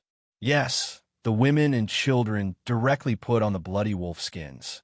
The autumn wind was bleak and the weather was cold, so the linen clothes couldn't resist the cold. After that, Danny and the other two also joined the group of the poor. The old doctor was placed on the sack cart and squeezed together with a large pile of blood sausages.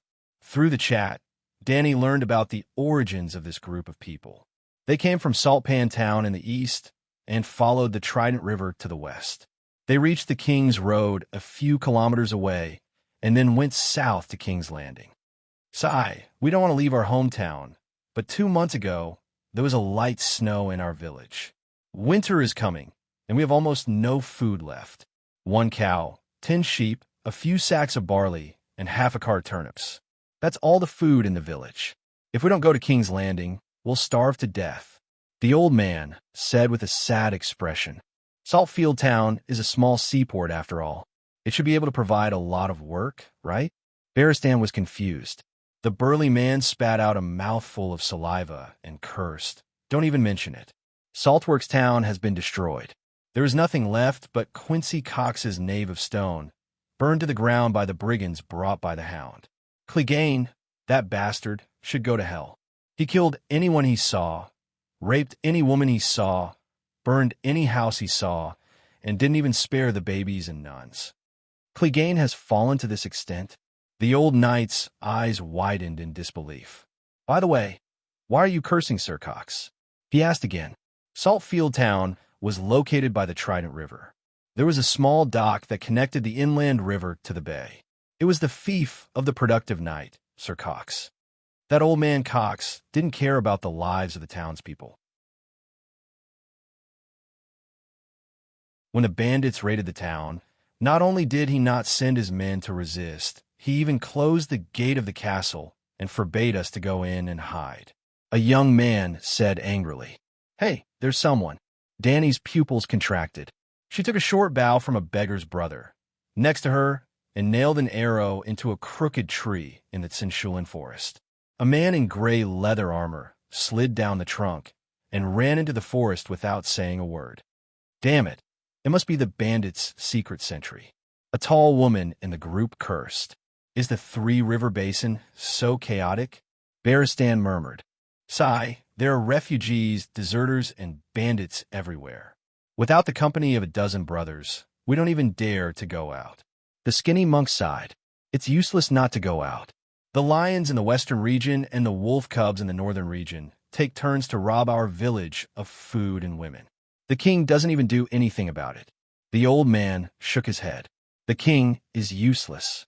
We can only protect ourselves and our families if we unite and build our own strength. The skinny monk waved his fist and said firmly, "Yes, our own strength." A star warrior patted his chest and began to recite the scriptures loudly. The others slowly joined in. Just like when they first met, they were in unison. The sound waves rolled and spread into the distance. Needless to say, the beggar's tactic was quite effective. Along the way, they encountered several groups of bandits hiding in the forest. Their greedy eyes swept back and forth between the water buffaloes, goats, and the smoked wolf meat on the shoulders of the beggar brothers. But in the end, they retreated under the imposing prayers of the crowd. About 2 kilometers to the west, the Tsin forest became thinner, and they encountered the first corpse. It was hanging under the branches of a charred tree trunk. As the group, praying loudly, approached, the scavenger crows that were pecking at the flesh on the human face spread out. Danny found that the calf of the corpse near the ground was only left with white bones and a few pieces of rags. There were also traces of being bitten by sharp teeth on the bones. The corpse's face was a ghastly grayish-green. Its mouth was propped open, and someone had placed an uneven white stone. Something was stuffed into its teeth. "Salt," Baristan said with a sullen face. After walking for a few dozen meters, they found the second corpse. The scavenger dragged it down. The remains were scattered in the withered grass. A tattered rope loop was hanging on a branch, swaying in the wind. A 10-year-old child tripped and almost fell. As a result, he dug out half a helmet from the soil. The head of the dead man was inside. The rotten flesh was crawling with squirming maggots and small black beetles. There was also a lion's head emblem on the top of the helmet. Lion's helmet, good steel. The burly man took the helmet and knocked off the rotten head and insects on the tree trunk. No rust, no dents. It can still be used after washing. After that, they would encounter 1 or more corpses every few steps until they reached the intersection. It stretched for nearly a kilometer, and there were about 100 or 200 corpses. They were hanging on the branches of the trees with ropes around their necks. Their bodies were swollen, and their cheeks were eaten by crows. They hung under the trees and swayed. Everyone's mouth was stuffed with salt. Many of them had coats of arms sewn on their chests. A dire wolf, an axe, an arrow, a salmon, a pine tree, an oak leaf, a short-legged rooster, a wild boar's head, the emblems of the nobles of the northern region, Hejin County, and the western region could be found here. 7 gods above. They are all deserters who gathered together to become bandits? The White Knight said with an ugly expression, "These are the people who looted Saltfield Town. They were caught by Count Tali and hanged in this forest as a warning to the other bandits," the thin monk said. Then the group set foot on King's Road, a 5-meter-wide mud road, which was the road of Westeros. The yellow mud road extended to a small pier by the river, where several ferries were docked. There was also an inn beside the road.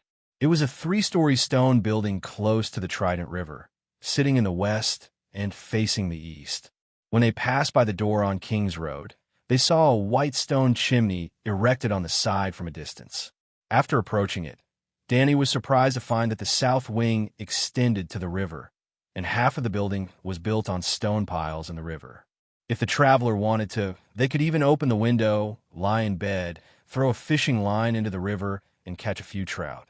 On the north side of the inn, there was a thatched cowshed and a bell tower. The whole building was surrounded by a broken white stone wall. Danny and the other 2 parted ways with a group of the poor peoples gathering at the inn. Before leaving, the White Knight secretly stuffed a handful of gold royals into the monk's hands. This place is 600 kilometers away from King's Landing, and it will take about a month. This food is not enough for you to eat. The courtyard of the inn was a large piece of brown mud. Danny stood at the entrance of the courtyard and hesitated for a while before she gritted her teeth and stepped on it. A shabby gallows stood in the courtyard, and a little boy was holding the rusty iron chain and swinging it back and forth. 4 girls stood in the porch and looked at him. The youngest was only 2 or 3 years old. She had a watermelon hairstyle and was crawling on the ground naked. The oldest was about 10 years old. She had brown hair and brown eyes. She was as thin as a match, and her cheeks were pale. She was wearing an old blue dress. When she saw Danny and the others coming over, she immediately used her body to protect the little ones behind her. "Who are you?" Periston covered his butt and limped. He shouted impatiently, "Of course we are guests. Quickly call your mother out and prepare a basin of hot water for me." "I don't have a mother. She was killed," the girl in the blue dress said anxiously. "Little girl, where is the shop owner?" Danny asked with a smile. The gentle smile infected the girl. She curiously looked at Danny and said, "My sister Jenny is the shop owner. She went to the river to get fish. We set up a net in the river and can catch a few trout every morning." "Miss, you are so beautiful. Even if you're wearing men's clothes, you are still beautiful." The little girl blushed and said, "Hee hee, iron armor is not only for men." Danny shook her head and asked, "What is your name?" "Weeping Willow."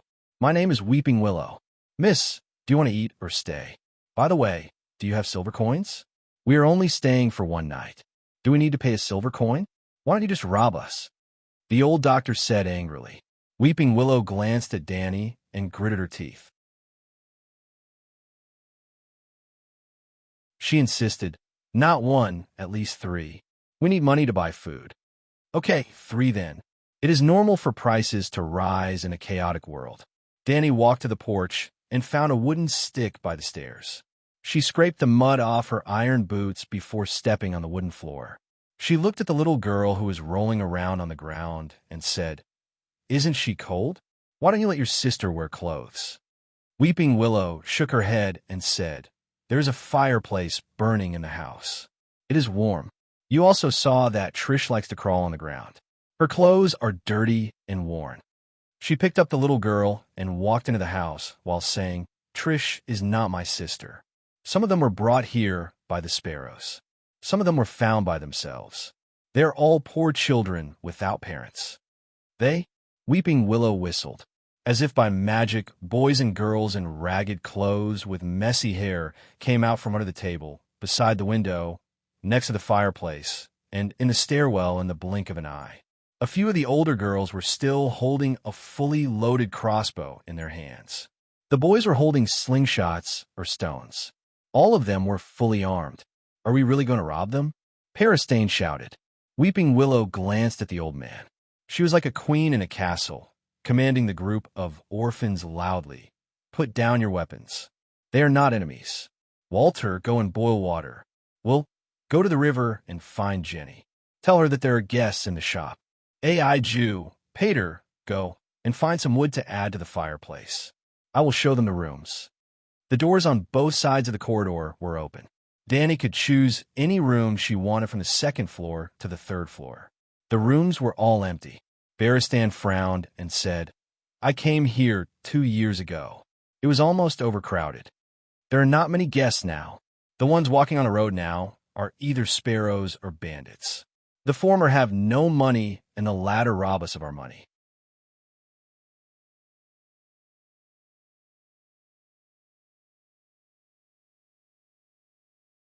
Chapter 274. What about Martha? The fat lady boss who chews tobacco from morning till night and stains her teeth red? Periston asked. "Martha is my aunt. She's dead. She died 2 years ago." "Died? How did she die?" "She was hanged by the old lion in front of the inn." "The old lion? Duke Tywin?" "Yes." Weeping Willow did not wait for him to ask again and continued to explain. "That day, the little devil was drinking downstairs and was caught by Mrs. Stark. During the War of the Four Kings, Lannister crossed the river and hanged Aunt Martha as revenge for her not doing anything." "Not doing anything?" Tywin is old and confused. "Your aunt is a hotel owner. How can she not do anything in front of Tully's daughter and Mrs. Stark?" Danny's mouth twitched. Weeping Willow said helplessly, "Will the nobles reason with the commoners? It's a pity. Martha is good at cooking, and the ale she brews is very fragrant." Periston smacked his lips and said regretfully, "You know Martha too?" Danny asked in surprise. "Sigh, this is a legendary old, and that is as famous as the Feather Pen wine bottle. I stayed there when I was traveling through the Seven Kingdoms. The old professor looked around and ran to the fourth room in the north. He smiled and said, "This is the room where the kind Queen Alisan and the King of Rinruik, His Majesty Jollies, lived 200 years ago." "Are you talking nonsense?" Weeping Willow stared and said in surprise. "Haha." The old professor pulled the long chain in front of his chest and said proudly, "Little girl, do you see this? 5 red copper chains, Doctor of History." Weeping Willow, "The price of this room will increase in the future." Danny entered King Rinrue's former bedroom. It was not very spacious, only 40 square meters. It had a small bathroom and a fireplace compared to the other rooms. She took off the large canvas bag behind her and put it on the chair in front of the fireplace. She looked around and said, "The feather quilt on the bed is a little moldy. Change it to a cleaner one for me. Light the fireplace and fill the water tank in the bathroom. The 2 of us will stay in the rooms on the left and right." Barristan said. After that, the old knight asked Weeping Willow about the recent events that happened near the inn. Wolf cubs and lions are going back and forth. The nearby villages have all been destroyed by the soldiers. There are bandits, sparrows, and orphans who have lost their families. There are fewer and fewer tourists. Aaron has long run out of food. We can only rely on hunting and fishing to survive. Is this considered a big deal? Weeping Willow said. Does Lannister have any plans? Organize the disaster victims to return to their homes and plant. In this weather, they would probably be able to plant a wave of cold-resistant crops, such as turnips and cabbage. The lions won the battle, so Hajian County belongs to them. They should be managing their own territory, shouldn't they? Danny asked. There are many lions nearby, but other than killing and snatching, they don't do anything else. Last time, the hounds killed a few lions here. In the end, my cousin followed in Aunt Martha's footsteps and was killed by the lions to vent their anger. Weeping Willow said sullenly. Danny's heart skipped a beat as she asked, Is Hound alone? Weeping Willow's eyes flashed with vigilance. Why do you ask? Who do you want to know? Danny looked at the little girl strangely. Child, you are really too young and inexperienced. I didn't ask anything, but you took the initiative to reveal the fact that you know that the little girl beside the hounds is Arya Stark. You even want to protect her whereabouts. What is your relationship with Arya? She rolled her eyes. You also said that the hounds killed a few lions. He is not the legendary hero Barristan, who has no companions. How can he kill a few warriors at once? Is Barristan that strong? The hounds fought 1 against 3, and even with the help of a girl, he was still seriously injured. Weeping Willow doubted. Danny nodded silently. This was the normal strength of this world. If the equipment and physical fitness were similar, if one could win 1 against 1, he would be considered a master. If one could win 2 against 1, he would be considered a master. If one could win 1 against 3, he would be considered a supermaster.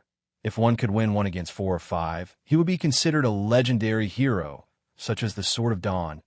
If she did not cheat with the Lion's Roar, Danny could only fight 1 against 2 with the same equipment, and the opponent could not be too strong. Barristan once fought against 11 in the City of Knowledge. 10 fully armed elite soldiers and a fully armored Grand Knight. He was unscathed, but 6 of them died. Even the knight's head was chopped off. Wow. I didn't expect the fearless Barristan to be so strong. He is much stronger than the infamous hounds. The little girl's face was full of admiration and longing. Barristan rubbed his nose awkwardly. Your Majesty, you think too highly of this old man. Without this armor, this old man would have been chopped in half. After Weeping Willow left, the old knight told Danny many things related to this crossroads inn. For example, other than King Rana, Robert and Cersei also stayed here for a day when they returned from the north. During the War of the Usurpers, Prince Rhaegar and Robert fought at the riverbank south of the inn. Because Rhaegar's chest was embedded with a red, 3-headed dragon with rubies, he was hammered in the chest by Robert's iron hammer. The rubies shattered on the riverbank, which was also known as the Ruby Beach. That day, Arya and the swineherd practiced swordsmanship at the Ruby Beach. Joffrey and Sansa also went for a walk at the Ruby Beach.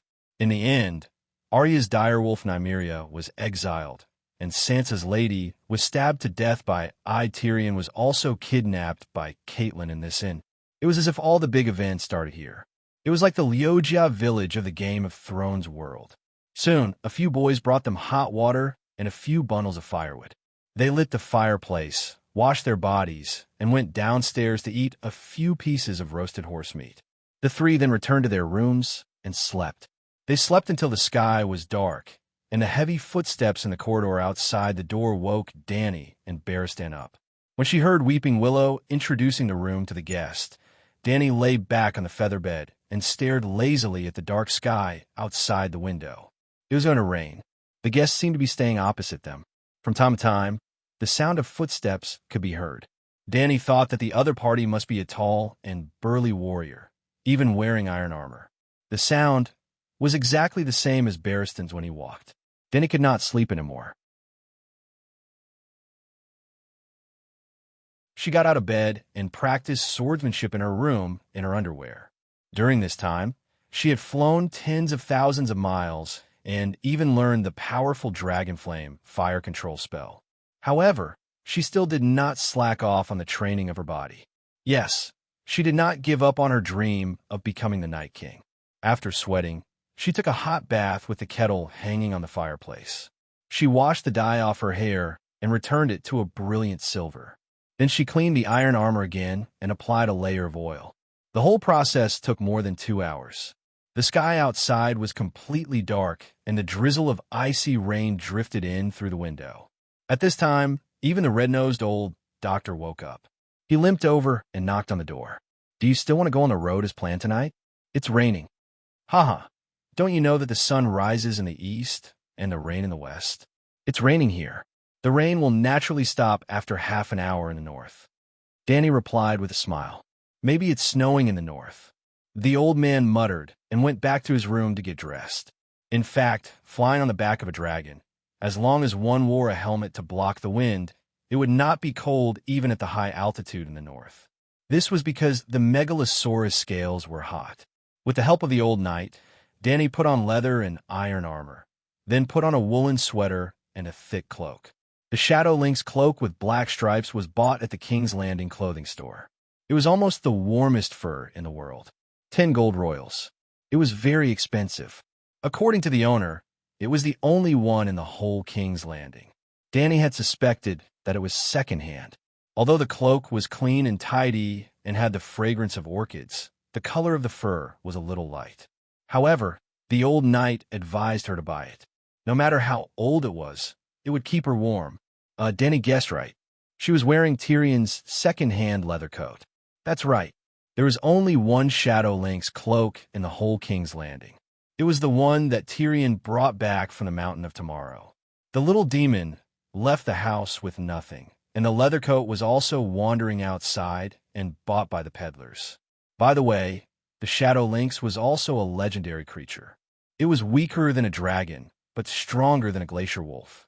It was very rare and even harder to catch. How powerful was it? It had sharp teeth and a sharp mouth.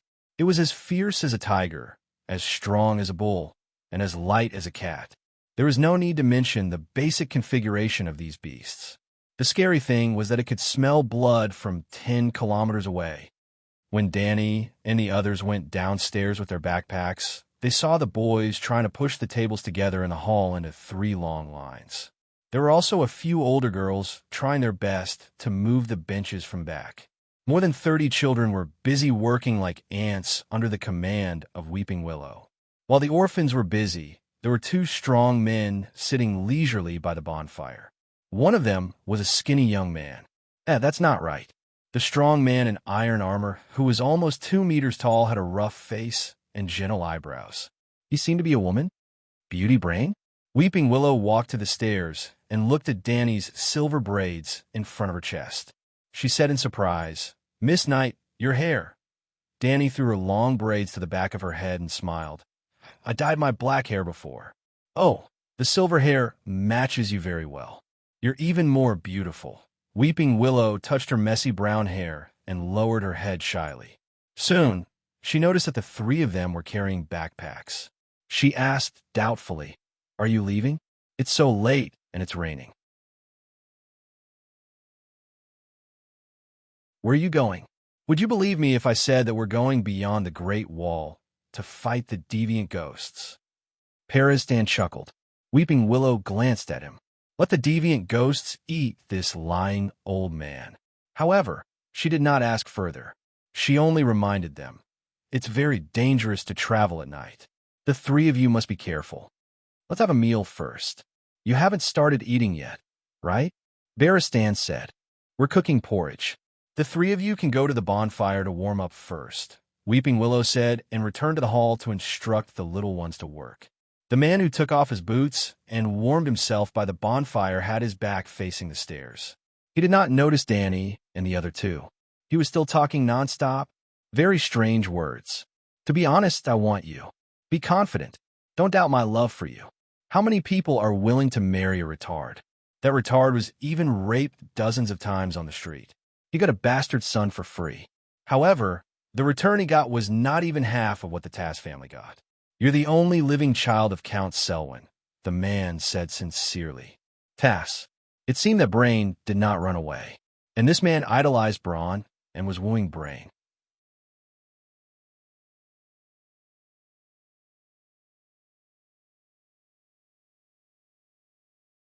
Chapter 275.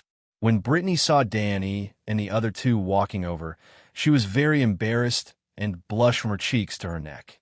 The man thought she was shy and continued, I know you like Renly. I knew it when we were at the Bitter Bridge. I'm not as handsome as him, not as rich as him, and not as high as his title, but I have two advantages that he will never be able to match. First, I didn't have my throat slit. A living person is better than a dead person. Second, I have the ability. I swear to you, I have at least one confirmed illegitimate daughter. But don't worry, I won't let that girl cause you trouble. I just want to say that marriage is good for both of us. I get the land and the title, you get the castle. He pointed at the children running around the room. Brittany said angrily, Don't say that. My father is only 54 years old. He's not too old to have children. There are risks in everything. If your father remarries, if the bride can get pregnant, if she can give birth to a baby boy, it proves that I bet on the wrong thing. But it's not a loss for you. You're a virgin. I'm afraid you don't understand the game between men and women. After playing, your attitude will naturally change. In the dark, you're as beautiful as any princess. I'll also spoil you like a princess. Tonight, don't bolt your door. I'll sneak into your bed and prove my words. The man said teasingly, Damn, this guy is so cheap. Brittany couldn't help but be embarrassed and said angrily, If you dare to do that, I'll turn you into a eunuch tonight. We have a guest. The silent young man with brown hair and blue eyes reminded her in a low voice. The man sat on the chair and looked back. He was surprised to see Danny, but his eyes were finally attracted by the long chain around Pereston's neck. 7 gods above, I actually met a doctor here. You're Dr. Peristan. I've seen you in the City of Knowledge. Why are you here? The man had thick and messy brown hair. There was a thin and long scar on his left ear. His buttocks had a chin, and his nose seemed to have been broken many times. It was a little crooked. You are. The old professor was puzzled at first, but when he saw the family emblem on the man's breastplate, a brown dead deer hanging from a crossbar, he suddenly understood. You are Highly Hunt of the Hornhill. You have been studying in the City of Knowledge for 2 years, but you have misspelled your father's name, the stupid pig Hunt. Ahem. Hire coughed dryly and said awkwardly, That was a mistake. Are you Miss Brittany of the Tass family? The old doctor turned to Brittany and asked in confusion, Why are the two of you together? Doctor knows me? Brittany asked curiously. Your looks are unique under the heavens. The old man said harshly. Brittany blushed and lowered her head. Brittany was 2 meters tall with broad shoulders. Because of her flat chest, her pectorals were bigger than her breasts. Her face was round and rough, covered with freckles. Her nose had been broken many times and was crooked. Her teeth were protruding out of place.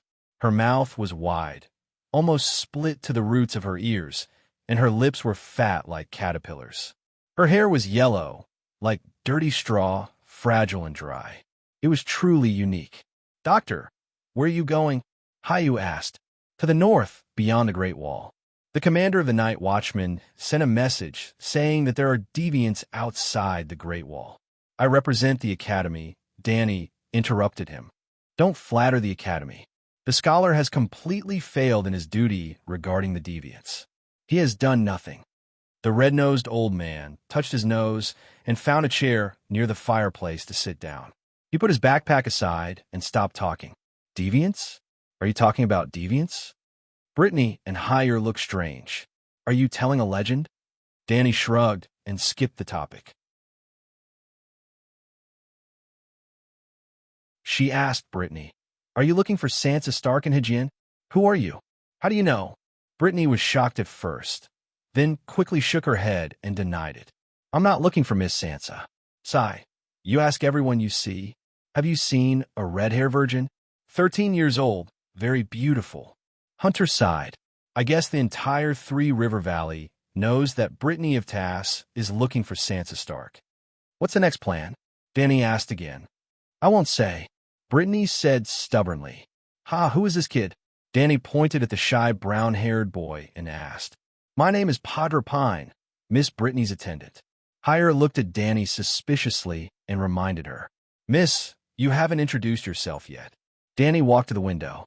Under the night sky, the river flowed endlessly. She held the hilt of her sword with her right hand. The cold wind blew the shadow of the lynx cloak on her shoulder. She sighed. Lonely shadow in the cold river, old friends of the martial arts world, why do we have to know each other when we meet? Brittany, Barristan, old doctor, they were stunned for a moment. Hire was confused. What are you talking about? You don't know? I don't want to tell you my true identity, but I can't bear to make up a name to deceive you. So, I want you to stop asking. Is that what you mean? Hire was even more confused. Dr. Barristan broke the awkwardness and asked, Sir Hire, I remember you are a knight under Count Tully. Why are you here? I'm pursuing Miss Brittany. Pursuing her family's fief. Danny mocked. Miss, you are very beautiful. Many people will pursue you because of your beauty. But what's the difference between this and me pursuing Miss Brittany because of her inheritance? Hire was shameless, but what he said did make some sense. Time to eat, children. Get ready to eat. After a while, Weeping Willow came to the center of the hall. His thin body let out a deafening cry. A group of monkeys obediently sat on two long tables far away from the fireplace. They blinked their eyes and looked in the direction of the kitchen. You can eat at this table. Weeping Willow pointed to the empty table by the fireplace and said to Danny and the others, Where's your sister, Jenny? There isn't even an adult in such a big inn. Danny was puzzled. She came back with a few trout in the afternoon and went out again in the afternoon. While they were talking, a gray-haired old man walked out of the kitchen with a steaming pot in his hand. Behind him were few boys around the age of 11 or 12. They were carrying plates, wooden bowls, and large loaves of black bread that were overflowing with the aroma of wheat. Dinner was simple. A pot of turnip barley porridge, a plate of fried trout, and a plate of mutton stewed with carrots mixed with alfalfa. When they were setting the table, the old man introduced himself to Danny and the others. He was Meribad, a barefoot monk in Hygien. He couldn't read or write, but he could recite the 7 Stars Holy Book and various prayers.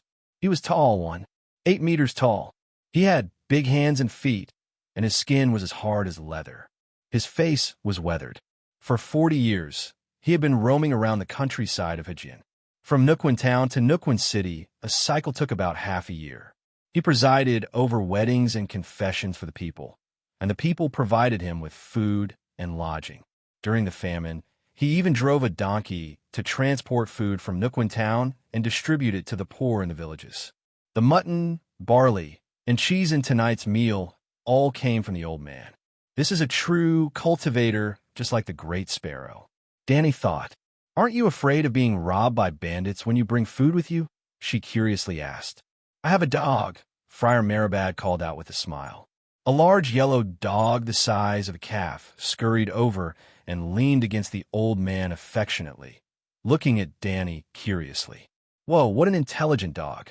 Danny looked at its human-like eyes and exclaimed in surprise. Dog is very powerful. The last time I met a wolf pack in Sinshulin, dog bit a dozen wolves to death in an instant. Marabad stroked the yellow dog's neck and proudly said, "Do wolves often appear?" Baristan frowned and asked. The wolves are led by a large female wolf. They've been patrolling the Trident River for the past 2 years. Even the nobles couldn't do anything to them. Monk Marabad nodded. The old knight and Danny exchanged glances, but didn't continue asking. Before the meal, Monk Marabad looked at the weeping willow and asked, "Can I lead the children to pray before the meal?" "Yes." And so they all bowed their heads to thank the Heavenly Father and Holy Mother for their charity, including Danny and Dr. Paristan. However, there was a black-haired young man around 15 or 16 years old standing on the side, his arms crossed as he stared at the others and prayed. After the prayer was over, Danny curiously looked at him and asked, "Young man, are you from the north?"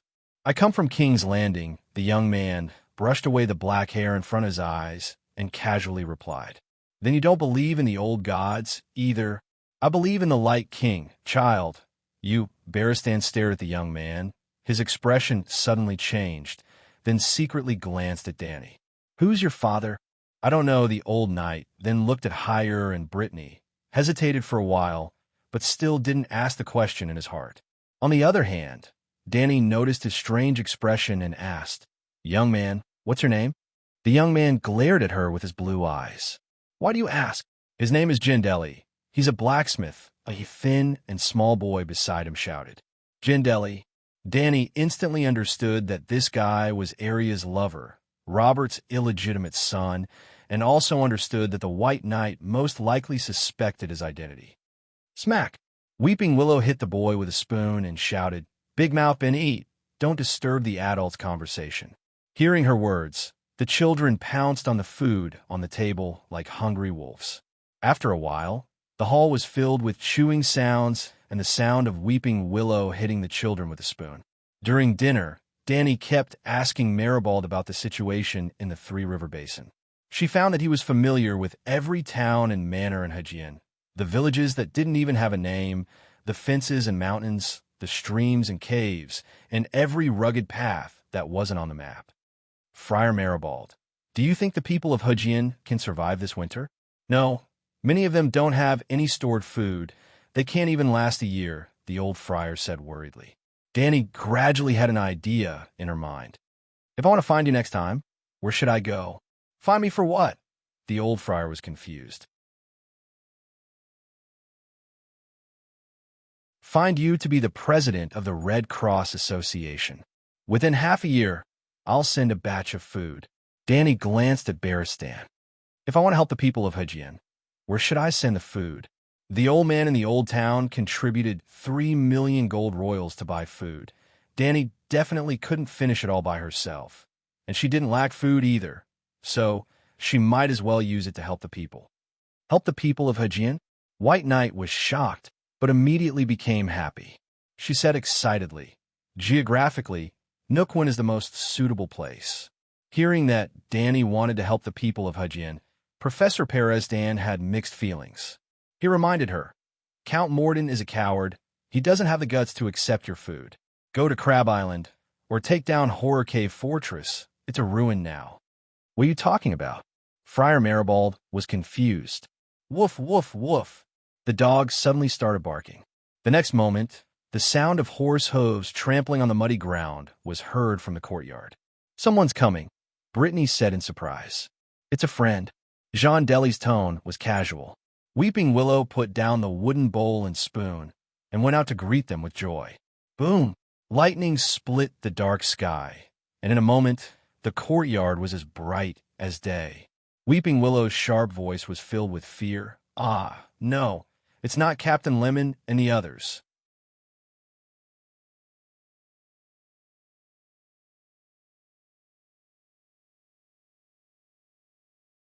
Chapter 276. Weeping Willow staggered back into the hall. She hurriedly took off a crossbow hanging on the wall and shouted anxiously, "Stop eating. Take your weapons. There's a group of bandits outside." The children who were holding bowls and eating immediately left their seats. Some went to get crossbows, some looked for stones, some leaned on the window and pulled the slingshot, Weeping Willow rushed into the rain with a crossbow and shouted at the top of her lungs, "Leave! There's no food here. We all have weapons. This is not a place where you can behave atrociously." The 10-year-old little girl was taller than a giant at this time. Boom! Thunder rumbled, and bright, white lightning flashed in the yard. Danny saw 7 or 8 armored warriors wearing black hoods, and the rain fell from their grinning chins. Someone was holding an axe with a silver blue light. Someone was holding an unsheathed black machete, and the rest were unsheathed swords.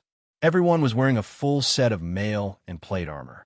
Weapons and armor were shining coldly and belonged to the best equipment. This was a group of powerful bandits. The leader, a man wearing a dog helmet, said to Weeping Willow fiercely, "If you dare to shoot, I'll stuff that arrow into your hole and use it to asterisk, asterisk, asterisk, asterisk, asterisk, asterisk, asterisk. You dare to stare at me? Very well, you're dead. I'm going to dig out your damn eyes and stuff them under you." Danny pulled Weeping Willow's collar and took her back to the house. There are so many nights in the house, it's not your turn to be in the limelight. Then she smiled and asked Brittany, who looked solemn, "How many can you deal with?" Brittany was stunned for a moment before she mumbled, "1, maybe 2. I can deal with 1. Hire wiped the grease from his mouth, put on his helmet, and said in annoyance, "I have to ride a horse. That way I can fight 2, or even 3. "Sir, you can deal with 3, right?" Danny asked Bearstan.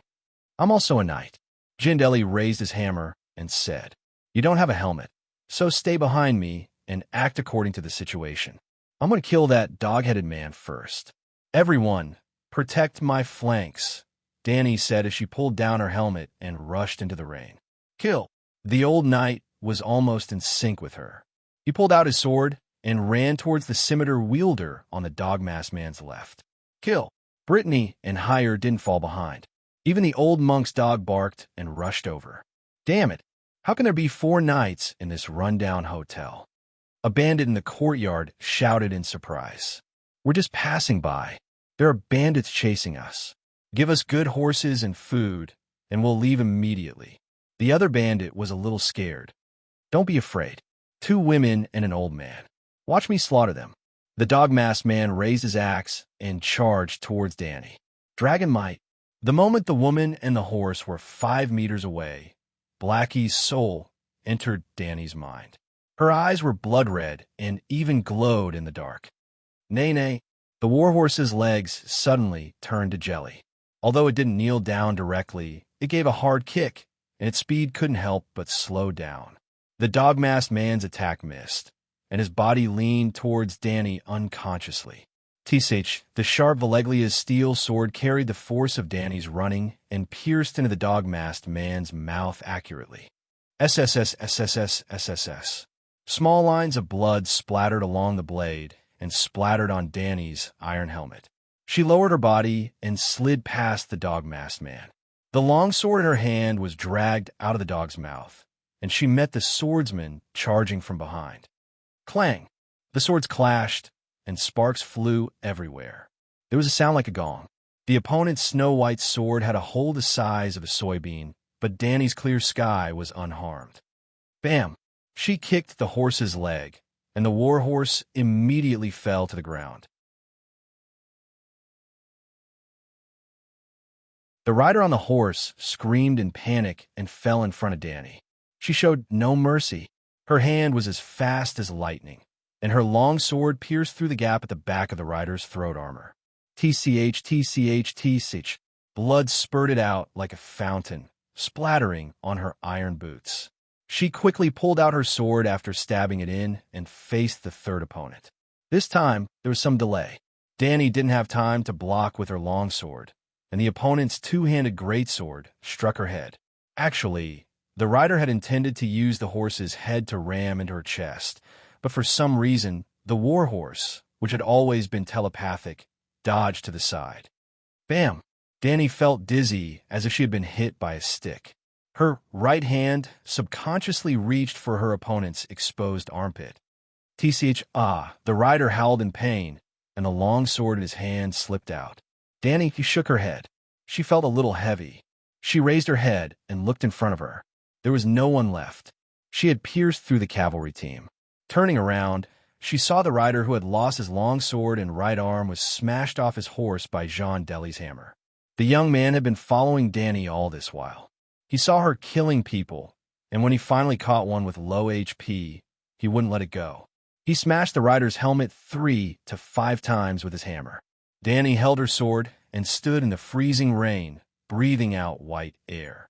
She felt a little heavy in her head, and when she reached out her hand, she touched the blade of a sword. She was stunned for a moment before she realized that she had become the Golden Lion Shiki. She took off her helmet with difficulty. As expected, the blade of the sword struck the round steel cap on the top of the helmet and got stuck. Monk Marabad, who was standing under the porch and holding an oil lamp, shouted, "7 gods above, that Miss Knight is even scarier than Brittany." She knocked down the horse with one kick. How strong must she be? Weeping Willow's eyes widened as he muttered. Perez Dan was also shocked. In just a few breaths, the others were still fighting one-on-one, but she had killed 3 fully armed Grand Knights. The quality of this year's martial arts champion was too high. White Knight didn't complete her mission. She only killed 2 riders. Brittany and Higher killed 1 each, and Jean Deli snatched one of Danny's heads. As the rain fell, the 7 armored corpses twitched unconsciously in the mud. Blood flowed into a small stream and dyed the soil in the courtyard red. Danny and Brittany looked at each other and laughed at the same time. In an instant, they felt closer to each other.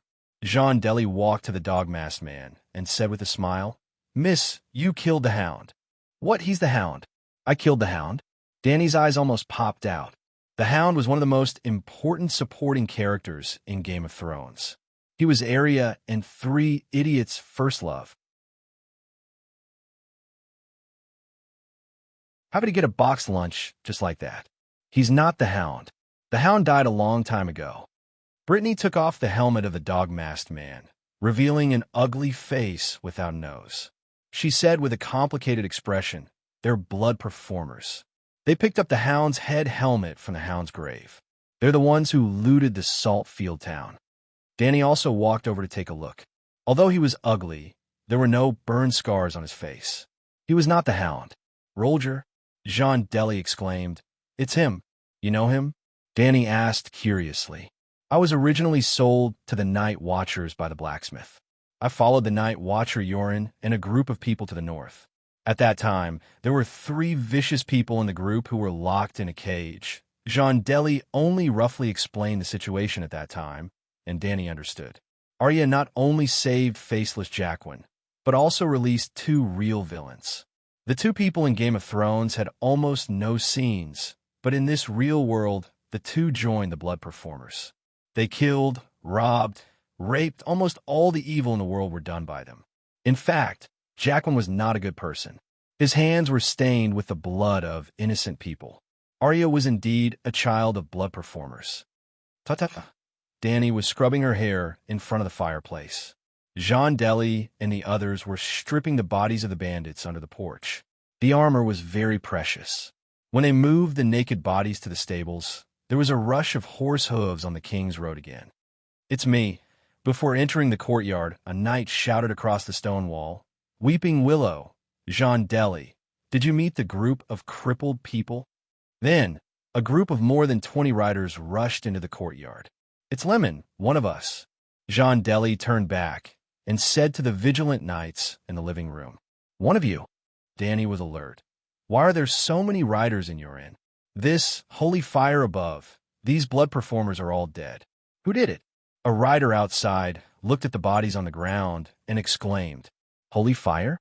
Higher was stunned and suddenly changed his expression. He got up from the soft couch by the fireplace, grabbed the sword belt hanging on the wall, and shouted, "Be careful. We are in a black inn. They are all bandits." "What?" Danny and Brittany were still in a daze. The White Knight, who had not taken off her armor, had already drawn her sword in front of her. Then they saw the children running around and shouting. Some children were a loss, but a dozen of them were holding crossbows and raising stones, pointing at Danny and the others. Yes, this is a black inn. A tall girl, 16 or 17 years old, walked in. Her brown hair under the hood was dripping wet. She often did not have enough to eat. She was very thin, and her face was plain and white from the cold. The only highlight was her height, estimated to be more than 175 meters. Brown leather boots and black leather pants outline a pair of eye-catching long legs. Long legs, Jenny! Jean Deli frowned and shouted. They killed the bandits of the blood performers. Jenny? Weeping Willow's sister. They looked very similar. Madam wants to see them, Longlegs, Jenny said. After a while, 7 or 8 warriors with sharp swords rushed into the room. There were also a dozen people with bows and crossbows guarding the door and windows, staring coldly at them. Put down your weapons, take off your armor, and surrender, the bearded man in a lemon-yellow cloak shouted. This really is a black-in. Danny looked around. The swordsman looked solemn. Weeping Willow wanted to say something, but stopped. The group of little radishes looked at them nervously. The 2-year-old girl named Tracy did not understand what was going on. She was still crawling around the long table naked. Occasionally, she would pick up a few crumbs of bread and stuff them in her mouth, making the cups and plates clinking. You believe in the Red God. Are you from the Brotherhood without a flag? Monk Marabad stepped forward and explained, I know you and your rules. I can swear that the knights here are all good people. Please don't kill the innocent. Let them go. Old monk, I know you too. You go to the villages in Hudging County and help the poor people. You are not in the trial. You can leave with your donkey, but they're the people Madame Stoneheart is looking for. You can't let any of them go.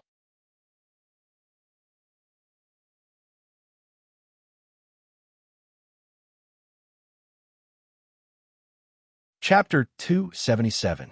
The cold rainwater hit the branches and leaves that passed by the cloak, making a crisp sound. Compared to the previous heavy rain that was as dense as a curtain, the rain was much weaker. Perhaps not long after, this late autumn cold rain would completely stop. It was close to midnight.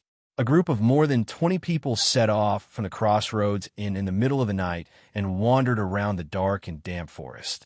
Under the complaining and puzzled gaze of the old man Paristan, Danny gave in. She did not summon the Megalosaurus to save the day. However, she also made her own request. She did not care about Brittany and the rest, but she and Baristan could not take off their armor. Their swords could be removed from their waists, but they had to be kept by the old doctor. Due to the red-nosed old man's characteristics, the bandits only hesitated for a moment before agreeing. Danny was very interested in the strange Madame Stoneheart. There was indeed a brotherhood without flags in the plot, but the leader of the brotherhood seemed to be a man, a minor character. She did not remember the name, so she wanted to meet the madam. Danny was just a fat sheep. After all, she had helped them kill the blood trickster, so she could get good treatment. Brittany was not so lucky. The brotherhood without flags seemed to be targeting her. Not only was her armor stripped, her weapon was taken away, and even her hands were tightly bound. Yes, Hire and Bodrick were treated the same.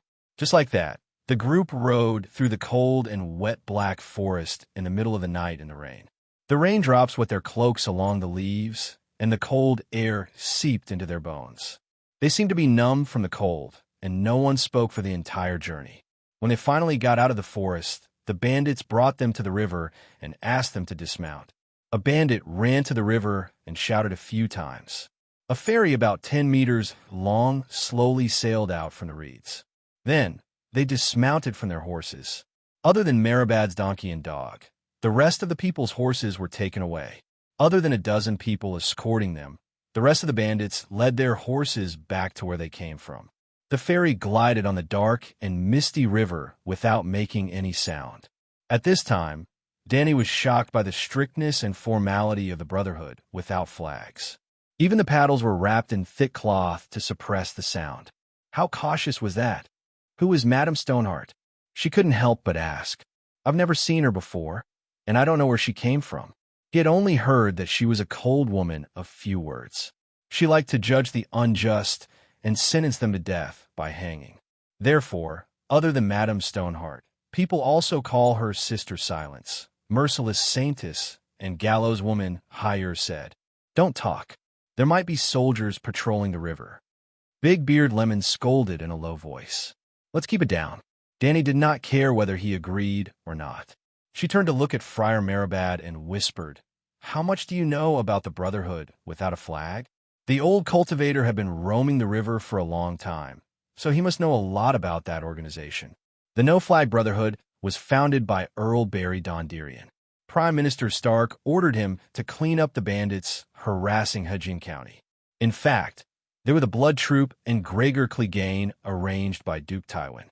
In the end, not long after they left King's Landing, King Robert passed away and Prime Minister Ide was imprisoned. However, Earl Barry and his men still insisted on carrying out Prime Minister Ide's orders. They kept going against Lannister, who harassed the people.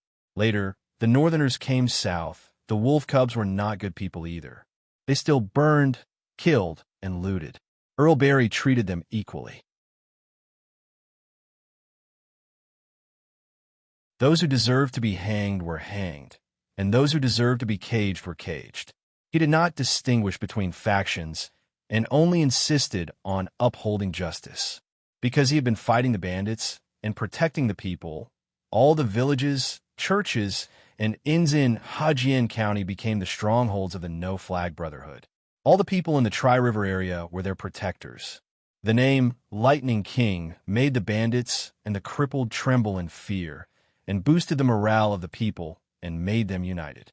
The emblem of the Donderian family was a purple forked lightning bolt. The No Flag Brotherhood developed into a worker, peasant, and soldier guerrilla group. If the nobles of the Seven Kingdoms continue to fight, can they go one step further and create a Red Party? Danny asked in surprise. Red Party? The old cultivator nodded. That's right. They almost formed a Red Party. The people of Hudgin County began to abandon the faith of the Seven Gods and turned to believe in the Red God, who could often perform miracles. This Red Party is not that Red Party. What miracles? Reviving the dead? Danny asked. The old cultivator nodded with a complicated expression and sighed. The Lightning King is not invincible. The No Flag Brotherhood also cannot win every battle. They have been defeated many times, and Earl Barry has been killed many times. From what I know, he was killed by the Demon Mountain at least twice. One time, a spear pierced through his heart, and the other time, a sharp sword pierced through his head from his eye socket. He was even captured alive a few times and hanged to death. Every time he was killed, he would be revived by Soros, a Red God believer from Mill. Seeing such miracles happening around them, the believers naturally began to change their faith. Peristan couldn't help but ask, "Are you sure that the Lightning King is always Earl Barry, and not someone wearing his armor and waving his lightning flag? It's just like how a hunting dog's helmet was picked up by someone, and everyone thought that it was the hunting dog who robbed Salt Pan Town. Are you deaf? The Lightning King has been captured by the nobles a few times. How could they mistake him for someone else?" Danny sneered and said, "Accept the reality. There are true gods in this world. Reviving the dead is almost the signature skill of the Red God priests. And it's obvious that the Light King, Lalo, has the idea of invading the Westeros. Otherwise, why would he waste so much of his divine power to perform miracles so many times?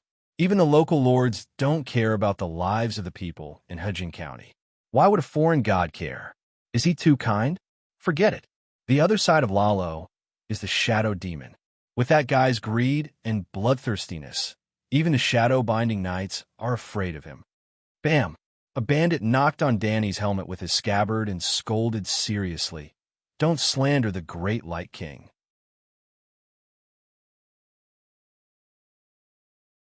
Then he started to recite Lalo's prayer. "The night is long, and there are dangers everywhere.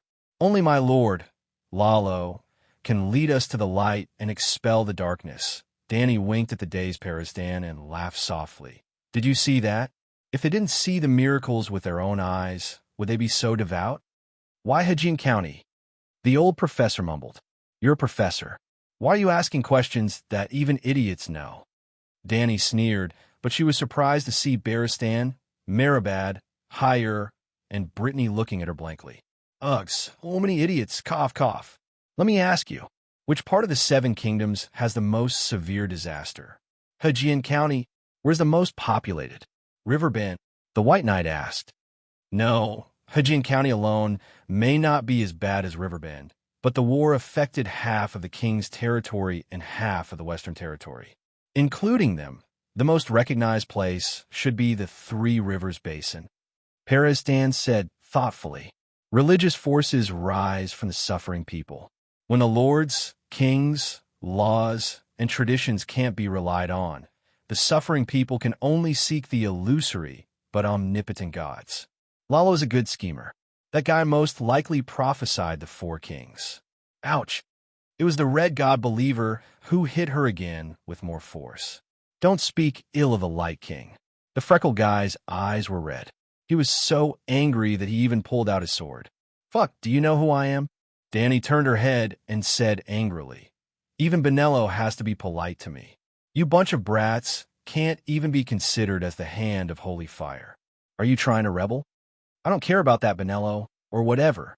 You're not allowed to insult the Light King. The freckled guy shouted back. He even put his sword on Danny's neck. All right, I won't say any more.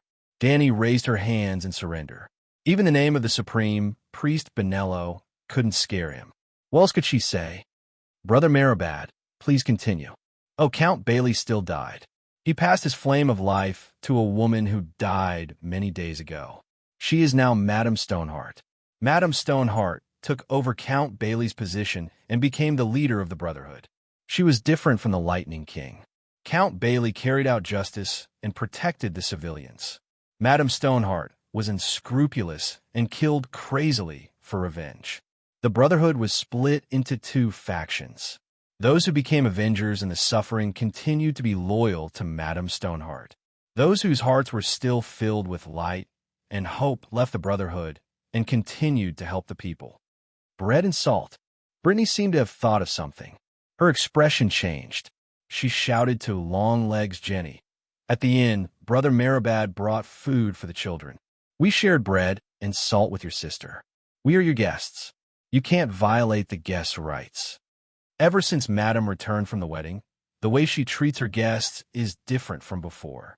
Jenny sighed and looked at the dark river. She said calmly, do you see the corpses hanging by the river? Some of them think they're guests too. Wedding?